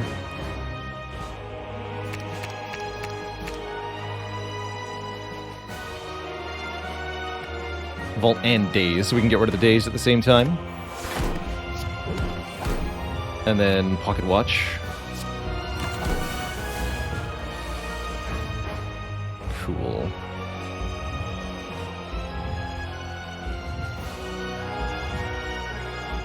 Lots of going in and out of stances on this turn. Wrath draws up to 4 cards, but I don't have room in hand for that. Gotta eat Beat of Death damage if we want to draw more cards. Let's do it. This works too.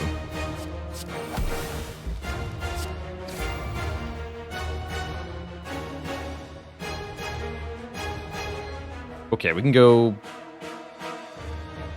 We're in Calm, right? Yeah, we can go Wrath, Calm, Wrath, Divinity, Calm. Seems good.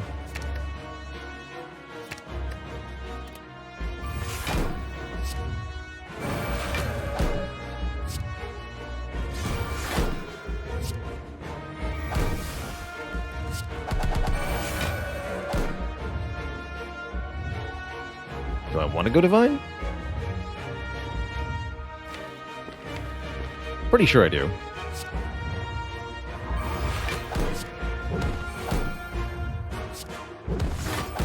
Okay, ditch this. Meditate some stuff.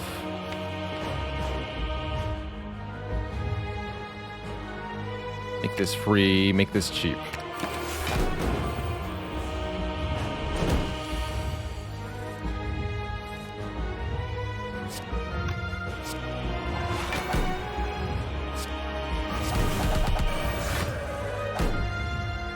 Good.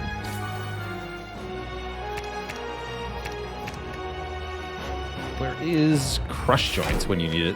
When you need it. It's not here. That's for sure.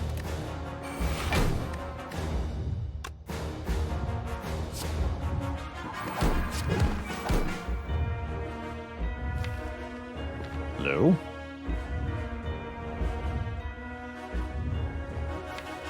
Fine, we'll do it next turn then. See if I care.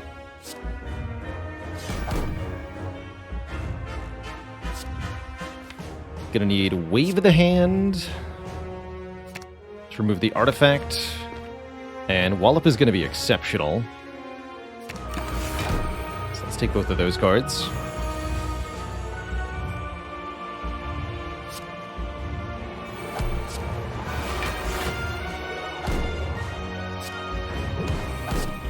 Bonk. I'd like to draw some more cards, please. These are good ones. Wheel Kick to draw 2, Eruption to draw 4. This is where card draw comes in as being very useful.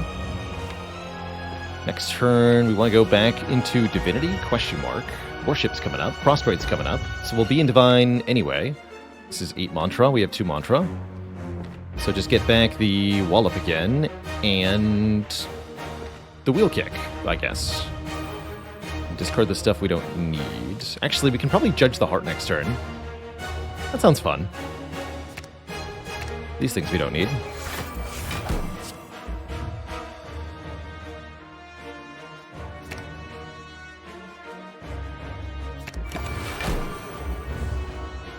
Pretty dang good run, if I do say so myself, Twitch chat.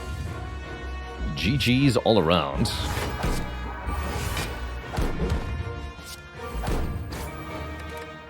Get judged.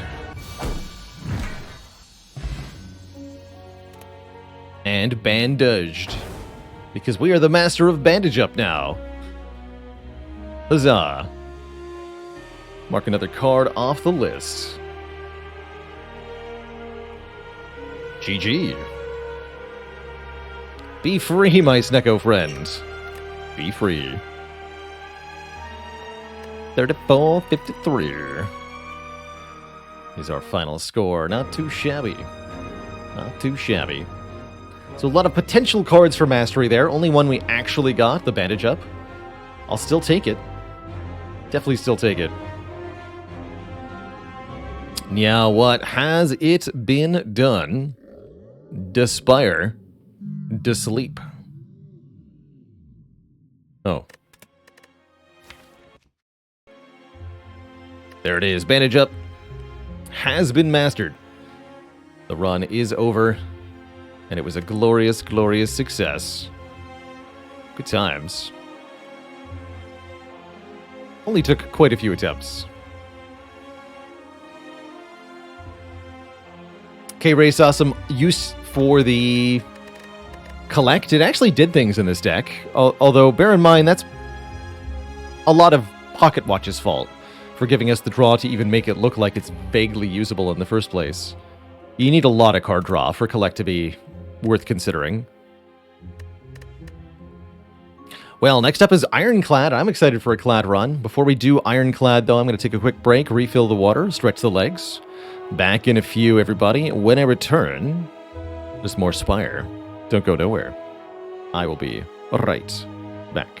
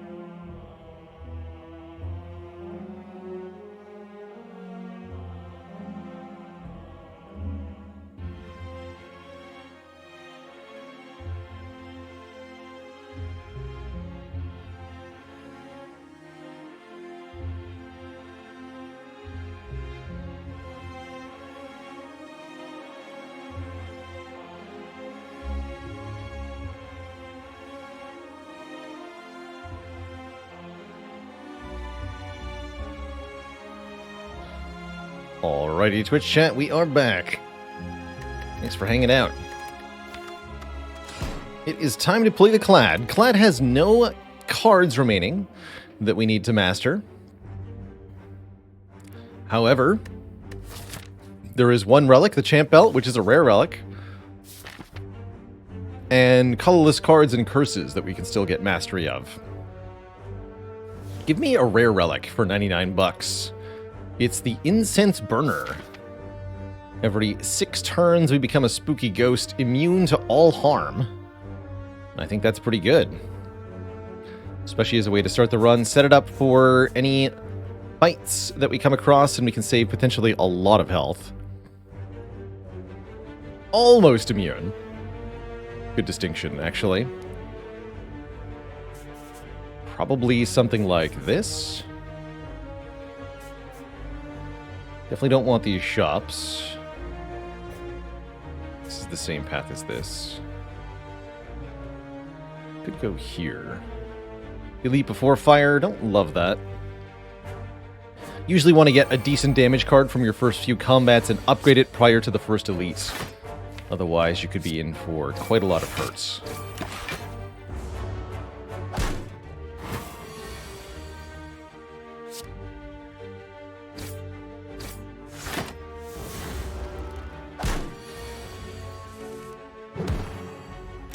I think we want incense on turn 1? No, it's going to be on turn 2. Perfected Strike. There's a decent enough first card. Deals additional damage for all your strike cards and has a pretty good upgrade.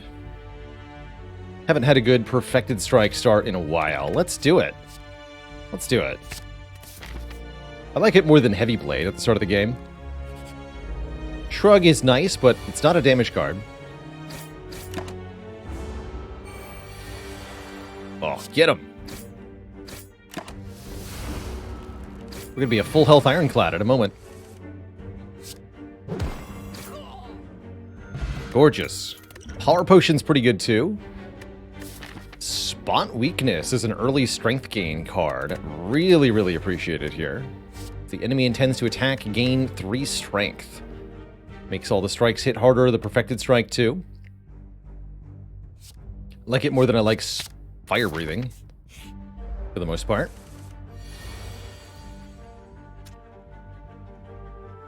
No.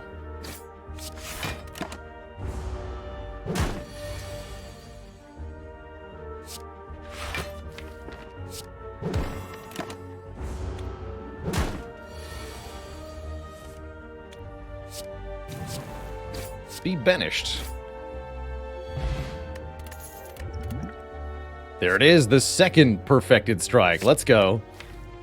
Second of, hopefully, at least 2 dozen. At least. What do you got for me today, Gremlin?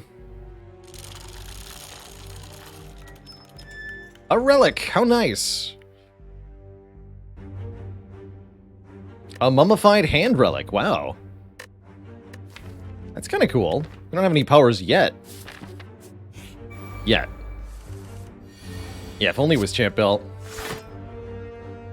So this jerk is not going to let us set up Incense Burner for the Elite. We just have to kill them before they run away. Which I can do.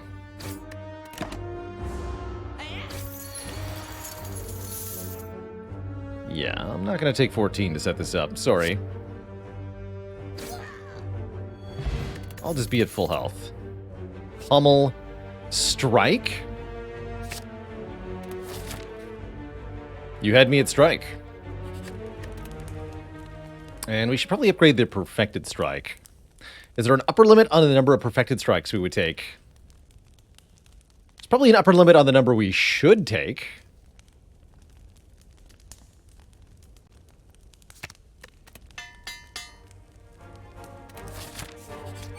Six or so would be my guess. For a reasonable upper bound. Ow. Surprised, it's another fight. Good news is we can set up Incense Burner now. Bad news is we're taking 6? That's fine. Don't care about 6. This would be the turn I'd like to kill for the Elite. Turn 3 blocks Gremlinob and Lagavulin very effectively. Incense Burner on 4 is okay for Lagavulin and the Sentries as well, I guess. And I'm not even that afraid of Gremlinob, so I guess I'll kill now. rather than trying to go all the way back to 3. That seems very hard to do. Now we can take a Shrug It Off. And I will. Don't like Clothesline that much, just not quite enough. It is Gremlin Knob, and our incense is not quite on the right number.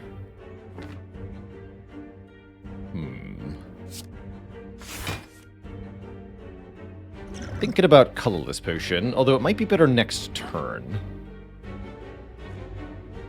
Bomb would be better on turn 1. Madness and Enlightenment would be better turn 2. Trip would be better turn 2.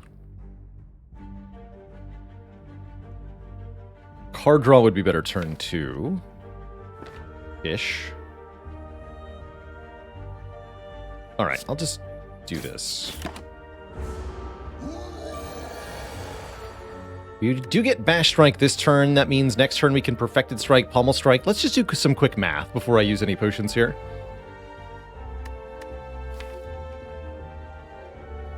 We have 8 strikes, so this is 6 plus 24, 30 base, 45 with Vulnerable. Pommel Strike will do 13. So we do 17 plus 13 plus 45. What is that?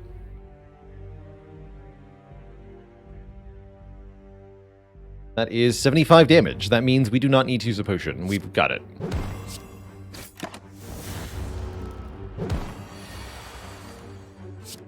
Kerblam. Thanks to the power of upgraded Perfected Strike, we destroy the Gremlin Knob, scoring an Orichalcum, which lets us go even more all-out on the offensive here. And if I want to start exhausting cards, we could consider Burning Pact. Bit counterintuitive with the Perfected Strikes, but I like it for getting rid of Burns and Hexaghost and for scaling us into the late game. So, sure. And what do we think? Would I like to sacrifice one elite to fight the Burning Elite? We get 1 less relic, but 2 more upgrades. So I can upgrade the other Perfected Strike and something else. Get less card rewards, though. I'm feeling pretty good about our boss fight and our Act 2 at large. I'd like to upgrade some stuff and get the Burning Elite now. Too much health for Hexaghost. That's also true. Doesn't seem like a problem, though. I'm fine with it. Give me a bag of marbles for turn 1 Vuln, please. Let's go.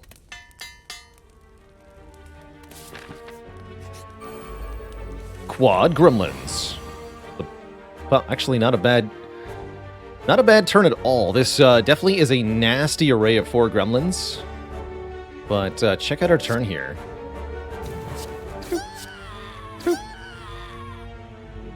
Block.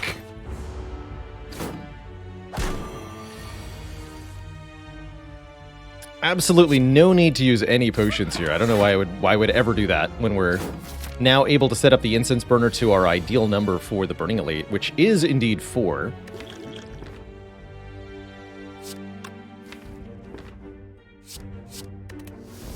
Since we're not fighting Gremlin Knob. Yeah, why would I use a potion there? Dark Embrace? That's kind of cool. Whenever a card is exhausted, draw a card. Also, Mummy Hand says, take the Dark Embrace. Many, many, many Ironclad runs have been won off the back of a Dark Embrace. This might be one of them. Dark Embrace plus Perfected Strike seems like a cool foundation. Do I upgrade that Dark Embrace? Probably. Although this definitely could take a Snecko Eye. Alright, we'll wait on the Dark Embrace upgrade. Dare I upgrade Bash?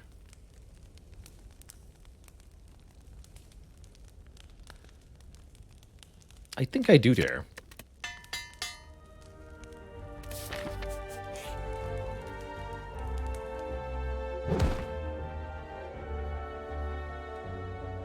So we had too much health for Hexaghost, right? What if I just lose some to get a free golden idol?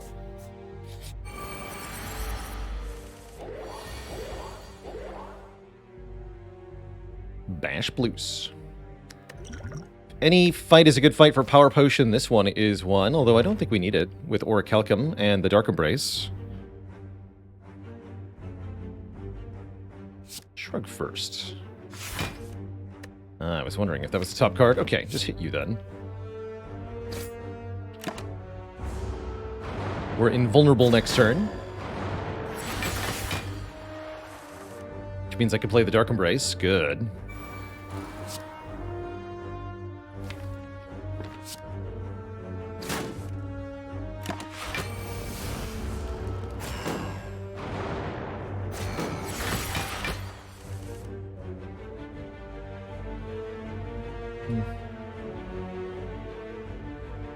Feels like such a waste.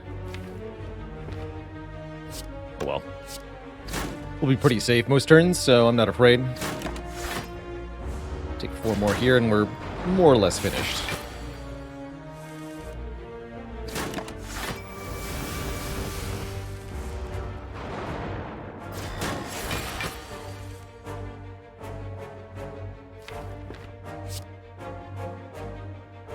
Could do defend strike?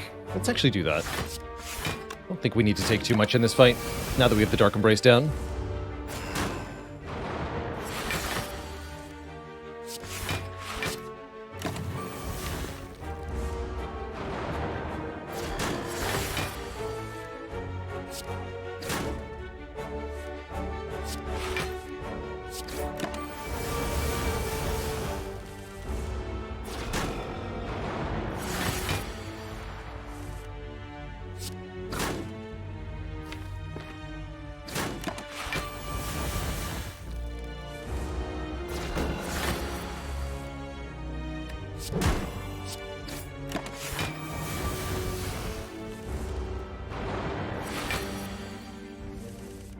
And if I really want to, we could set up Incense for Hexaghost.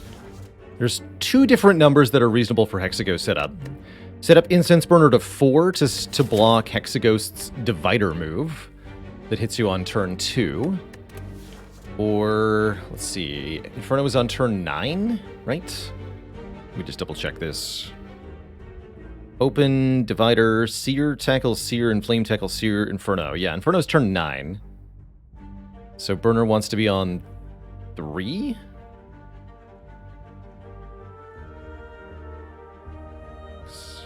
Yeah, 3. I think we're also gonna, yeah, kill Hexaghost before turn 9 is very likely. So, let's block turn 2, I guess. Set Incense to 4.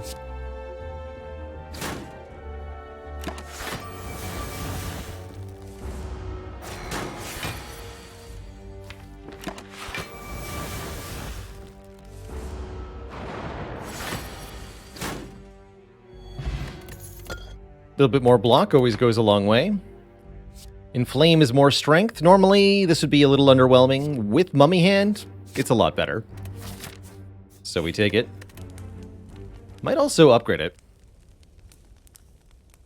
Yeah, let's upgrade it. 1 more strength unconditionally. I like that. We also have 80% potion chance versus Hexaghost here, which makes me want to consider Power Potion. Not that we need the help. I don't think we need the help. Forget about it. Just do 60 damage turn 1. Easy. Easy peasy.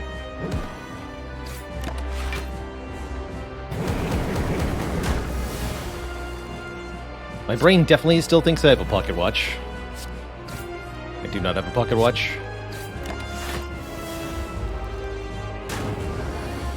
I'd like to have a pocket watch, but I don't have one.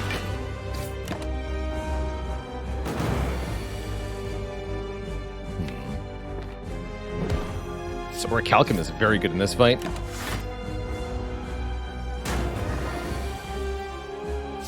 Bang. Blocks the burns, blocks the attacks, blocks everything.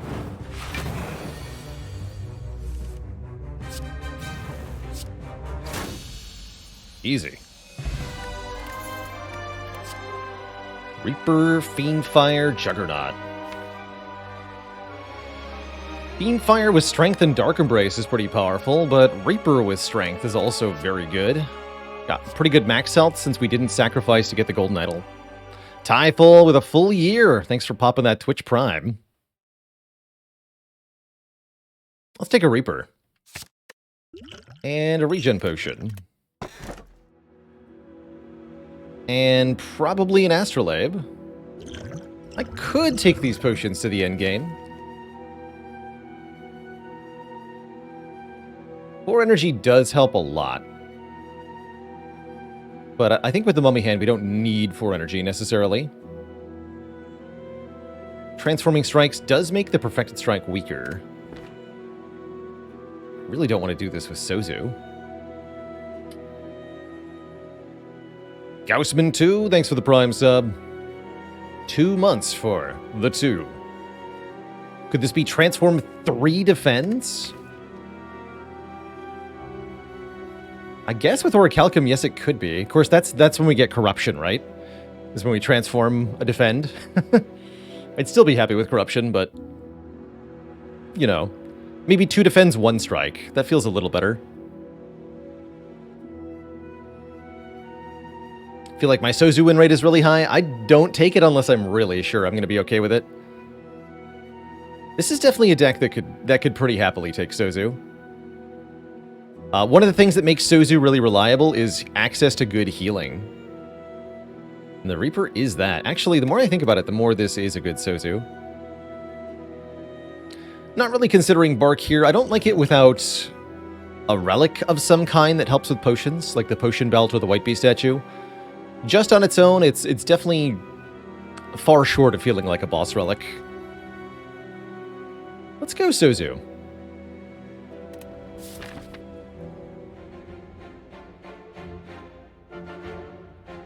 Let's do it. I think with 4 energy and good heals, we can probably fight quite a few elites this act. 3 elites and no shop, or 2 elites and yes shop are the choices here. I guess I'll go with yes shop. Something like this. Option for another shop if we want one. I could also go Fire Elite Elite. Ooh, I like that a bit more. That just moves this elite later in the act, essentially, which makes it easier to kill. Ooh, good turn to be intangible on turn 1. That's why we do it. That is why we do it. Alright, Dark Embrace, make one of the 2 cost attacks free. Dang it. You betrayed me for the last time.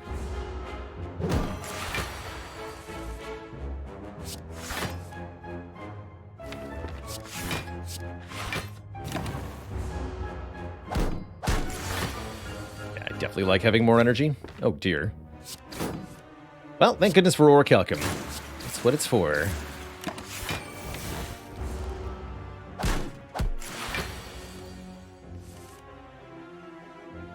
Any sign of that Reaper? Give me the Reaper.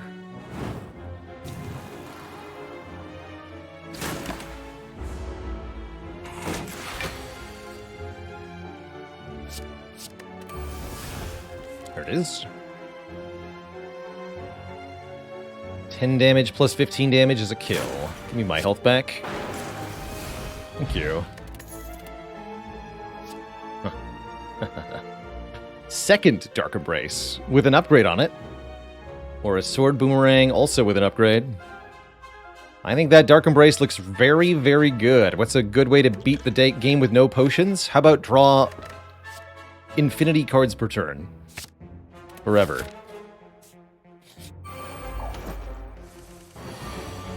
Alright, turn 2 intangible, not bad. Usually like to go for the Mugger first, the back guy, as he attacks for more on turn 3. If there is a turn 3 attack. Alright, this is fine.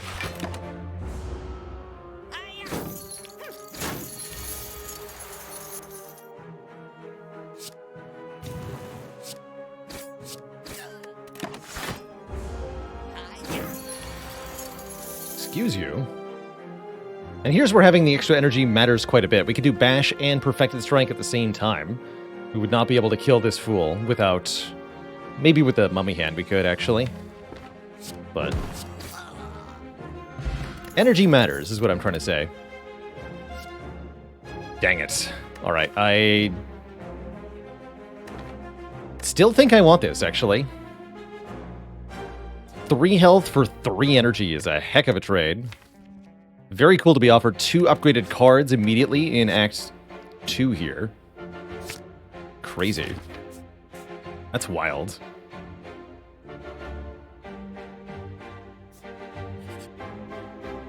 And we can trade our strikes for bites. We'd lose max health and current health, and the perfected strikes get a lot worse. I don't think so.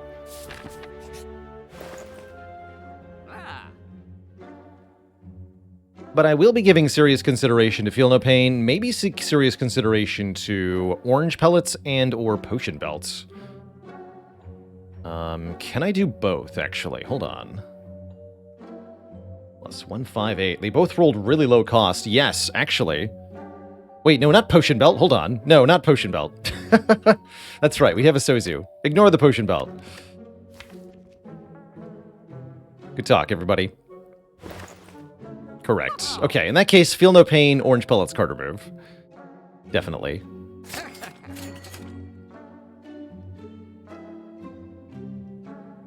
Double Dark Embrace, I'll lose 1 strike. Come on, Corruption. 1 time. Well, it's not really 1 time. I get Corruption all the time. You go Power. Attack. Skill. Although this is actually going to ruin my Orichalcum. That's still fine. To remove all of our debuffs here. So we're not vulnerable after killing the minion. Thanks to orange pellets here.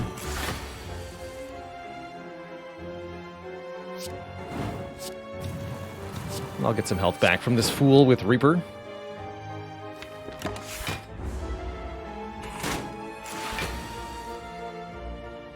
Maybe. Hello? Block cards? Ow.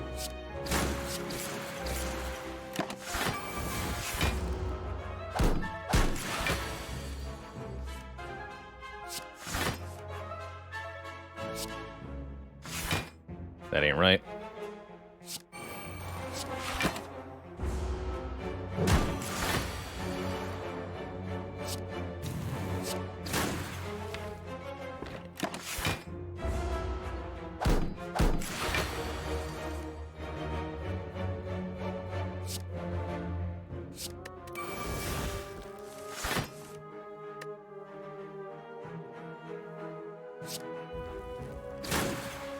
Nice.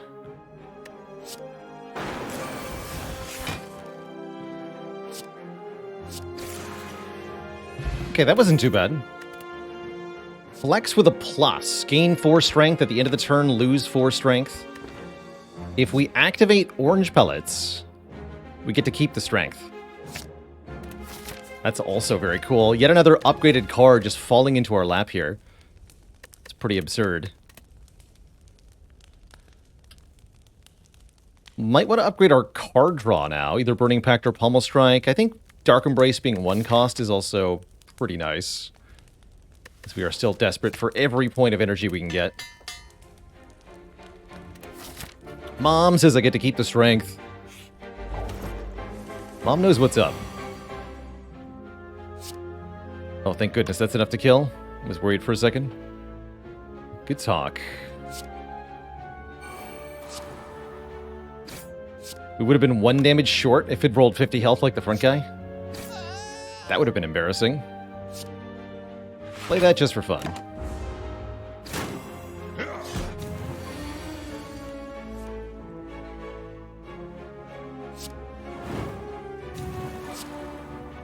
Power, skill,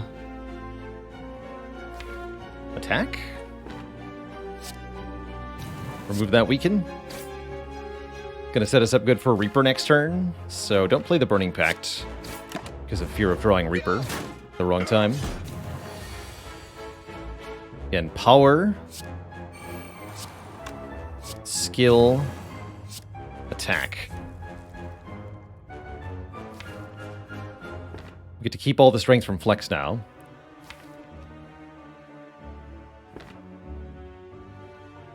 Could kill this guy, prevent the weakness, and prevent some damage? Sure. Could have done the math on exactly how much we were missing out compared to playing a Reaper, but I think this worked out. I want my health back.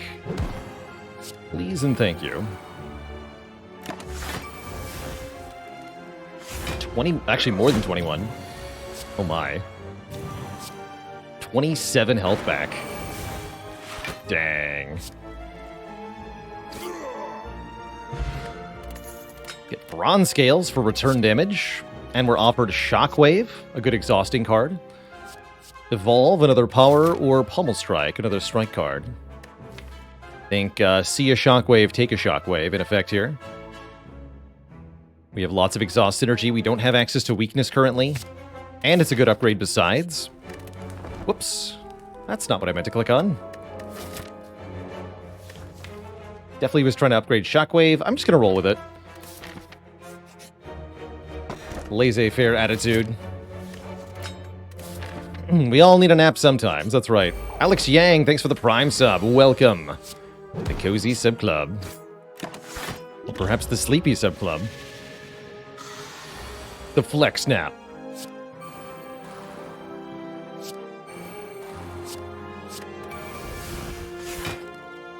Napular.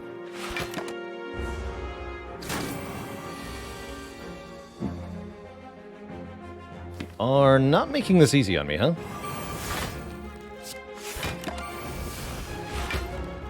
Hello?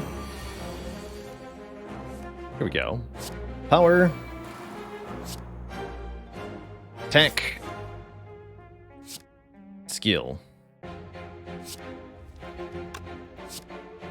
Not quite a kill, though.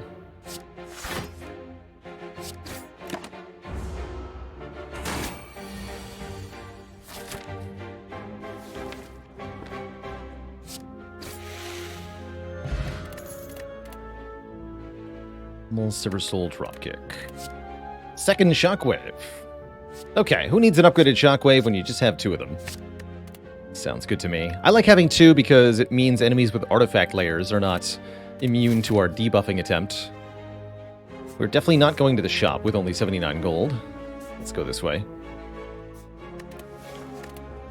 I want Pummel. It's fine. Actually, it's pretty good. Yeah, alright, you can come along. Turnip. We're immune to Frail. Already mostly immune to Frail. Take the blue key here. You can just purge Frail with orange pellets most of the time. Not all of the time, but most of the time.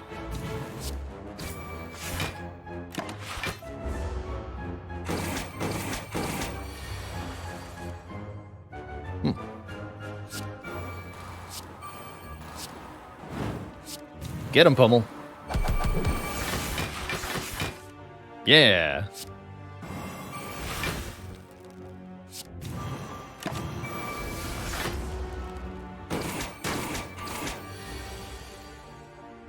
Next up is an elite. It's not the Slavers. Probably want to win next turn then. Turn 2 intangible sounds good.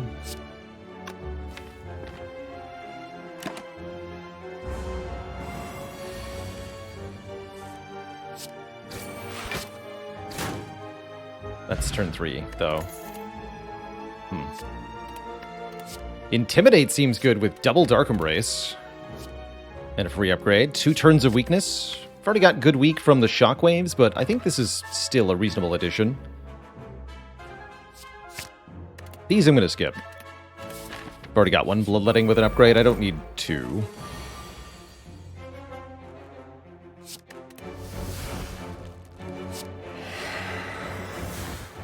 Play this, take a little bit.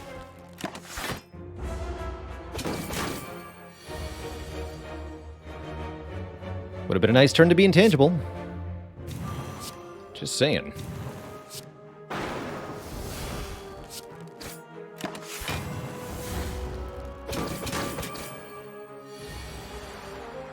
I guess this one's just fine as well.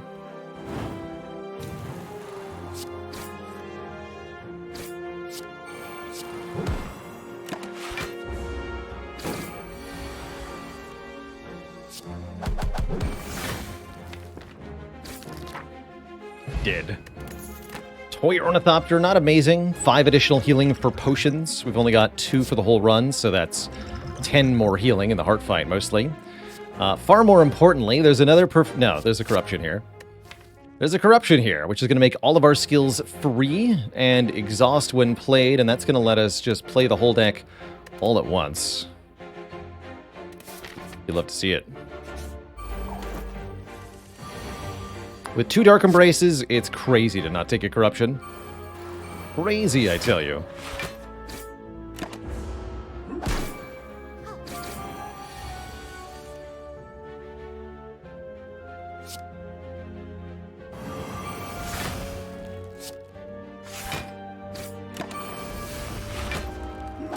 It's an a normal day for Ironclad, indeed. But a good day. A good normal day.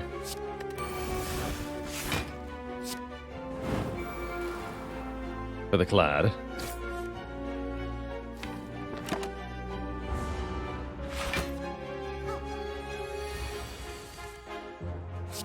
So now all of our skills are free.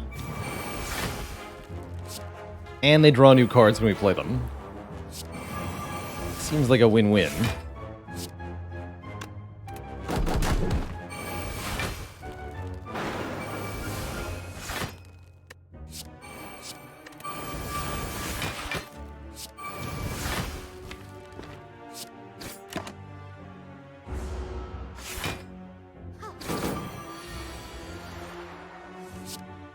And yes, corruption used improperly can definitely send your run into destruction very quickly. You delete all your cards when you need them, you're gonna have a bad time. An important thing, there we go. Important thing with corruption is to have what I like to refer to as fuel for the deck. That means you have enough cards that, enough skills to exhaust to last you through most combats. This Heavy Blade's actually pretty decent too. But let's do Perfected Strike / Corruption. That's a cool deck. I like it. I like it a lot. It's not a bad True Grit either. Brad, get out of here. No one invited Brad.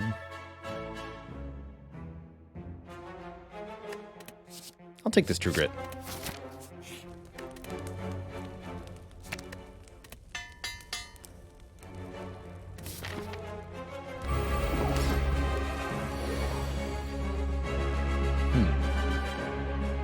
Again, Pocket Watch isn't real. It can't hurt you.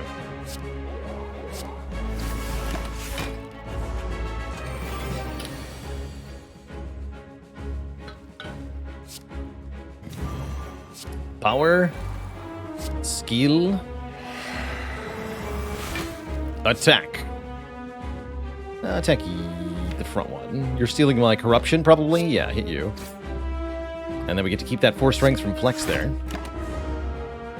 Yes, there's our corruption. I need that back. Please.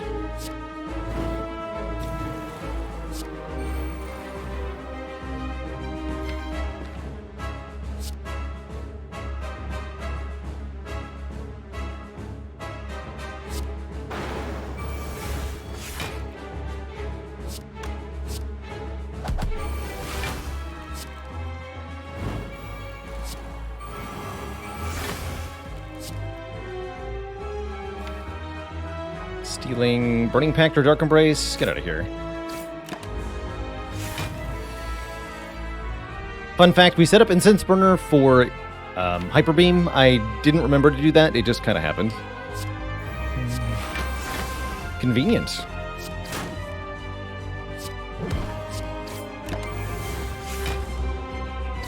Not that we need it. I think we win before the Hyper Beam even occurs.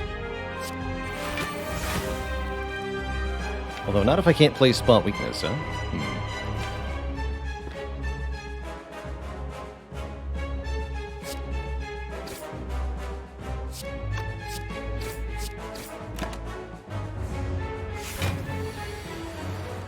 Caca.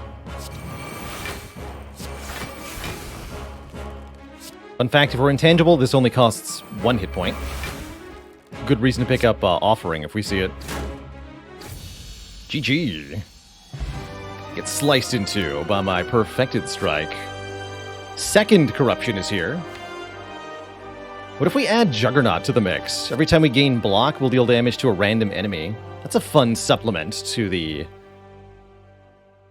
Perfected Strikes.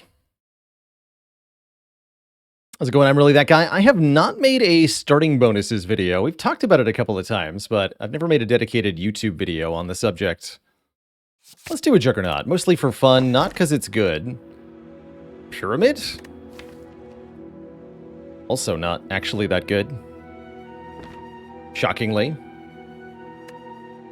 Pyramid ends up with a lot of strikes in hand. How about a Calling Bell? Just give me some more relics. Could take more energy with Slaver's Collar, but with the Corruption making the whole deck free, we don't need that much either. Give me a Calling Bell. I don't need a Runic Pyramid today. T-set Question Card plus Prayer Wheel, that's a thing. And the Captain's Boot thingy, giving us 18 block on turn 3, that's not bad. Really like the Prayer Wheel, the Question Card Prayer Wheel. That means we want to take a lot of combats here in Act 3. Normally I like taking a lot of events and elites and upgrades, but here we just want to go as many combats as possible. So we get to look at 8 cards per combat. That's a lot.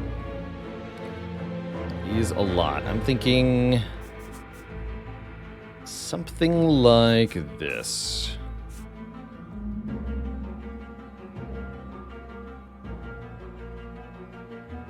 Should go to a shop, probably. Hard to master cards without... I don't even have any candidates. Don't worry about it then. Just kill stuff. Rafflestalker, thanks for the 6 months, the half year. Life is good, very good. Maybe even too good? No such thing. Let's just call it regular good. Get him, Juggernaut.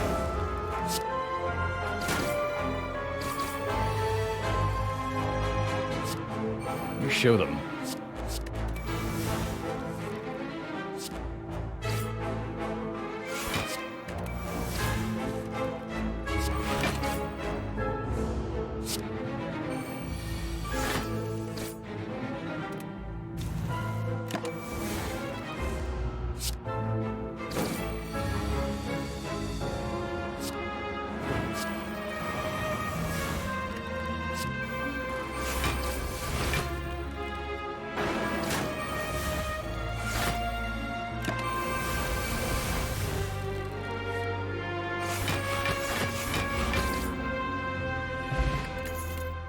Good times.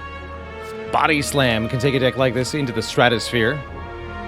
Juggernaut's doing most of the work already, though. We don't need a Body Slam. Second Flex is kind of hilarious, though. Welcome. Winding Halls. Madness, Writhe, or lose max health. Even with 2 Dark Embraces, Madness is questionable, but actually kind of cool. You know what? Let's add them too. More skills. More fun. There's that Offering I talked about. Violence is an unmastered rare colorless card and a good card in this deck, so good reason to buy it here. Triple Madness. Yeah, I'll take a Violence. Toolbox is almost certainly better. Offering is almost certainly better. But the challenge says, get the different cards. And upgrade them. Alright, you're 2 cost now. Too expensive. Ow.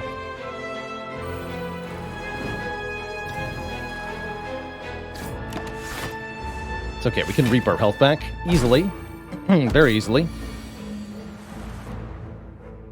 The reapening begins.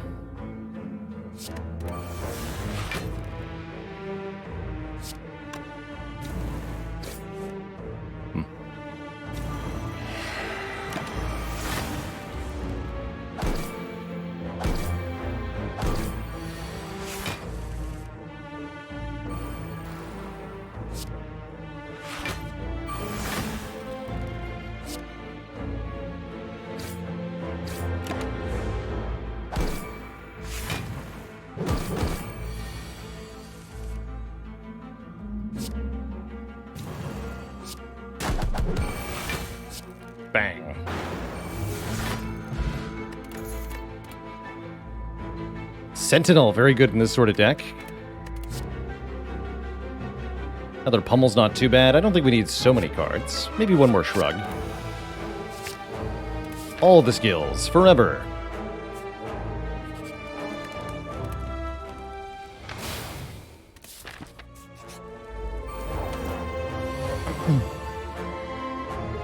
With Mummy Hand, how different is Inflame and Flex? Flex is a higher strength number, and potentially can be used multiple times, but you're actually right that they're very similar in what they actually accomplish. Thank you for not murdering me.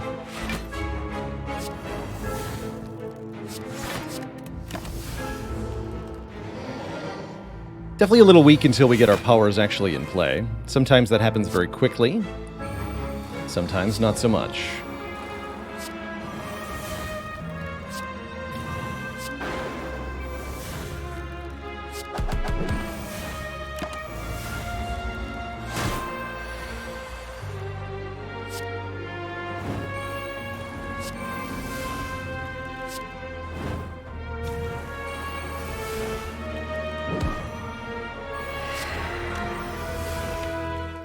Great draw for next turn. Don't mess with perfection.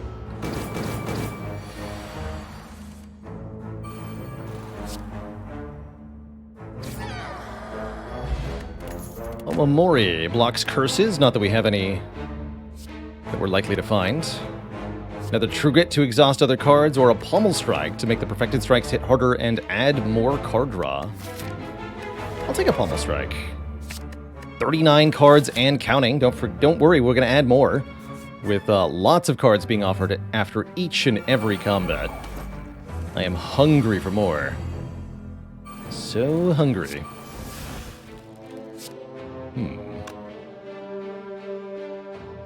Bit of an ouch this turn, huh? Thankfully, Reaper has our back once again. Later. Not now. Ooh, even better. Do best of both worlds.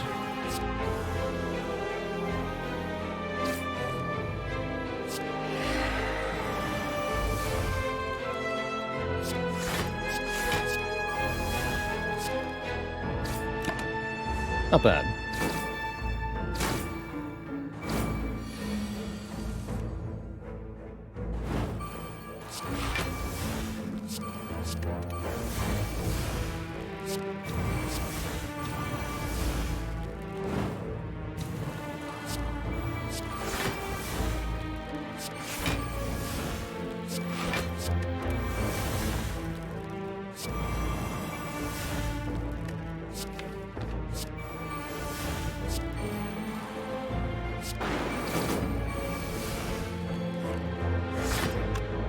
Delicious, delicious healing.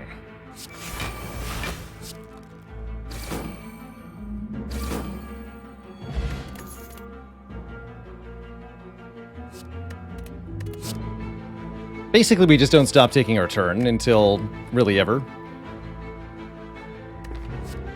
Skip that. Red Skull, more strength if we drop below half health. I don't think we will. Really don't think we will. Nice, we get to keep that strength too. Take 100 damage. And then some.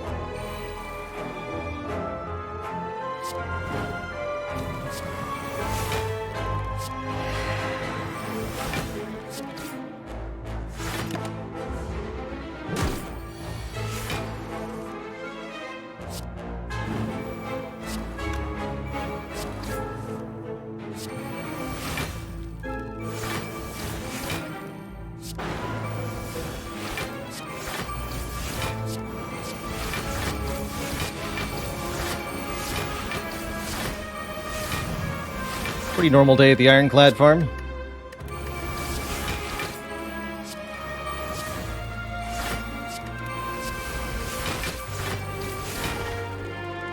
Got him. I mean, one Juggernaut's having a good time. Let's add another one. And sure, I'll take another upgraded True Grit. Double Jug, Double Dark Embrace, Corruption, Feel No Pain, Perfected Strike deck. Go.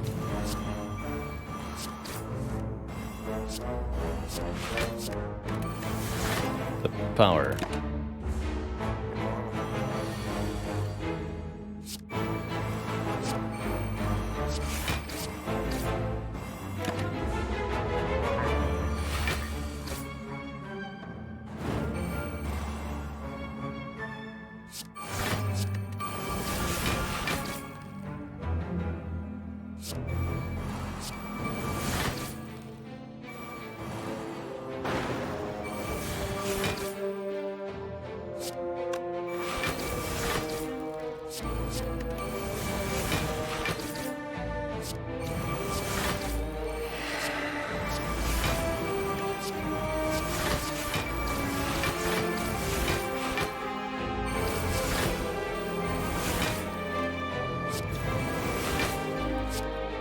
$56 times 4. The power. Pretty good. Body Slam, once again, offering to be kind of amazing, except for the fact that you can't do more damage than the enemy has health, so adding more damage to the deck is actually worthless. Goodbye.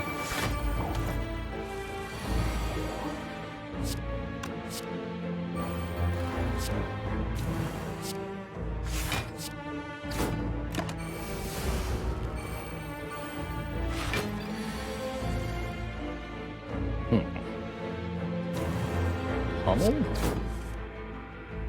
I think rather than playing Shockwave, we go Shrug Sentinel. Shrug Feel No Pain. Pummel. Even better.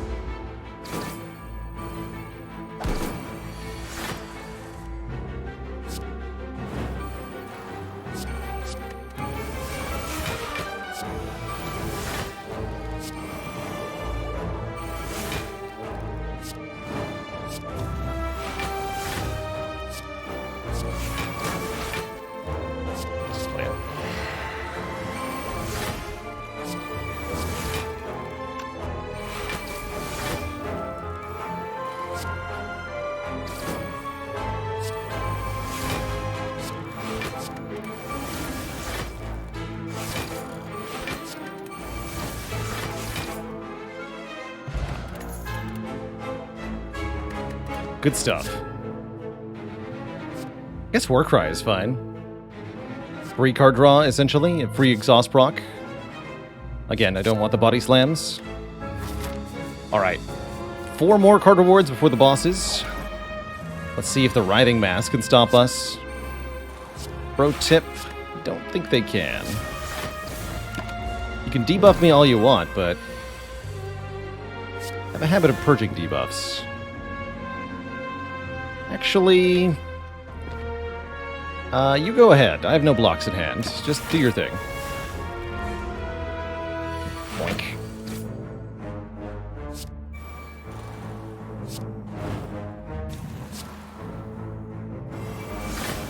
And an attack to remove the debuffs. Perfect.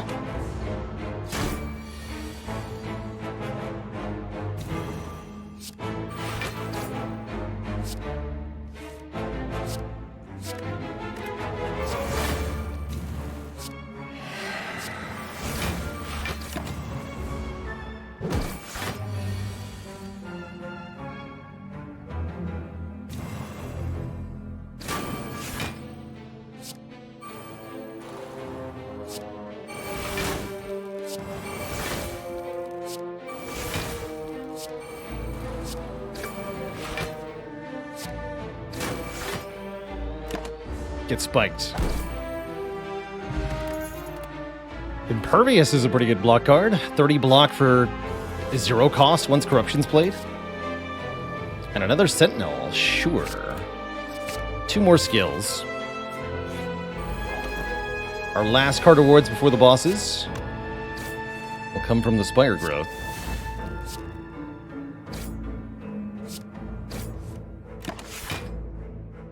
Pretty easy enemy as long as we can use the orange pellets. We can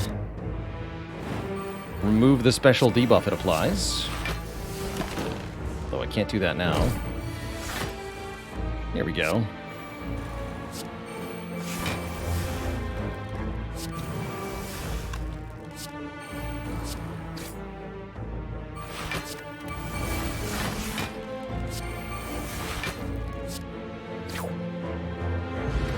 This deck is great.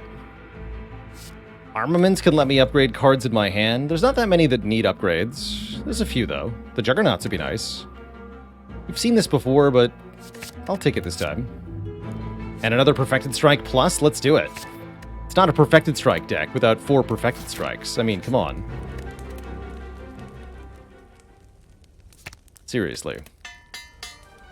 Absolutely massive set of cards. 46 cards thanks to 10 extra card rewards from Prayer Wheel.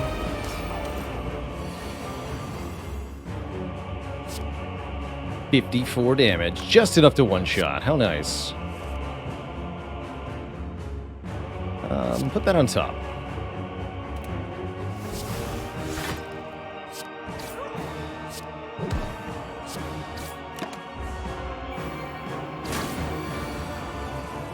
I actually wanted the bash here. Some powers this turn.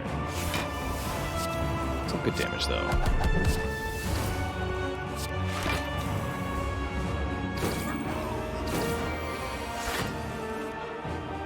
Ooh.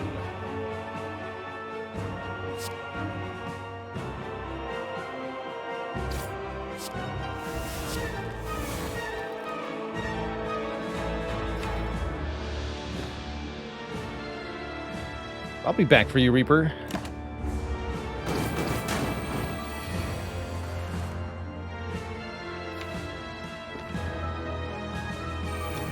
Yeah, I'll be back.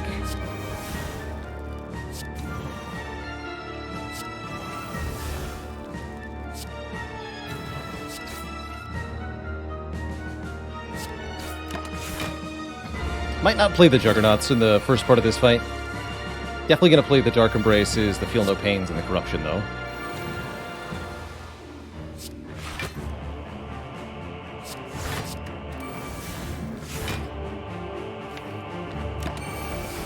Conveniently on the bottom of the deck, buying us some crucial time. But now it's time.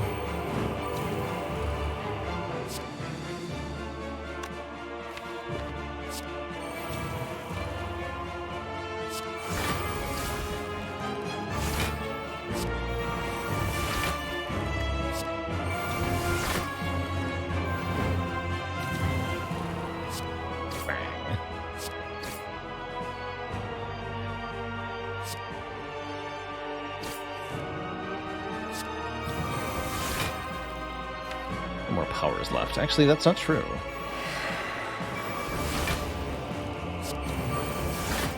Perfect.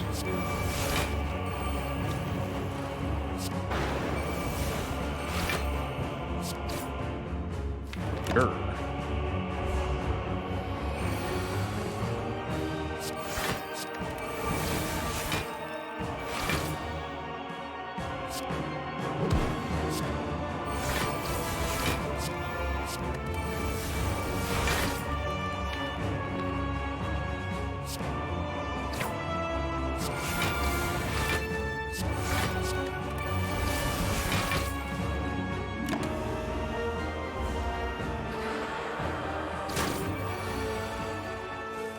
See you later, bird nerd.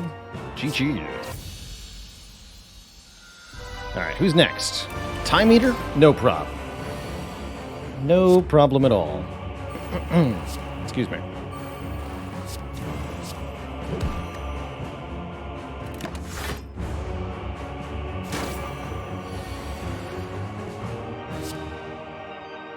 And already we have Corruption, Double Dark Embrace in play. That's very good. Should be a short fight.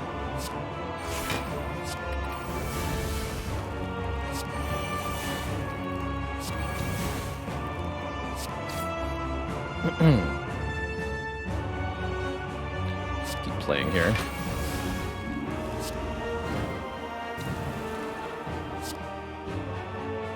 Good enough? Question mark? Good enough.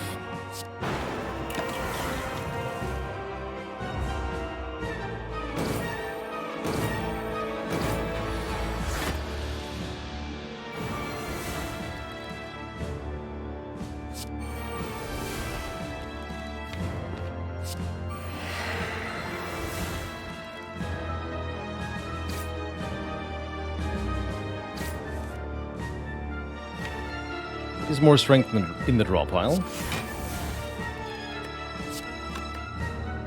Can only find it.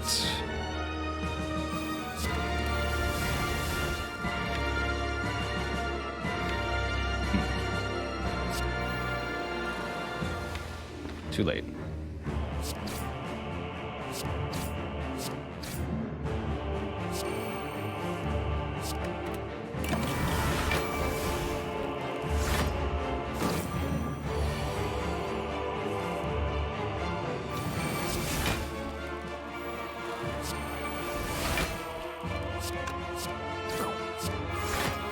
GG, Timbo.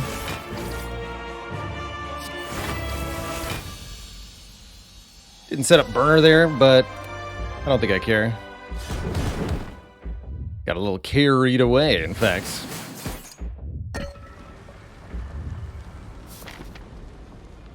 Good news is we've got a power potion. And I think I would like more card draw.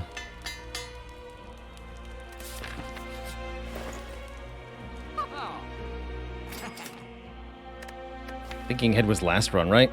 Dang. Calipers are good here. Calipers are definitely good here. We can retain some of our block. And that means we want even more block options. I'll take a disarm and another shrug. We can have 49 cards by the end of this run. Please, won't you give the heart a chance? I already did by not setting up Incense Burner correctly, as far as I see it.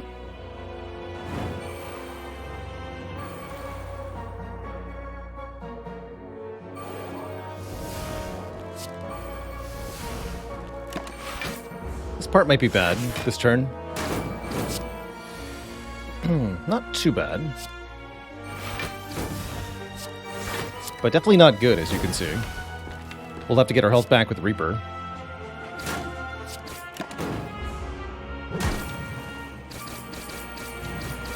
I suppose Toy Ornithopter can help as well.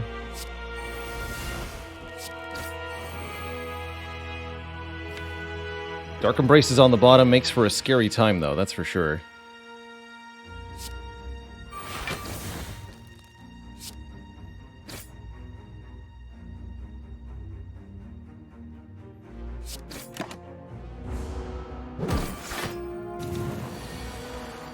There we go.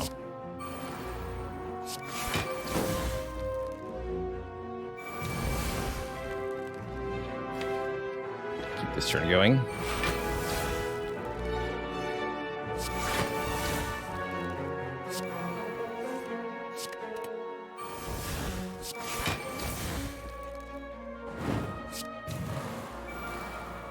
Double Jug makes it harder to actually heal, but we're going to try. For that reason, I'm not playing those strikes.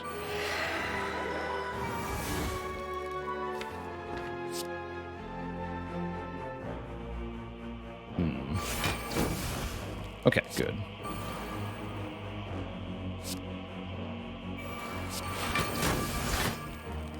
That was close.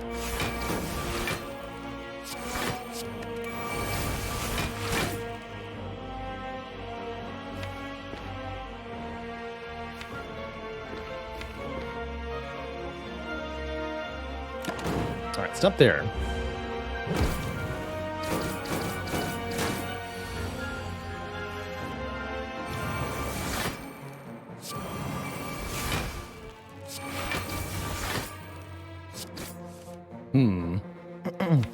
Disturbing lack of Reaper here.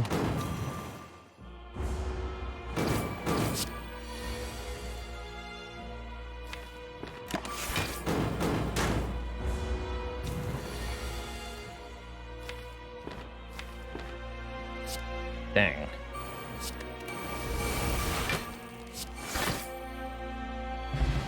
Oh, that helps. Pentagraph. Easy, we're back to full. And how about a barricade? Better than calipers, I think. Never punished. Easy peasy.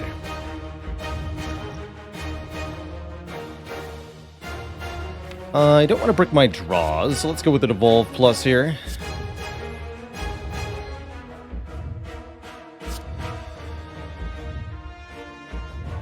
Arma, Flex, Evolve, Shockwave, Violence. I knew that was going to happen. Should have played that first. Well, it's fine. Okay, next turn's the real trouble. Fortunately, Barricade is here to make the difference. Again, power, attack, and skill to remove the debuffs. Pretty important here. Do this first.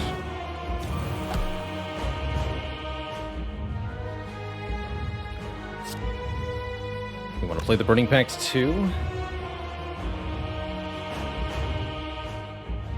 We play the Juggernaut, the Barricade then. Yeah, good. No disarm for us. It's alright.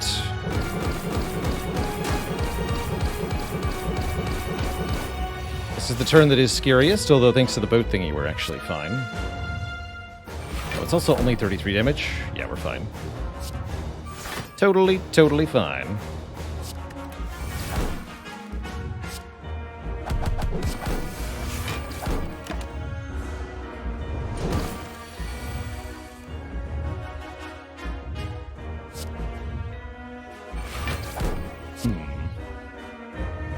Probably want to Reaper now, just to do. Let's write the Evolve. Of course, that makes sense.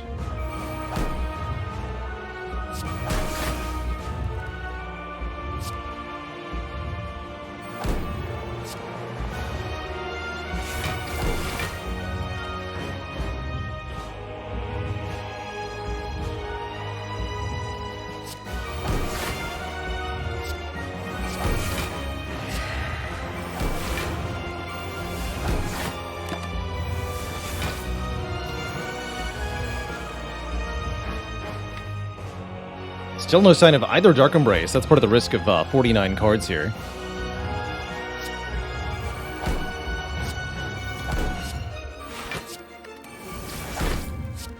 She maybe wanted to get rid of the Curse of the Bell because we have Evolve in play.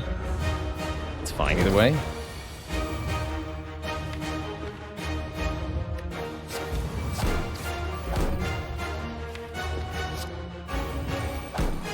Do not draw any more cards. We really need to be able to play Corruption next turn, so I'm fine taking some health loss here. I see we've also almost won the fight already. Heart's down below 300 HP. Ow, ow, ow, ow. And we're intangible for the next attack turn as well, so not exactly a lot of risk here. 79 damage per Perfected Strike. Truly, this is the perfect deck.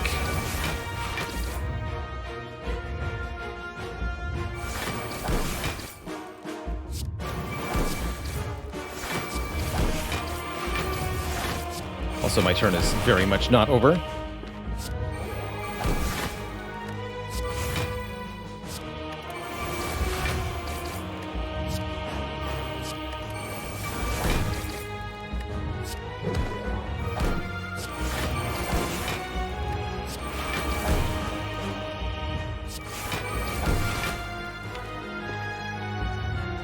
Times.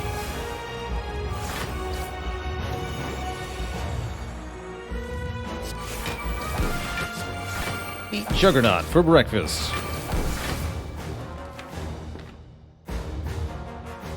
Here, you can die to Thorns. with your single attack.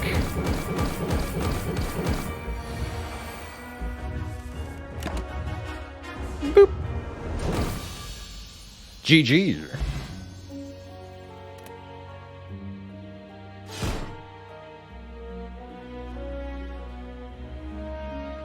GG.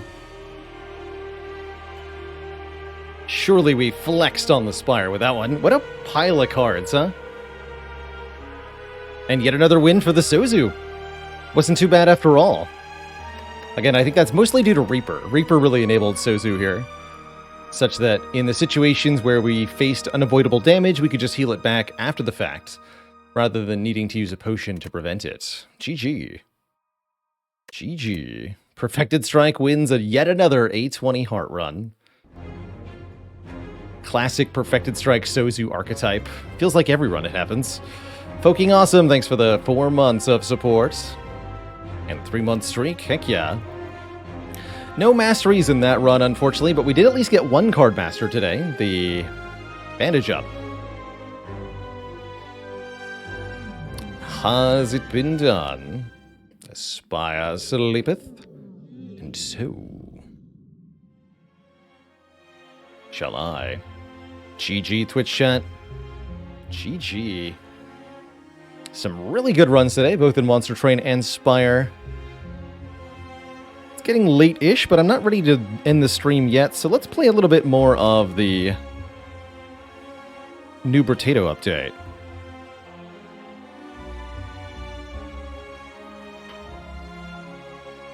To wind us down, check out those 6 new characters that are coming to full release on June 23rd.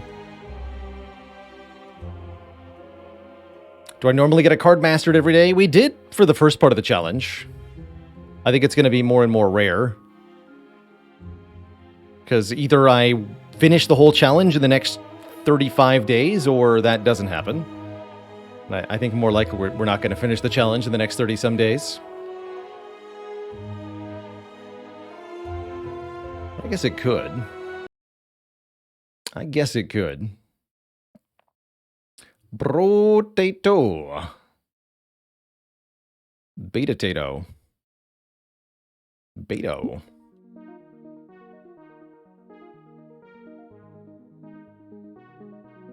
What does it mean to master a card? To master a card in our Slay the Spire, which we're just moving away from here. The Slay the Spire Mastery Challenge requires us to beat the game with 2 or more of that card in the deck. So beating the game being defeat the Heart on Ascension 20. All cards in the game started unmastered. There are 352 cards that we have to master by doing that. And across many, many different runs, we've been making it happen.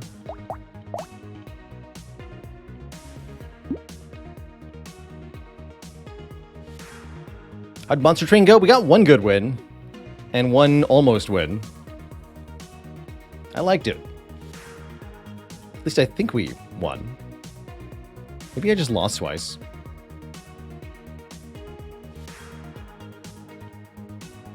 We're going to do Mastery in Brotato.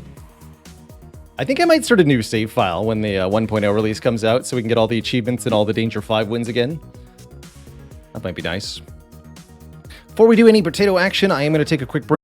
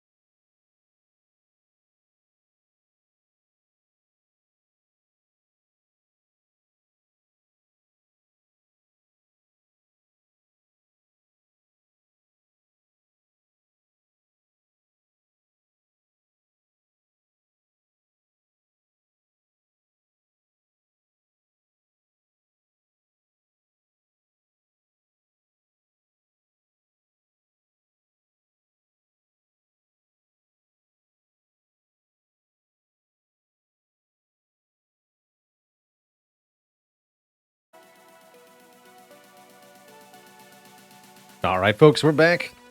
Let's play some new Tato characters.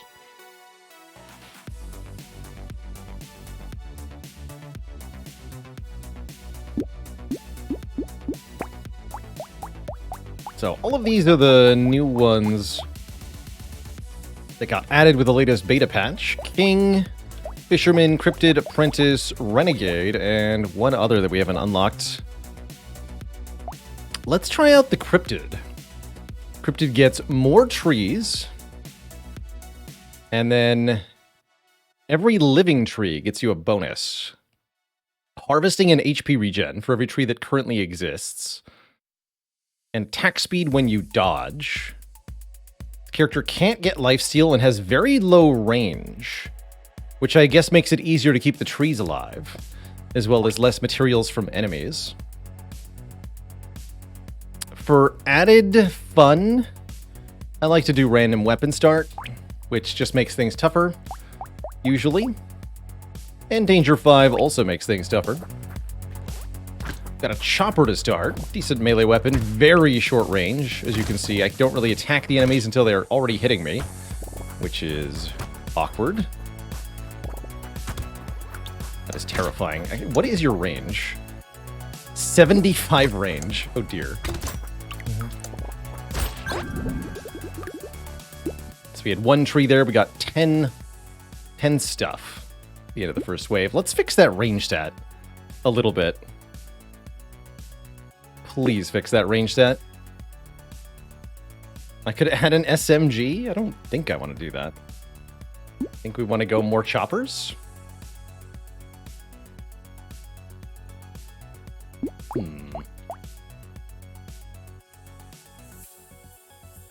Attack speed when we dodge. Makes this character a bit better with unarmed stuff. Get to the chopper.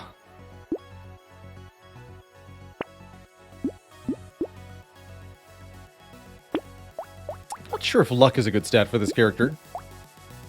Let's just try this for now.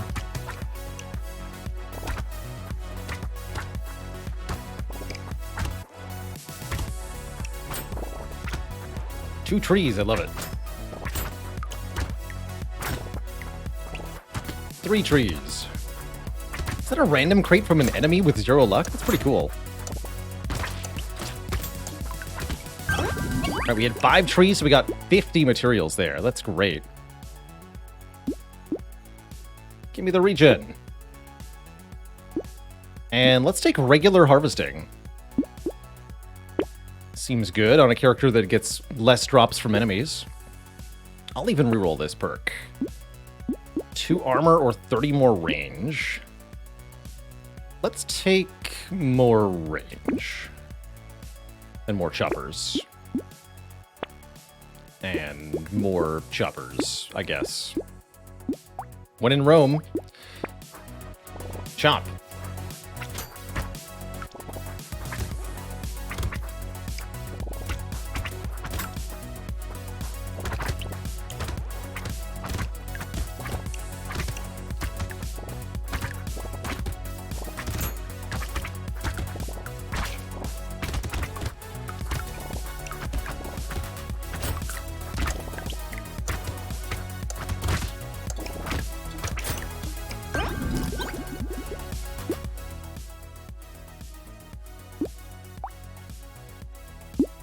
So we'd like to find dodge.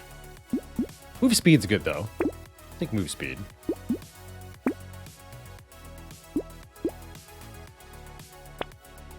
More trees, yes. Surely that's good. And an early scar is also pretty good, even though it lowers our range back down to a low amount. Don't think I want a shredder. Just more choppers.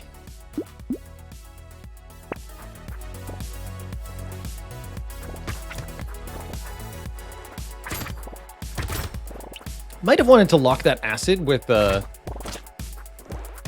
max health scaling on the weapons. Dear.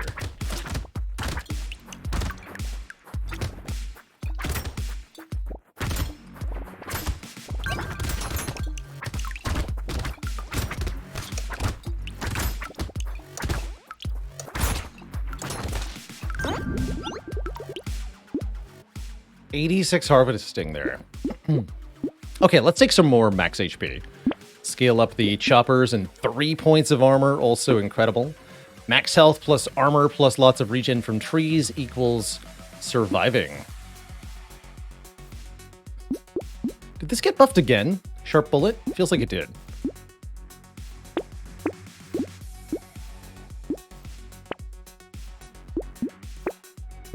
Take another alien worm? Sure. Regen seems to be our primary survivability.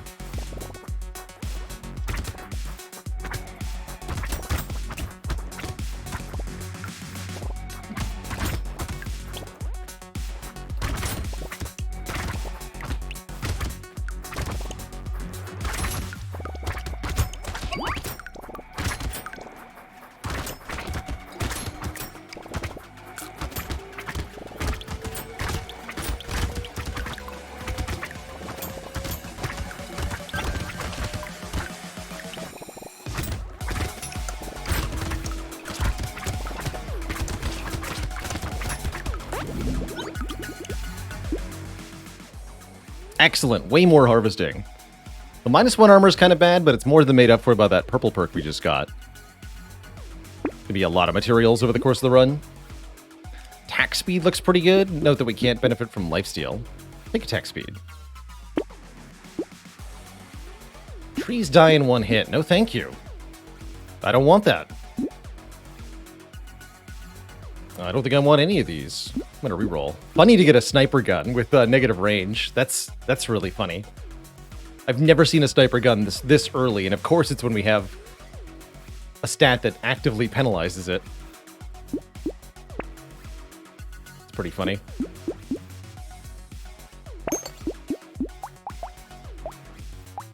Get a little bit better and faster. What do we feel about crit chance? Sure. Double Scar. Piggy Bank. Early Piggy Bank is very breakable. I'm gonna buy that. And I'll lock the Scar as well. Okay. Now we mostly want to build survivability. Our money will take care of itself.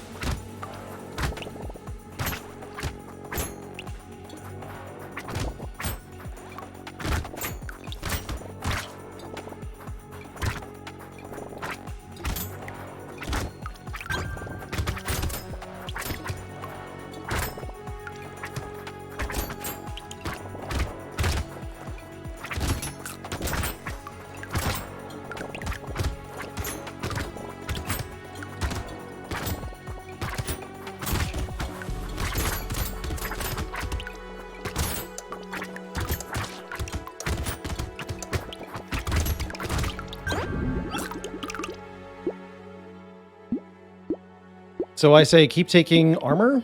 Maybe reroll this. Let's reroll it. 7 crit.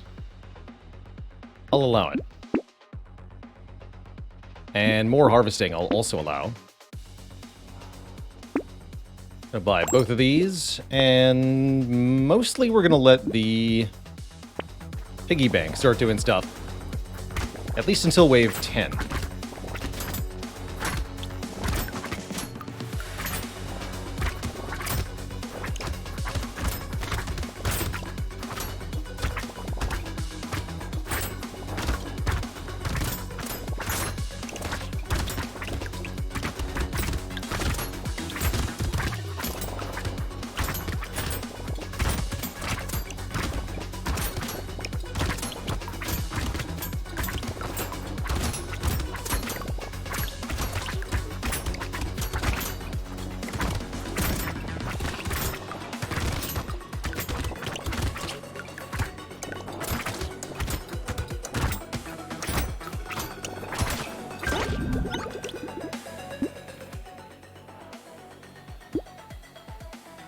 So, this is a guaranteed purple perk. What do we want most? Move speed would be really good.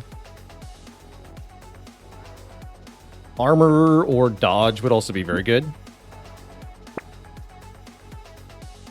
Tempting.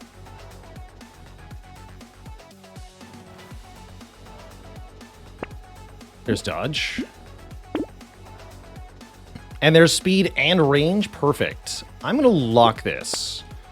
We want to let the piggy bank make money for us for a few waves, but I do want this before wave... I guess wave 8, huh? No, we want this now. All right. Go wave 8.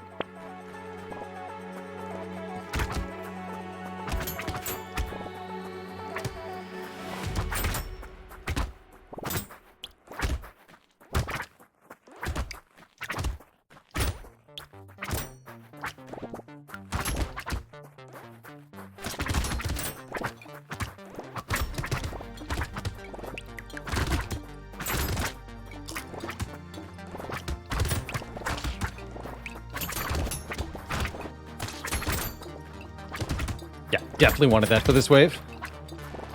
Terrifying.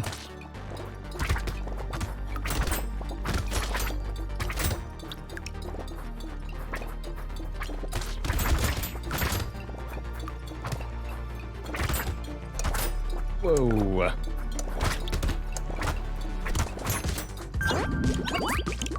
Okay. A free peacock for wave 9? That's absurd. We're going to get lots of XP next wave. Unfortunately, lifesteal is no good, so either take a white perk or reroll. I say reroll. 10 attack speed, sure. And more max health, also looking very valuable. Slow those enemies down. We're going to lock both of these, again letting the piggy bank start to provide us more money. It's already given us almost the purchase price, but we can do much better than that.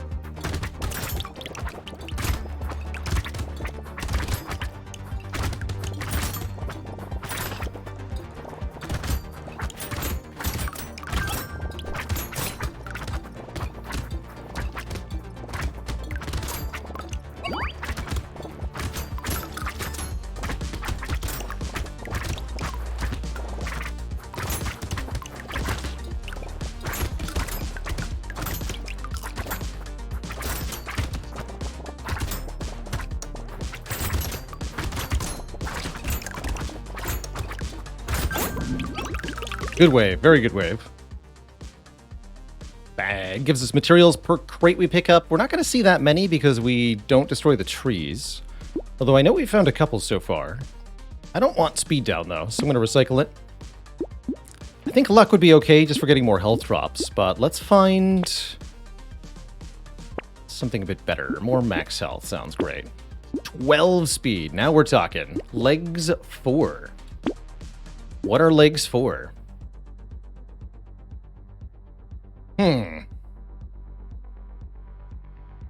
Hello, nuke launcher. Fancy meeting you here. Good weapon. Definitely gonna pop trees, but good weapon.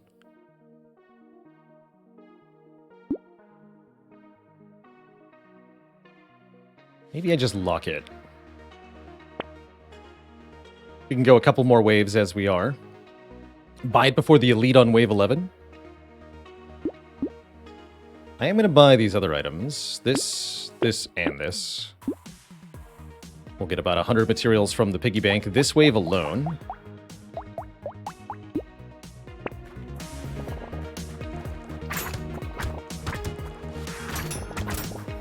I think nukes will be very strong overall.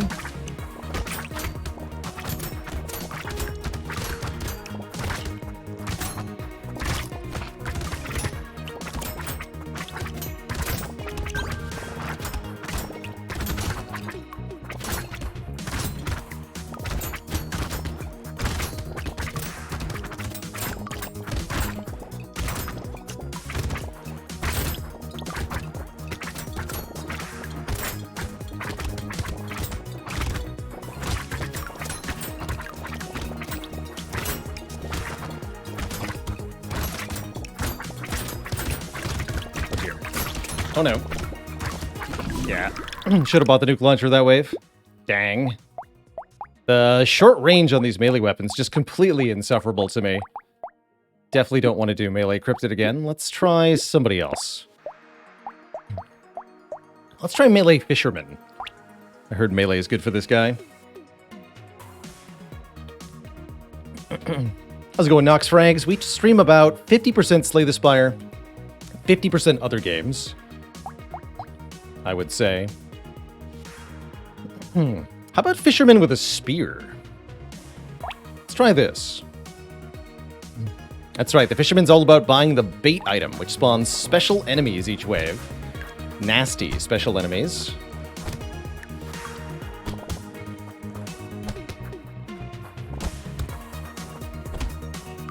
But the more of them you have, the more damage you deal, and the more money you make each round. So this character is all about riding the line of greed. How much damage up is too much? I'm gonna buy one.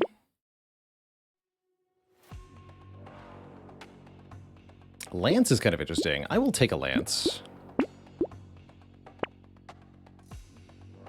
2 seems like too much. Especially if I'm going to buy Claw Tree. Maybe just bait reroll for weapons again. Let's do that. 2 baits. Probably not the right amount, but here we are. Okay.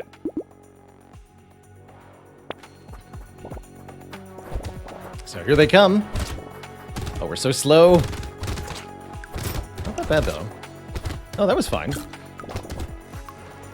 I figured the spears would make quick work of them.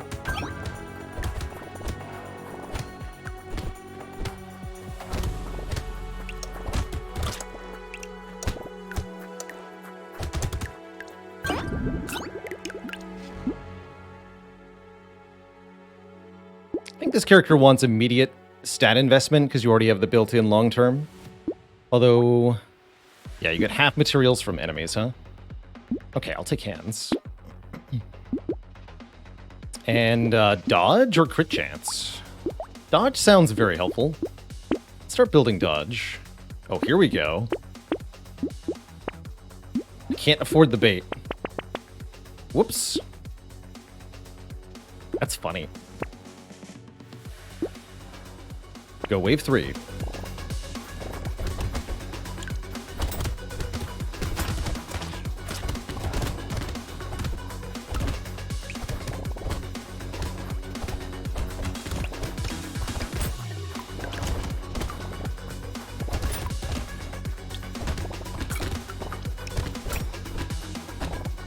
Any tips for weird characters like Streamer and Cyborg?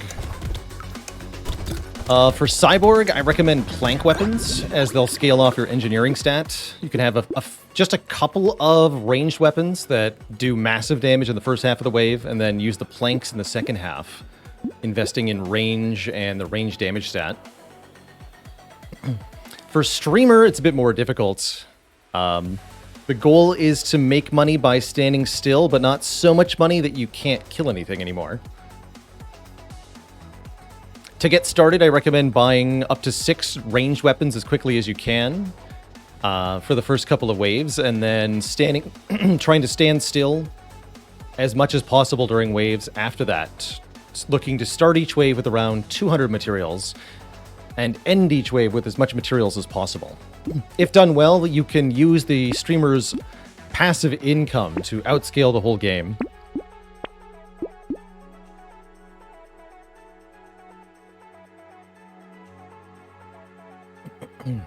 I'm gonna lock the gambling token. We'll see how that goes for me. How do I feel about a hatchet? Fun scaling weapon. Let's add one to the mix.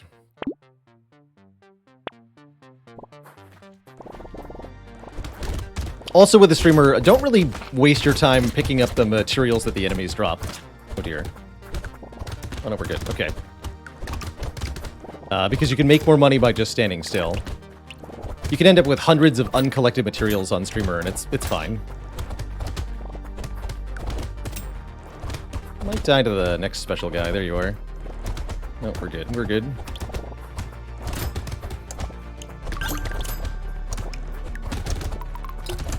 Spooky. Very spooky. Let's get some armor, especially since I know I'm taking an armor down here.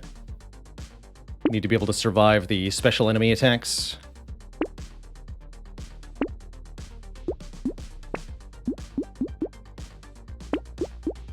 Lifesteal sounds good.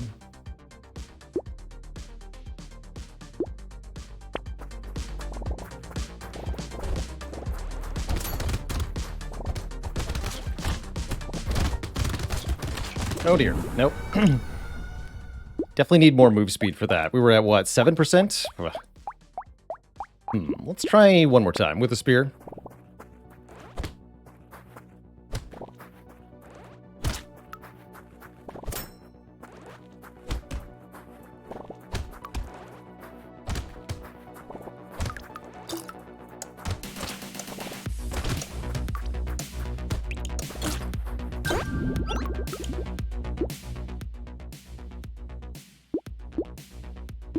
Armor. Rock is a decent melee weapon. You don't want too many of them as they'll slow you down, but they hit really hard. By 1. 2. Be 1 armor minus 2 speed. Okay, 2. 1 more bait. Actually, I wonder if I can do 3 at the start here. I feel it. Feel we can. My only question is, do I buy the duck? I don't think I do. I think I go wave 2.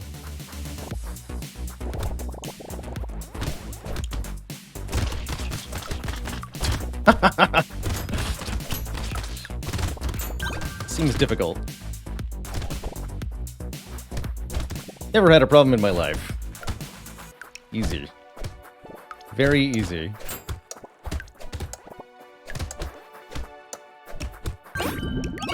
Hey, and we got the 1 hit point achievement too. Excellent. Excellent. Normally I like Ugly Tooth. I guess I'll take it here, but I'm worried about our speed immediately. I will take more armor. And having healing sounds very important for this particular character. So let's do that.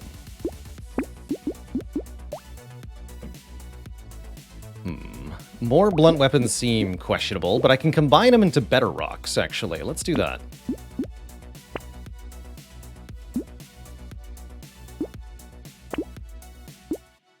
How do I feel about an SMG-2?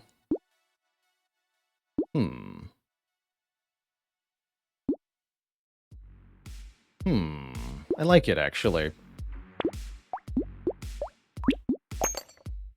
So now this rock 2 gives 1 point of armor, or at 4 armor now.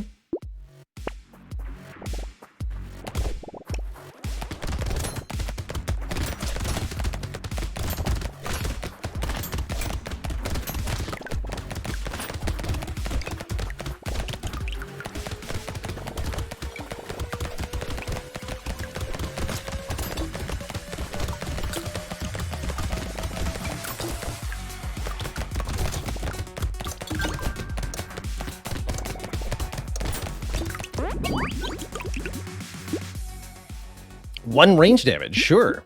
That'll make the SMG slap quite a bit more. 4 melee damage, not that big a deal on the rocks, but it gets multiplied, so sure. Sure. Don't think I want a pruner. No, I do want more spears. And another bait. Skip the claw tree. So SMG do 6 damage still.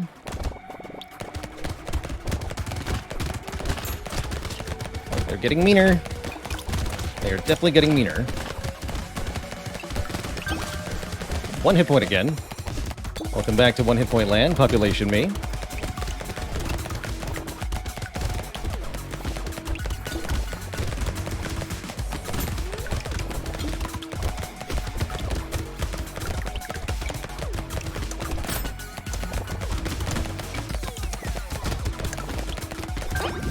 Whew.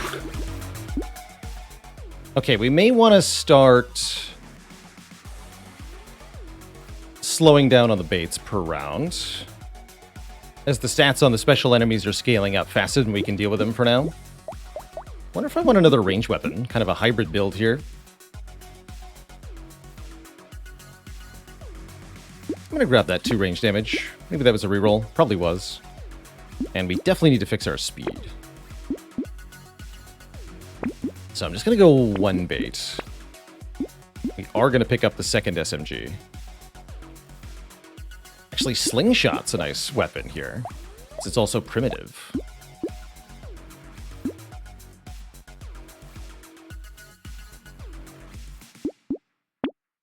Go double SMG for now. Only 1 bait this round.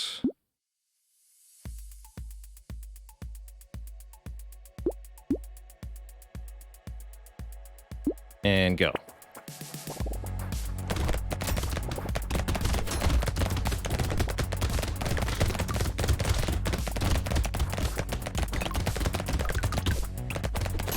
I think I want a bit more healing before we start taking 2 or 3 baits per round again.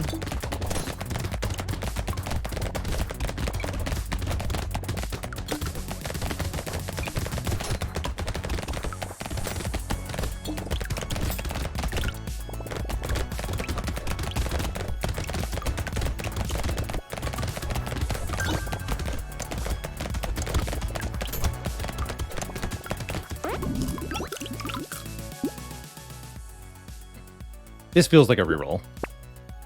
Yeah, 6 max health. Thank you. Speed up. Thank you as well.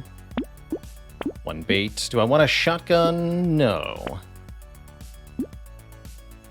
No. But I do want to fix my luck. Okay.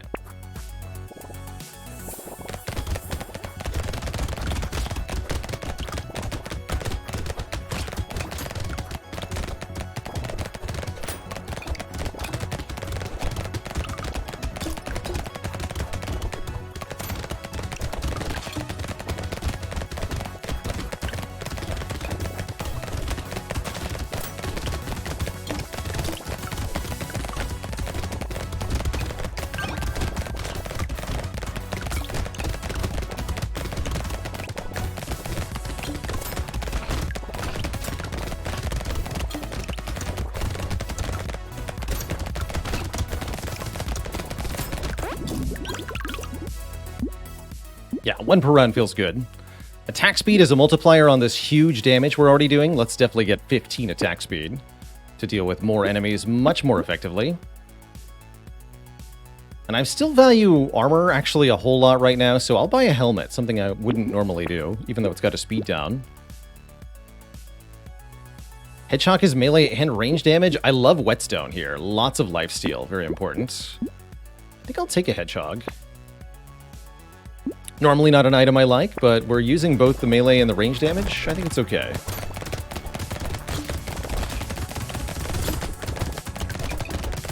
Okay, that felt good enough. We might be able to do double bait again.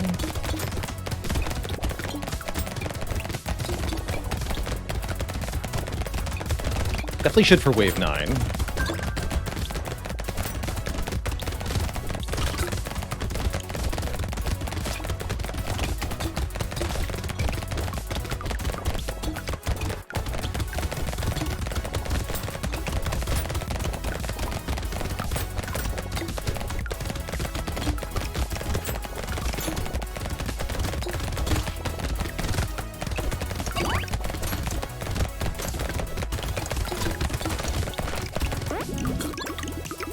Okay. XP gain and melee damage up. Sure. Luck still in the dumpster, but that's fine by me. And max health, also something I think we very much appreciate. So is regen. Definitely want healing. 4 HP regen, 4 lifesteal. Starting to be okay. Definitely want more attack speed. This is more move speed. Don't have crit chance investment yet. I'm going to lock this for the move speed. 4 speed. We've already bought 1 bait this round. I'm not going to buy another one. This wave is hard enough.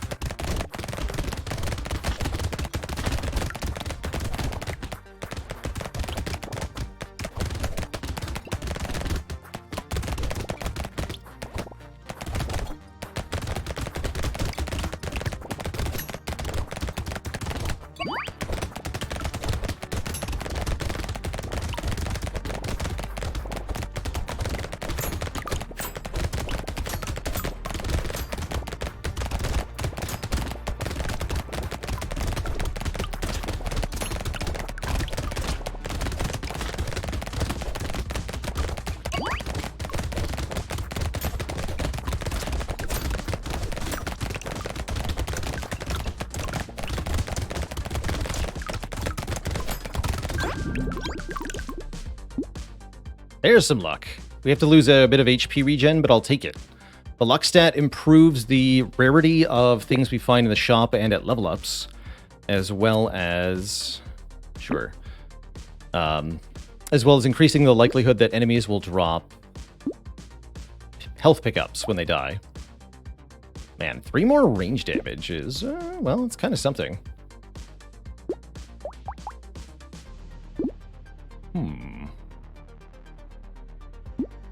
I'm taking this.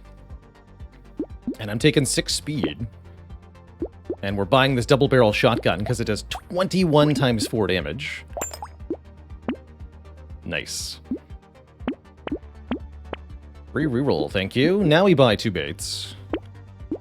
And I'll take a plant to balance out the HP regen and the lifesteal a little bit. 5 and 3, sure. 25 times 4. The SMGs do 17 and 15. That is a lot of range damage.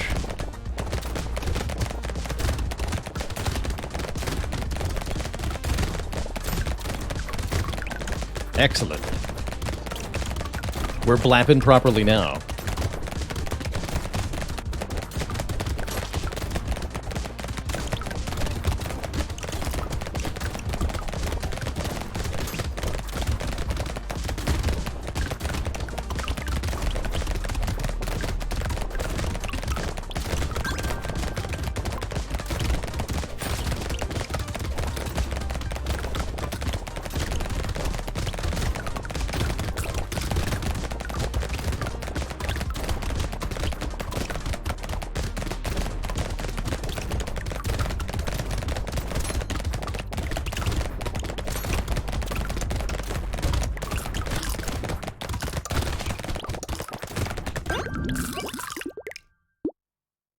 Good wave, although you'll note we have substantially less materials than we normally would at the end of that wave.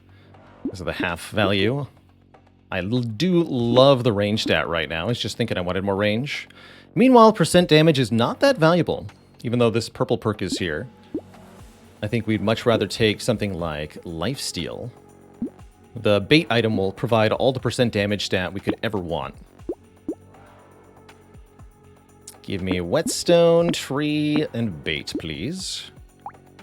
Goat Skull is 3 melee damage with essentially no penalty, and I get a free reroll? Sure. Sure. Ritual's worth it, just for the 2% more lifesteal. Excellent. So we're now up to 11% lifesteal. I think we want a bit more armor and a bit more max health, so we can continue to survive the hits dished out to us by these stinky special enemies.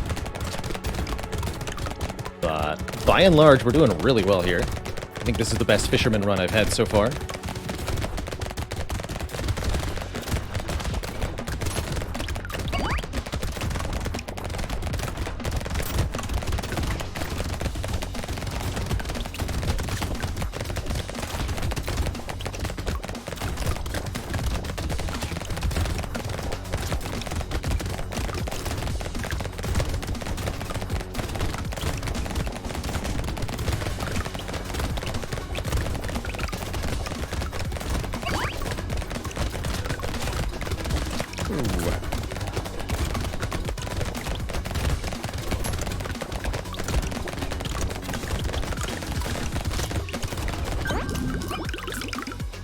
Good wave. I'll take more healing items, sure. This seems bad. More regen. Or a reroll. What are we actually looking for here? Max health and armor? And move speed. I do like the regen. This character has really not that much money either, so... feels good to be efficient. Might as well upgrade the spear. Spear 3, 124 damage. Quite the range on it, too. I'll take the pickup range so that we can get health pickups from a little bit further away.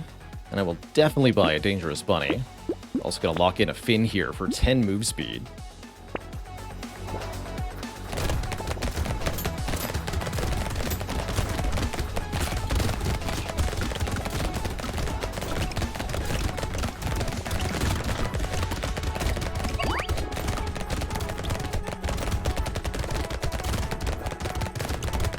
What's our harvesting stat at? 81? That's pretty good.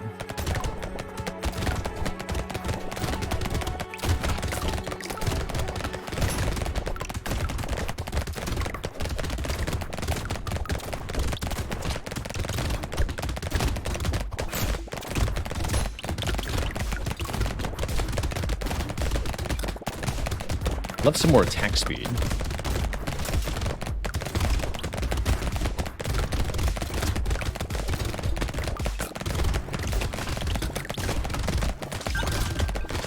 Whoa.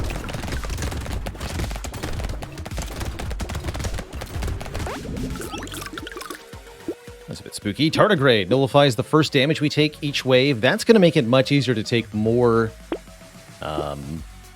and 3 more armor, or 9 more max health. Let's go 3 more armor. That's going to make it much easier to take more baits. Excellent. So let's go 3 baits this wave.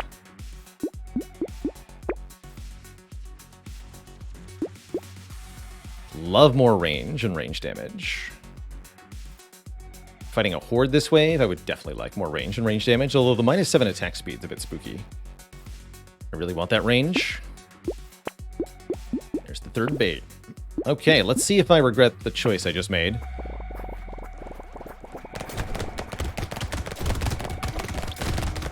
Nullified. I'm gonna go with I do not regret that choice at all. Easy.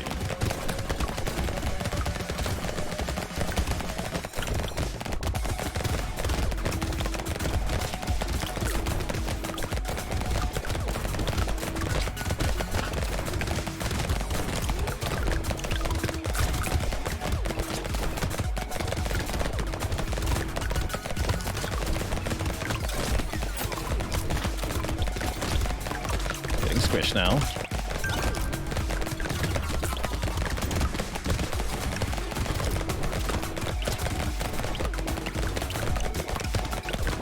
Spooky.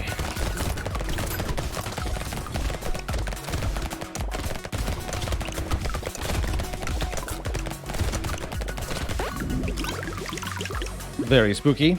How about 9 dodge? Don't have any dodge yet, but I think starting to build some would be a decent idea.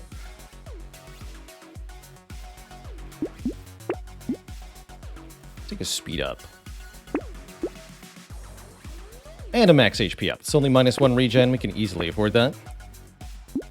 Shredder 3. That can explode through a lot of enemies. Maybe replace our rock with that. We'll gain 2 speed, but lose 1 armor and 3 max health. Or I could get rid of the SMG, which is, no, way too good. No, lose this rock. Actually, no, I should have upgraded to purple rock. I didn't see this one. Fool. Oh well, that's fine.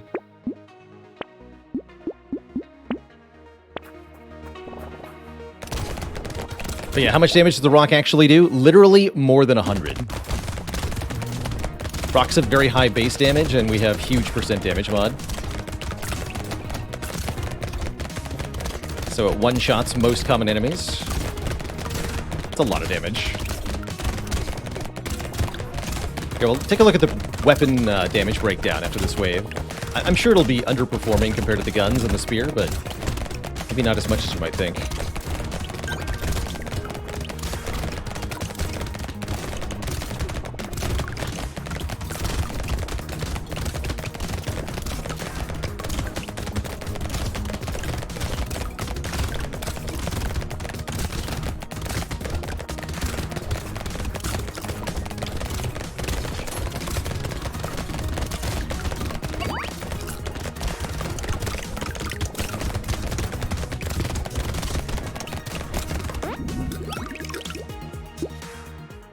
Speed down? No way. I'd rather have armor, dodge, or max health. Oof, 9 crit. Now we have -5 crit. Let's take 6 dodge. And some more dodge. Let that damage break down. 7,000 for the SMG, 2,000 for the rock. 5,000, 11,000, 10,000. Yeah, the rock's definitely the odd one out. Notably, it does give us a point of armor, too. Although mostly it's dealing the least amount of damage because it's the shortest range weapon, and all the other weapons kill things before the rock can hit them.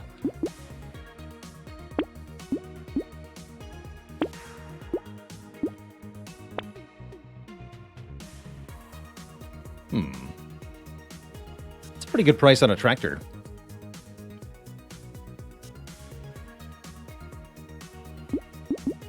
I'll buy it.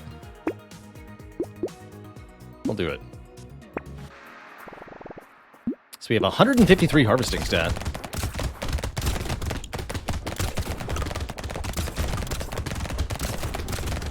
Pretty sweet.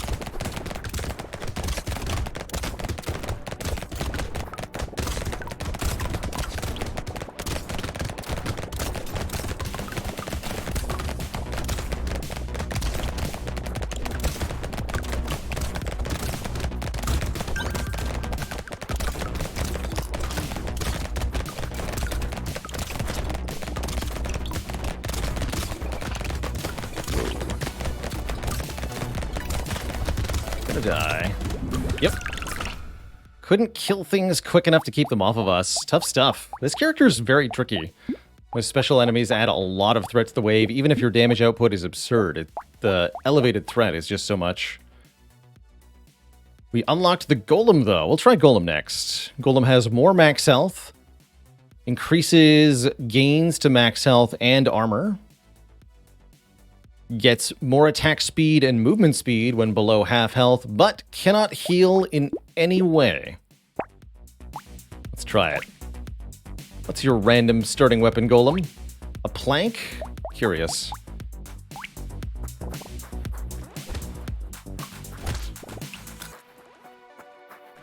Really, controller? What are you doing?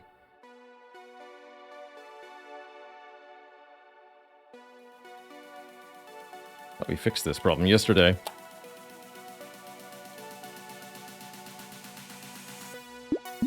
Alright, there we go.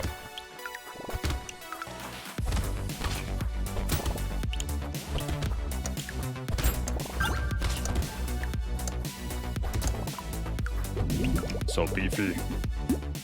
Big HP. Yeah, we start with 40 HP. You get full benefit from harvesting. This character, any character who has a really easy early game is a very good character to greed harvesting on early. So let's go ahead and grab that. Don't think I want a duck. I do want tree, though. Tree's a good item to pick up early. Can't heal in any way means broken mouth is very good. Cool, lock that. I love the hairdo. Looking great, kid.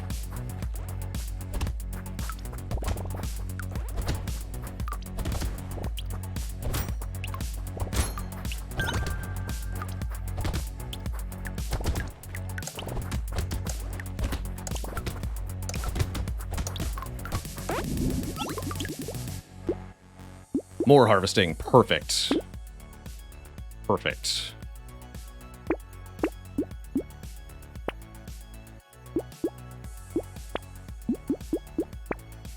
Lock those. Plank time. I like planks as a weapon. They scale with a lot of stats. They have a pretty good attack speed, and they hit in an AoE sometimes. The more enemies you hit with them at the same time, the more likely they are to explode. So they really clear crowds quite well.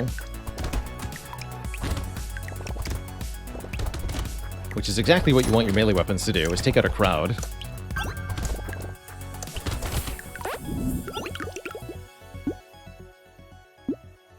Take a move speed up.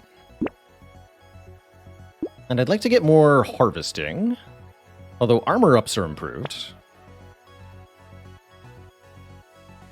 Roll one more time for harvesting. There it is. Sweet. Glad we got that. Can exactly buy all that. Perfect. So the scales with melee, elemental, and engineering. Law tree is passable. Lifesteal is pointless for us? That's right. So is regen. I'm not sure the fruits can actually drop.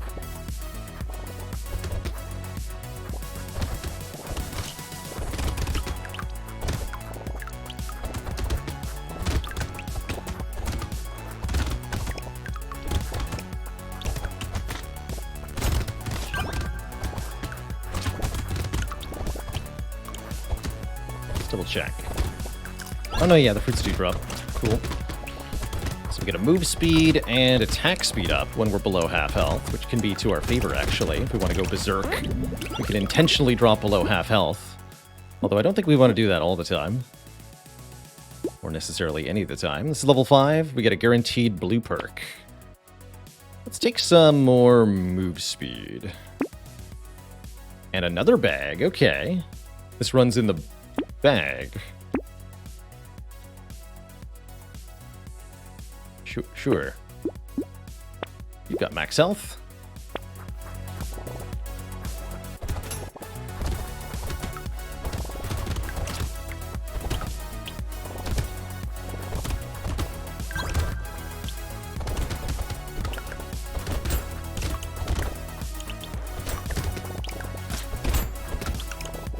So we now get 30 materials per crate we find, in addition to having a harvesting stat of almost 20. Going to be pretty good passive income. Although, moving forward, I think we want to focus our stat picks on wave clearing and survivability, which are very important as we go forward. Alright, let's start taking armor. And if you're going to offer me a blue harvesting perk, I will take it. Yes, I will. It's also early enough that Scar looks pretty good to me. Hedgehog too expensive for what it gives us. Ooh, metal detector's nice. It's a luck up, which we want. An engineering up, which improves the planks. And more material gain over time. There's Ghost Scepter. Gives max health based on kills. How about Potato Thrower? A ranged weapon that scales with our max HP? That's going to be a lot of damage. I'm going to lock this. Golem with a potato thrower, or with many potato throwers. Sounds like a pretty good time, actually. Let's not take the claw tree.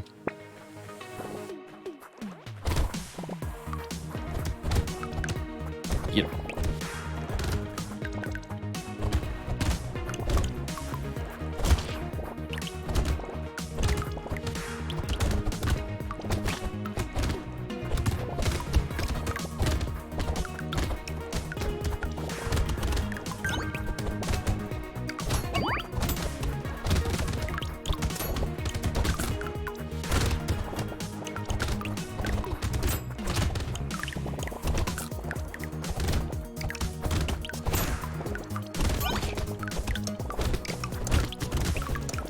Definitely want some more range soon. That's the opposite of range, but I'm still going to take it. Because it is damage. There's range. Let's take that. And we don't really want crit chance. Lifesteal's useless. 10 attack speed or reroll. Let's reroll. Here we go. Max health. I'll take that. Since we get more max HP. Do we want landmines? They're pretty cheap.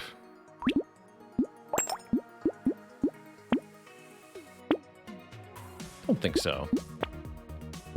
I want armor is what I want. Weird ghost with golem sounds horrible. We have to never get hit during the wave in order to survive. No, thank you. Get potatoed.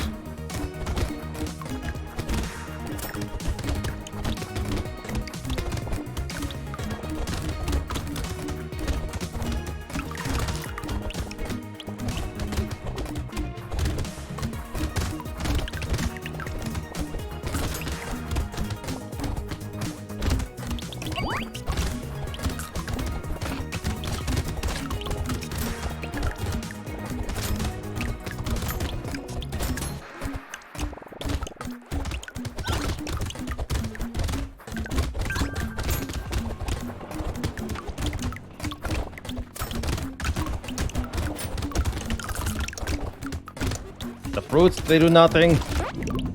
Alright, we're good. Technically, we benefit from this. Sure. Sure. Ooh, 3 armor, 9 max health, or 15 attack speed. That last wave made me think we need attack speed more than anything. I'll take it. Level up the planks.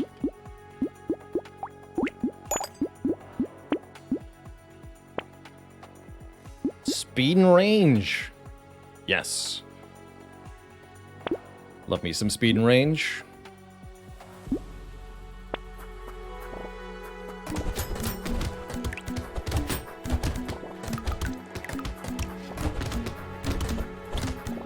A little bit of range on the planks goes a really long way. They have a base range of what, 150? Yeah. You can extend that to 200 or 250 with a 100 or 200 range stat. They work way better.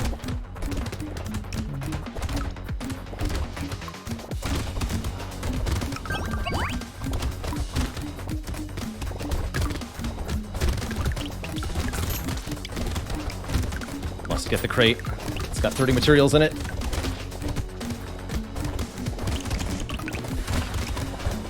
There we go.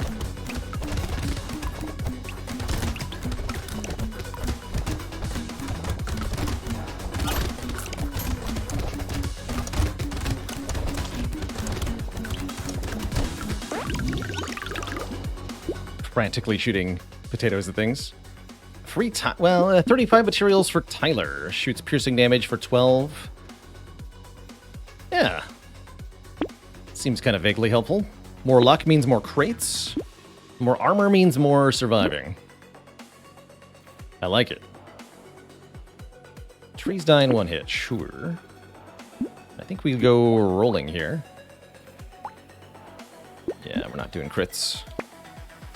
Clover. I've never seen this item before. 20 luck and 6 dodge, but -2 lifesteal. How perfect. Welcome to the team, Clover.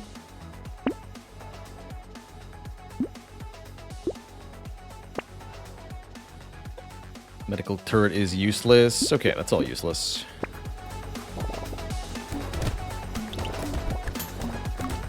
Clover's cool. Glad to see more luck items that got added.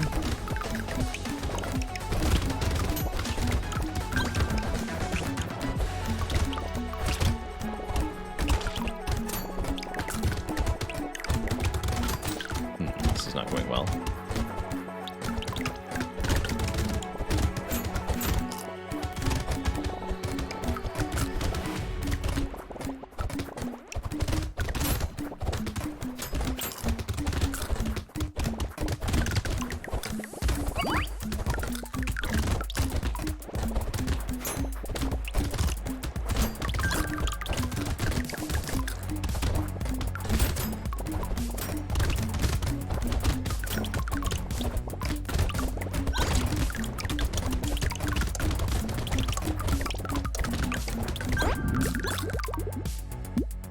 Three level ups. That's awesome.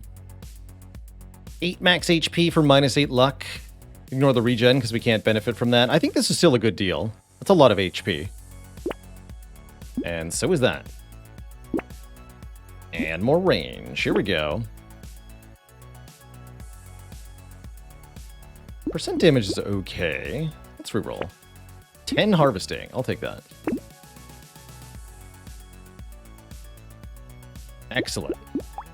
So potato thrower now up to 21 damage per tater. 3 times per second, too. Always happy with the jousting lance. Very good weapon.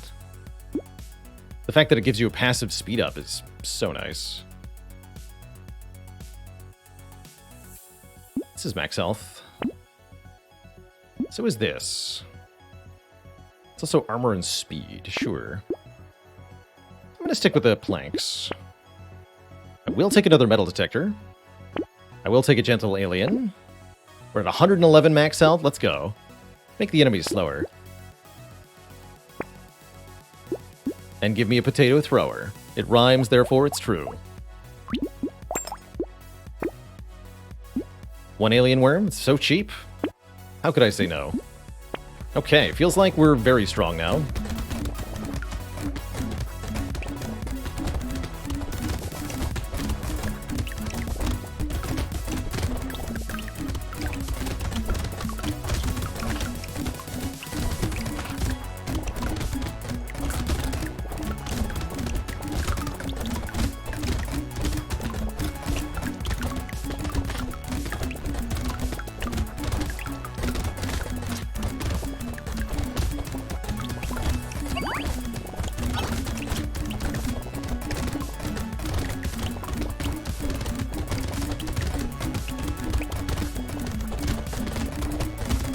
Three crates? Lucky day.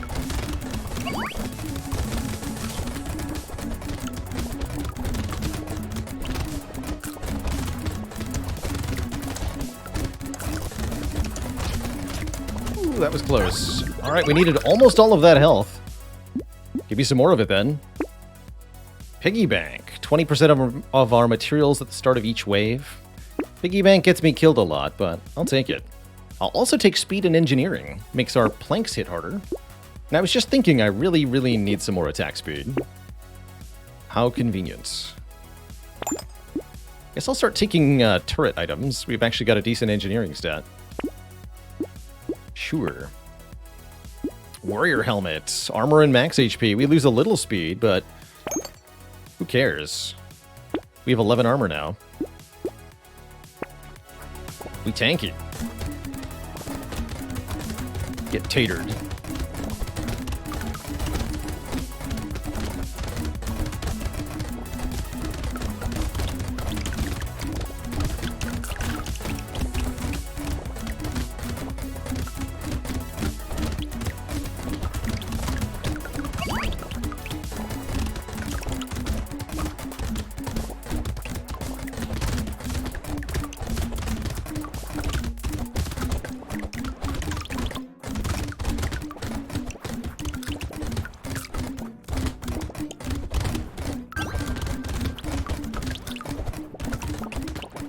This is the part of the run where the harvesting stat we got a lot of early starts to really pay dividends here. I mean, you just get so many items and stats that we can overwhelm everything.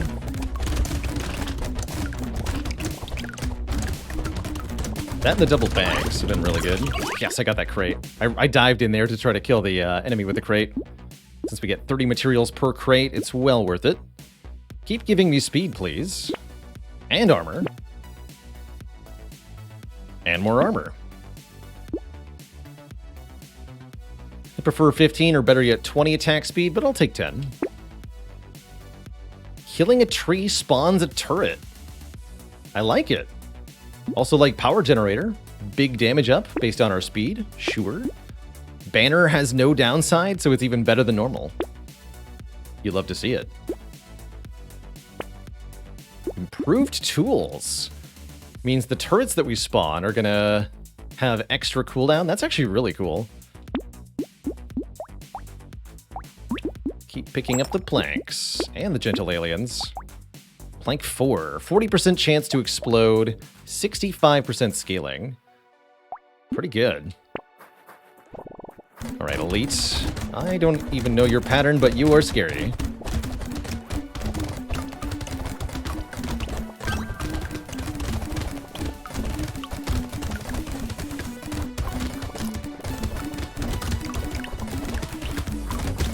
Cool enemy. And they do charges. I see.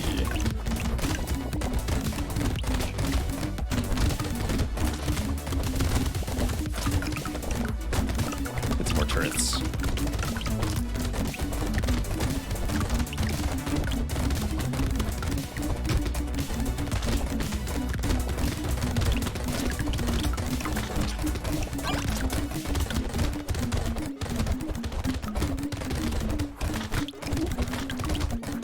Can't heal from that crate. Normally it's a full heal when you kill the boss, but I'm really happy with this regardless.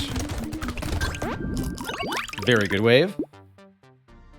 Hedgehog's free. Again, no penalty for minus regen.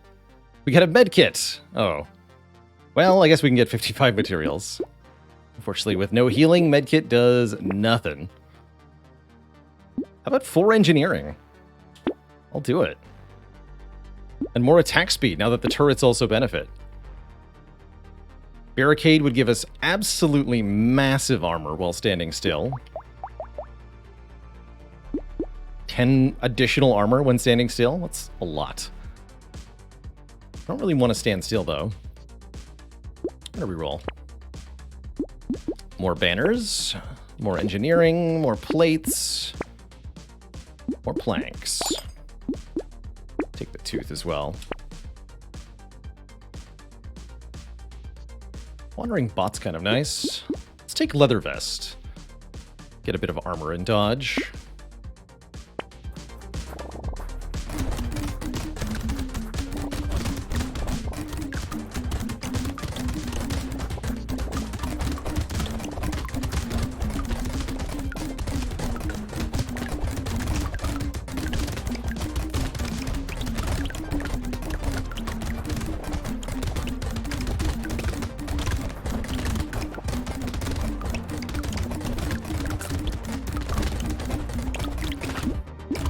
Harvesting.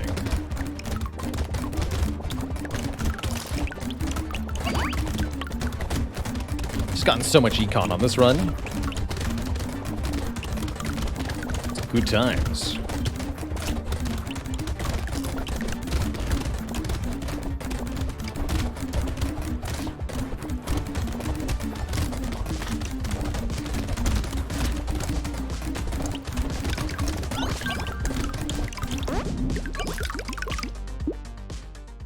More luck in harvesting for a little bit of attack speed and crit chance down? Sure, I'm already at -7 crit chance.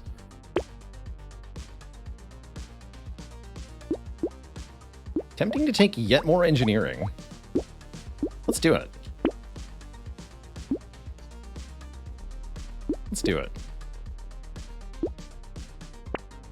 Oh, I actually forgot that we had the piggy bank. That's true. Don't necessarily think we need to. But it's good to be aware of that we have it. It's giving us a little bit. Get tatered, son.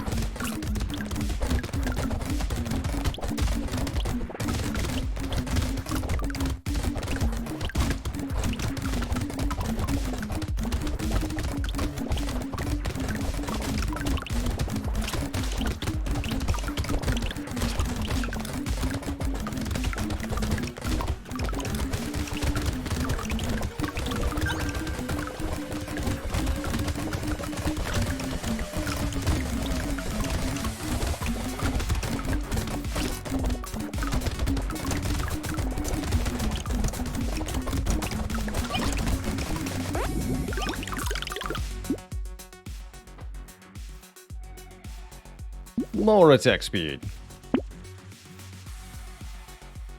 I'll take a % damage up. Reroll. Bigger and better planks.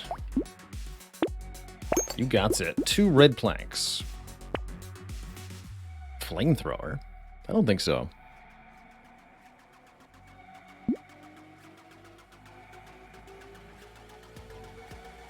Character feels useful for learning how much damage a wave will do overall. Yeah, I think that's not a bad way to look at it.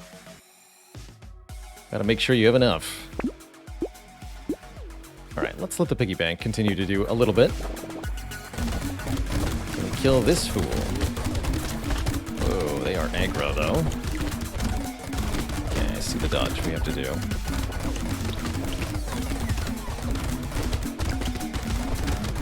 I don't like you.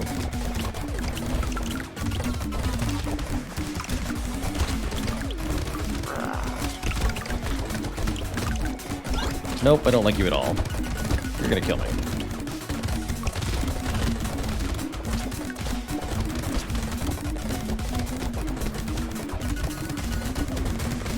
Yeah, GG. That elite is tough, that's for sure. Got us good. Seems like so many of our runs do die to the elites. which just makes sense. All right, Twitch chat, that is all the time I have for you today. It's dinner time for me.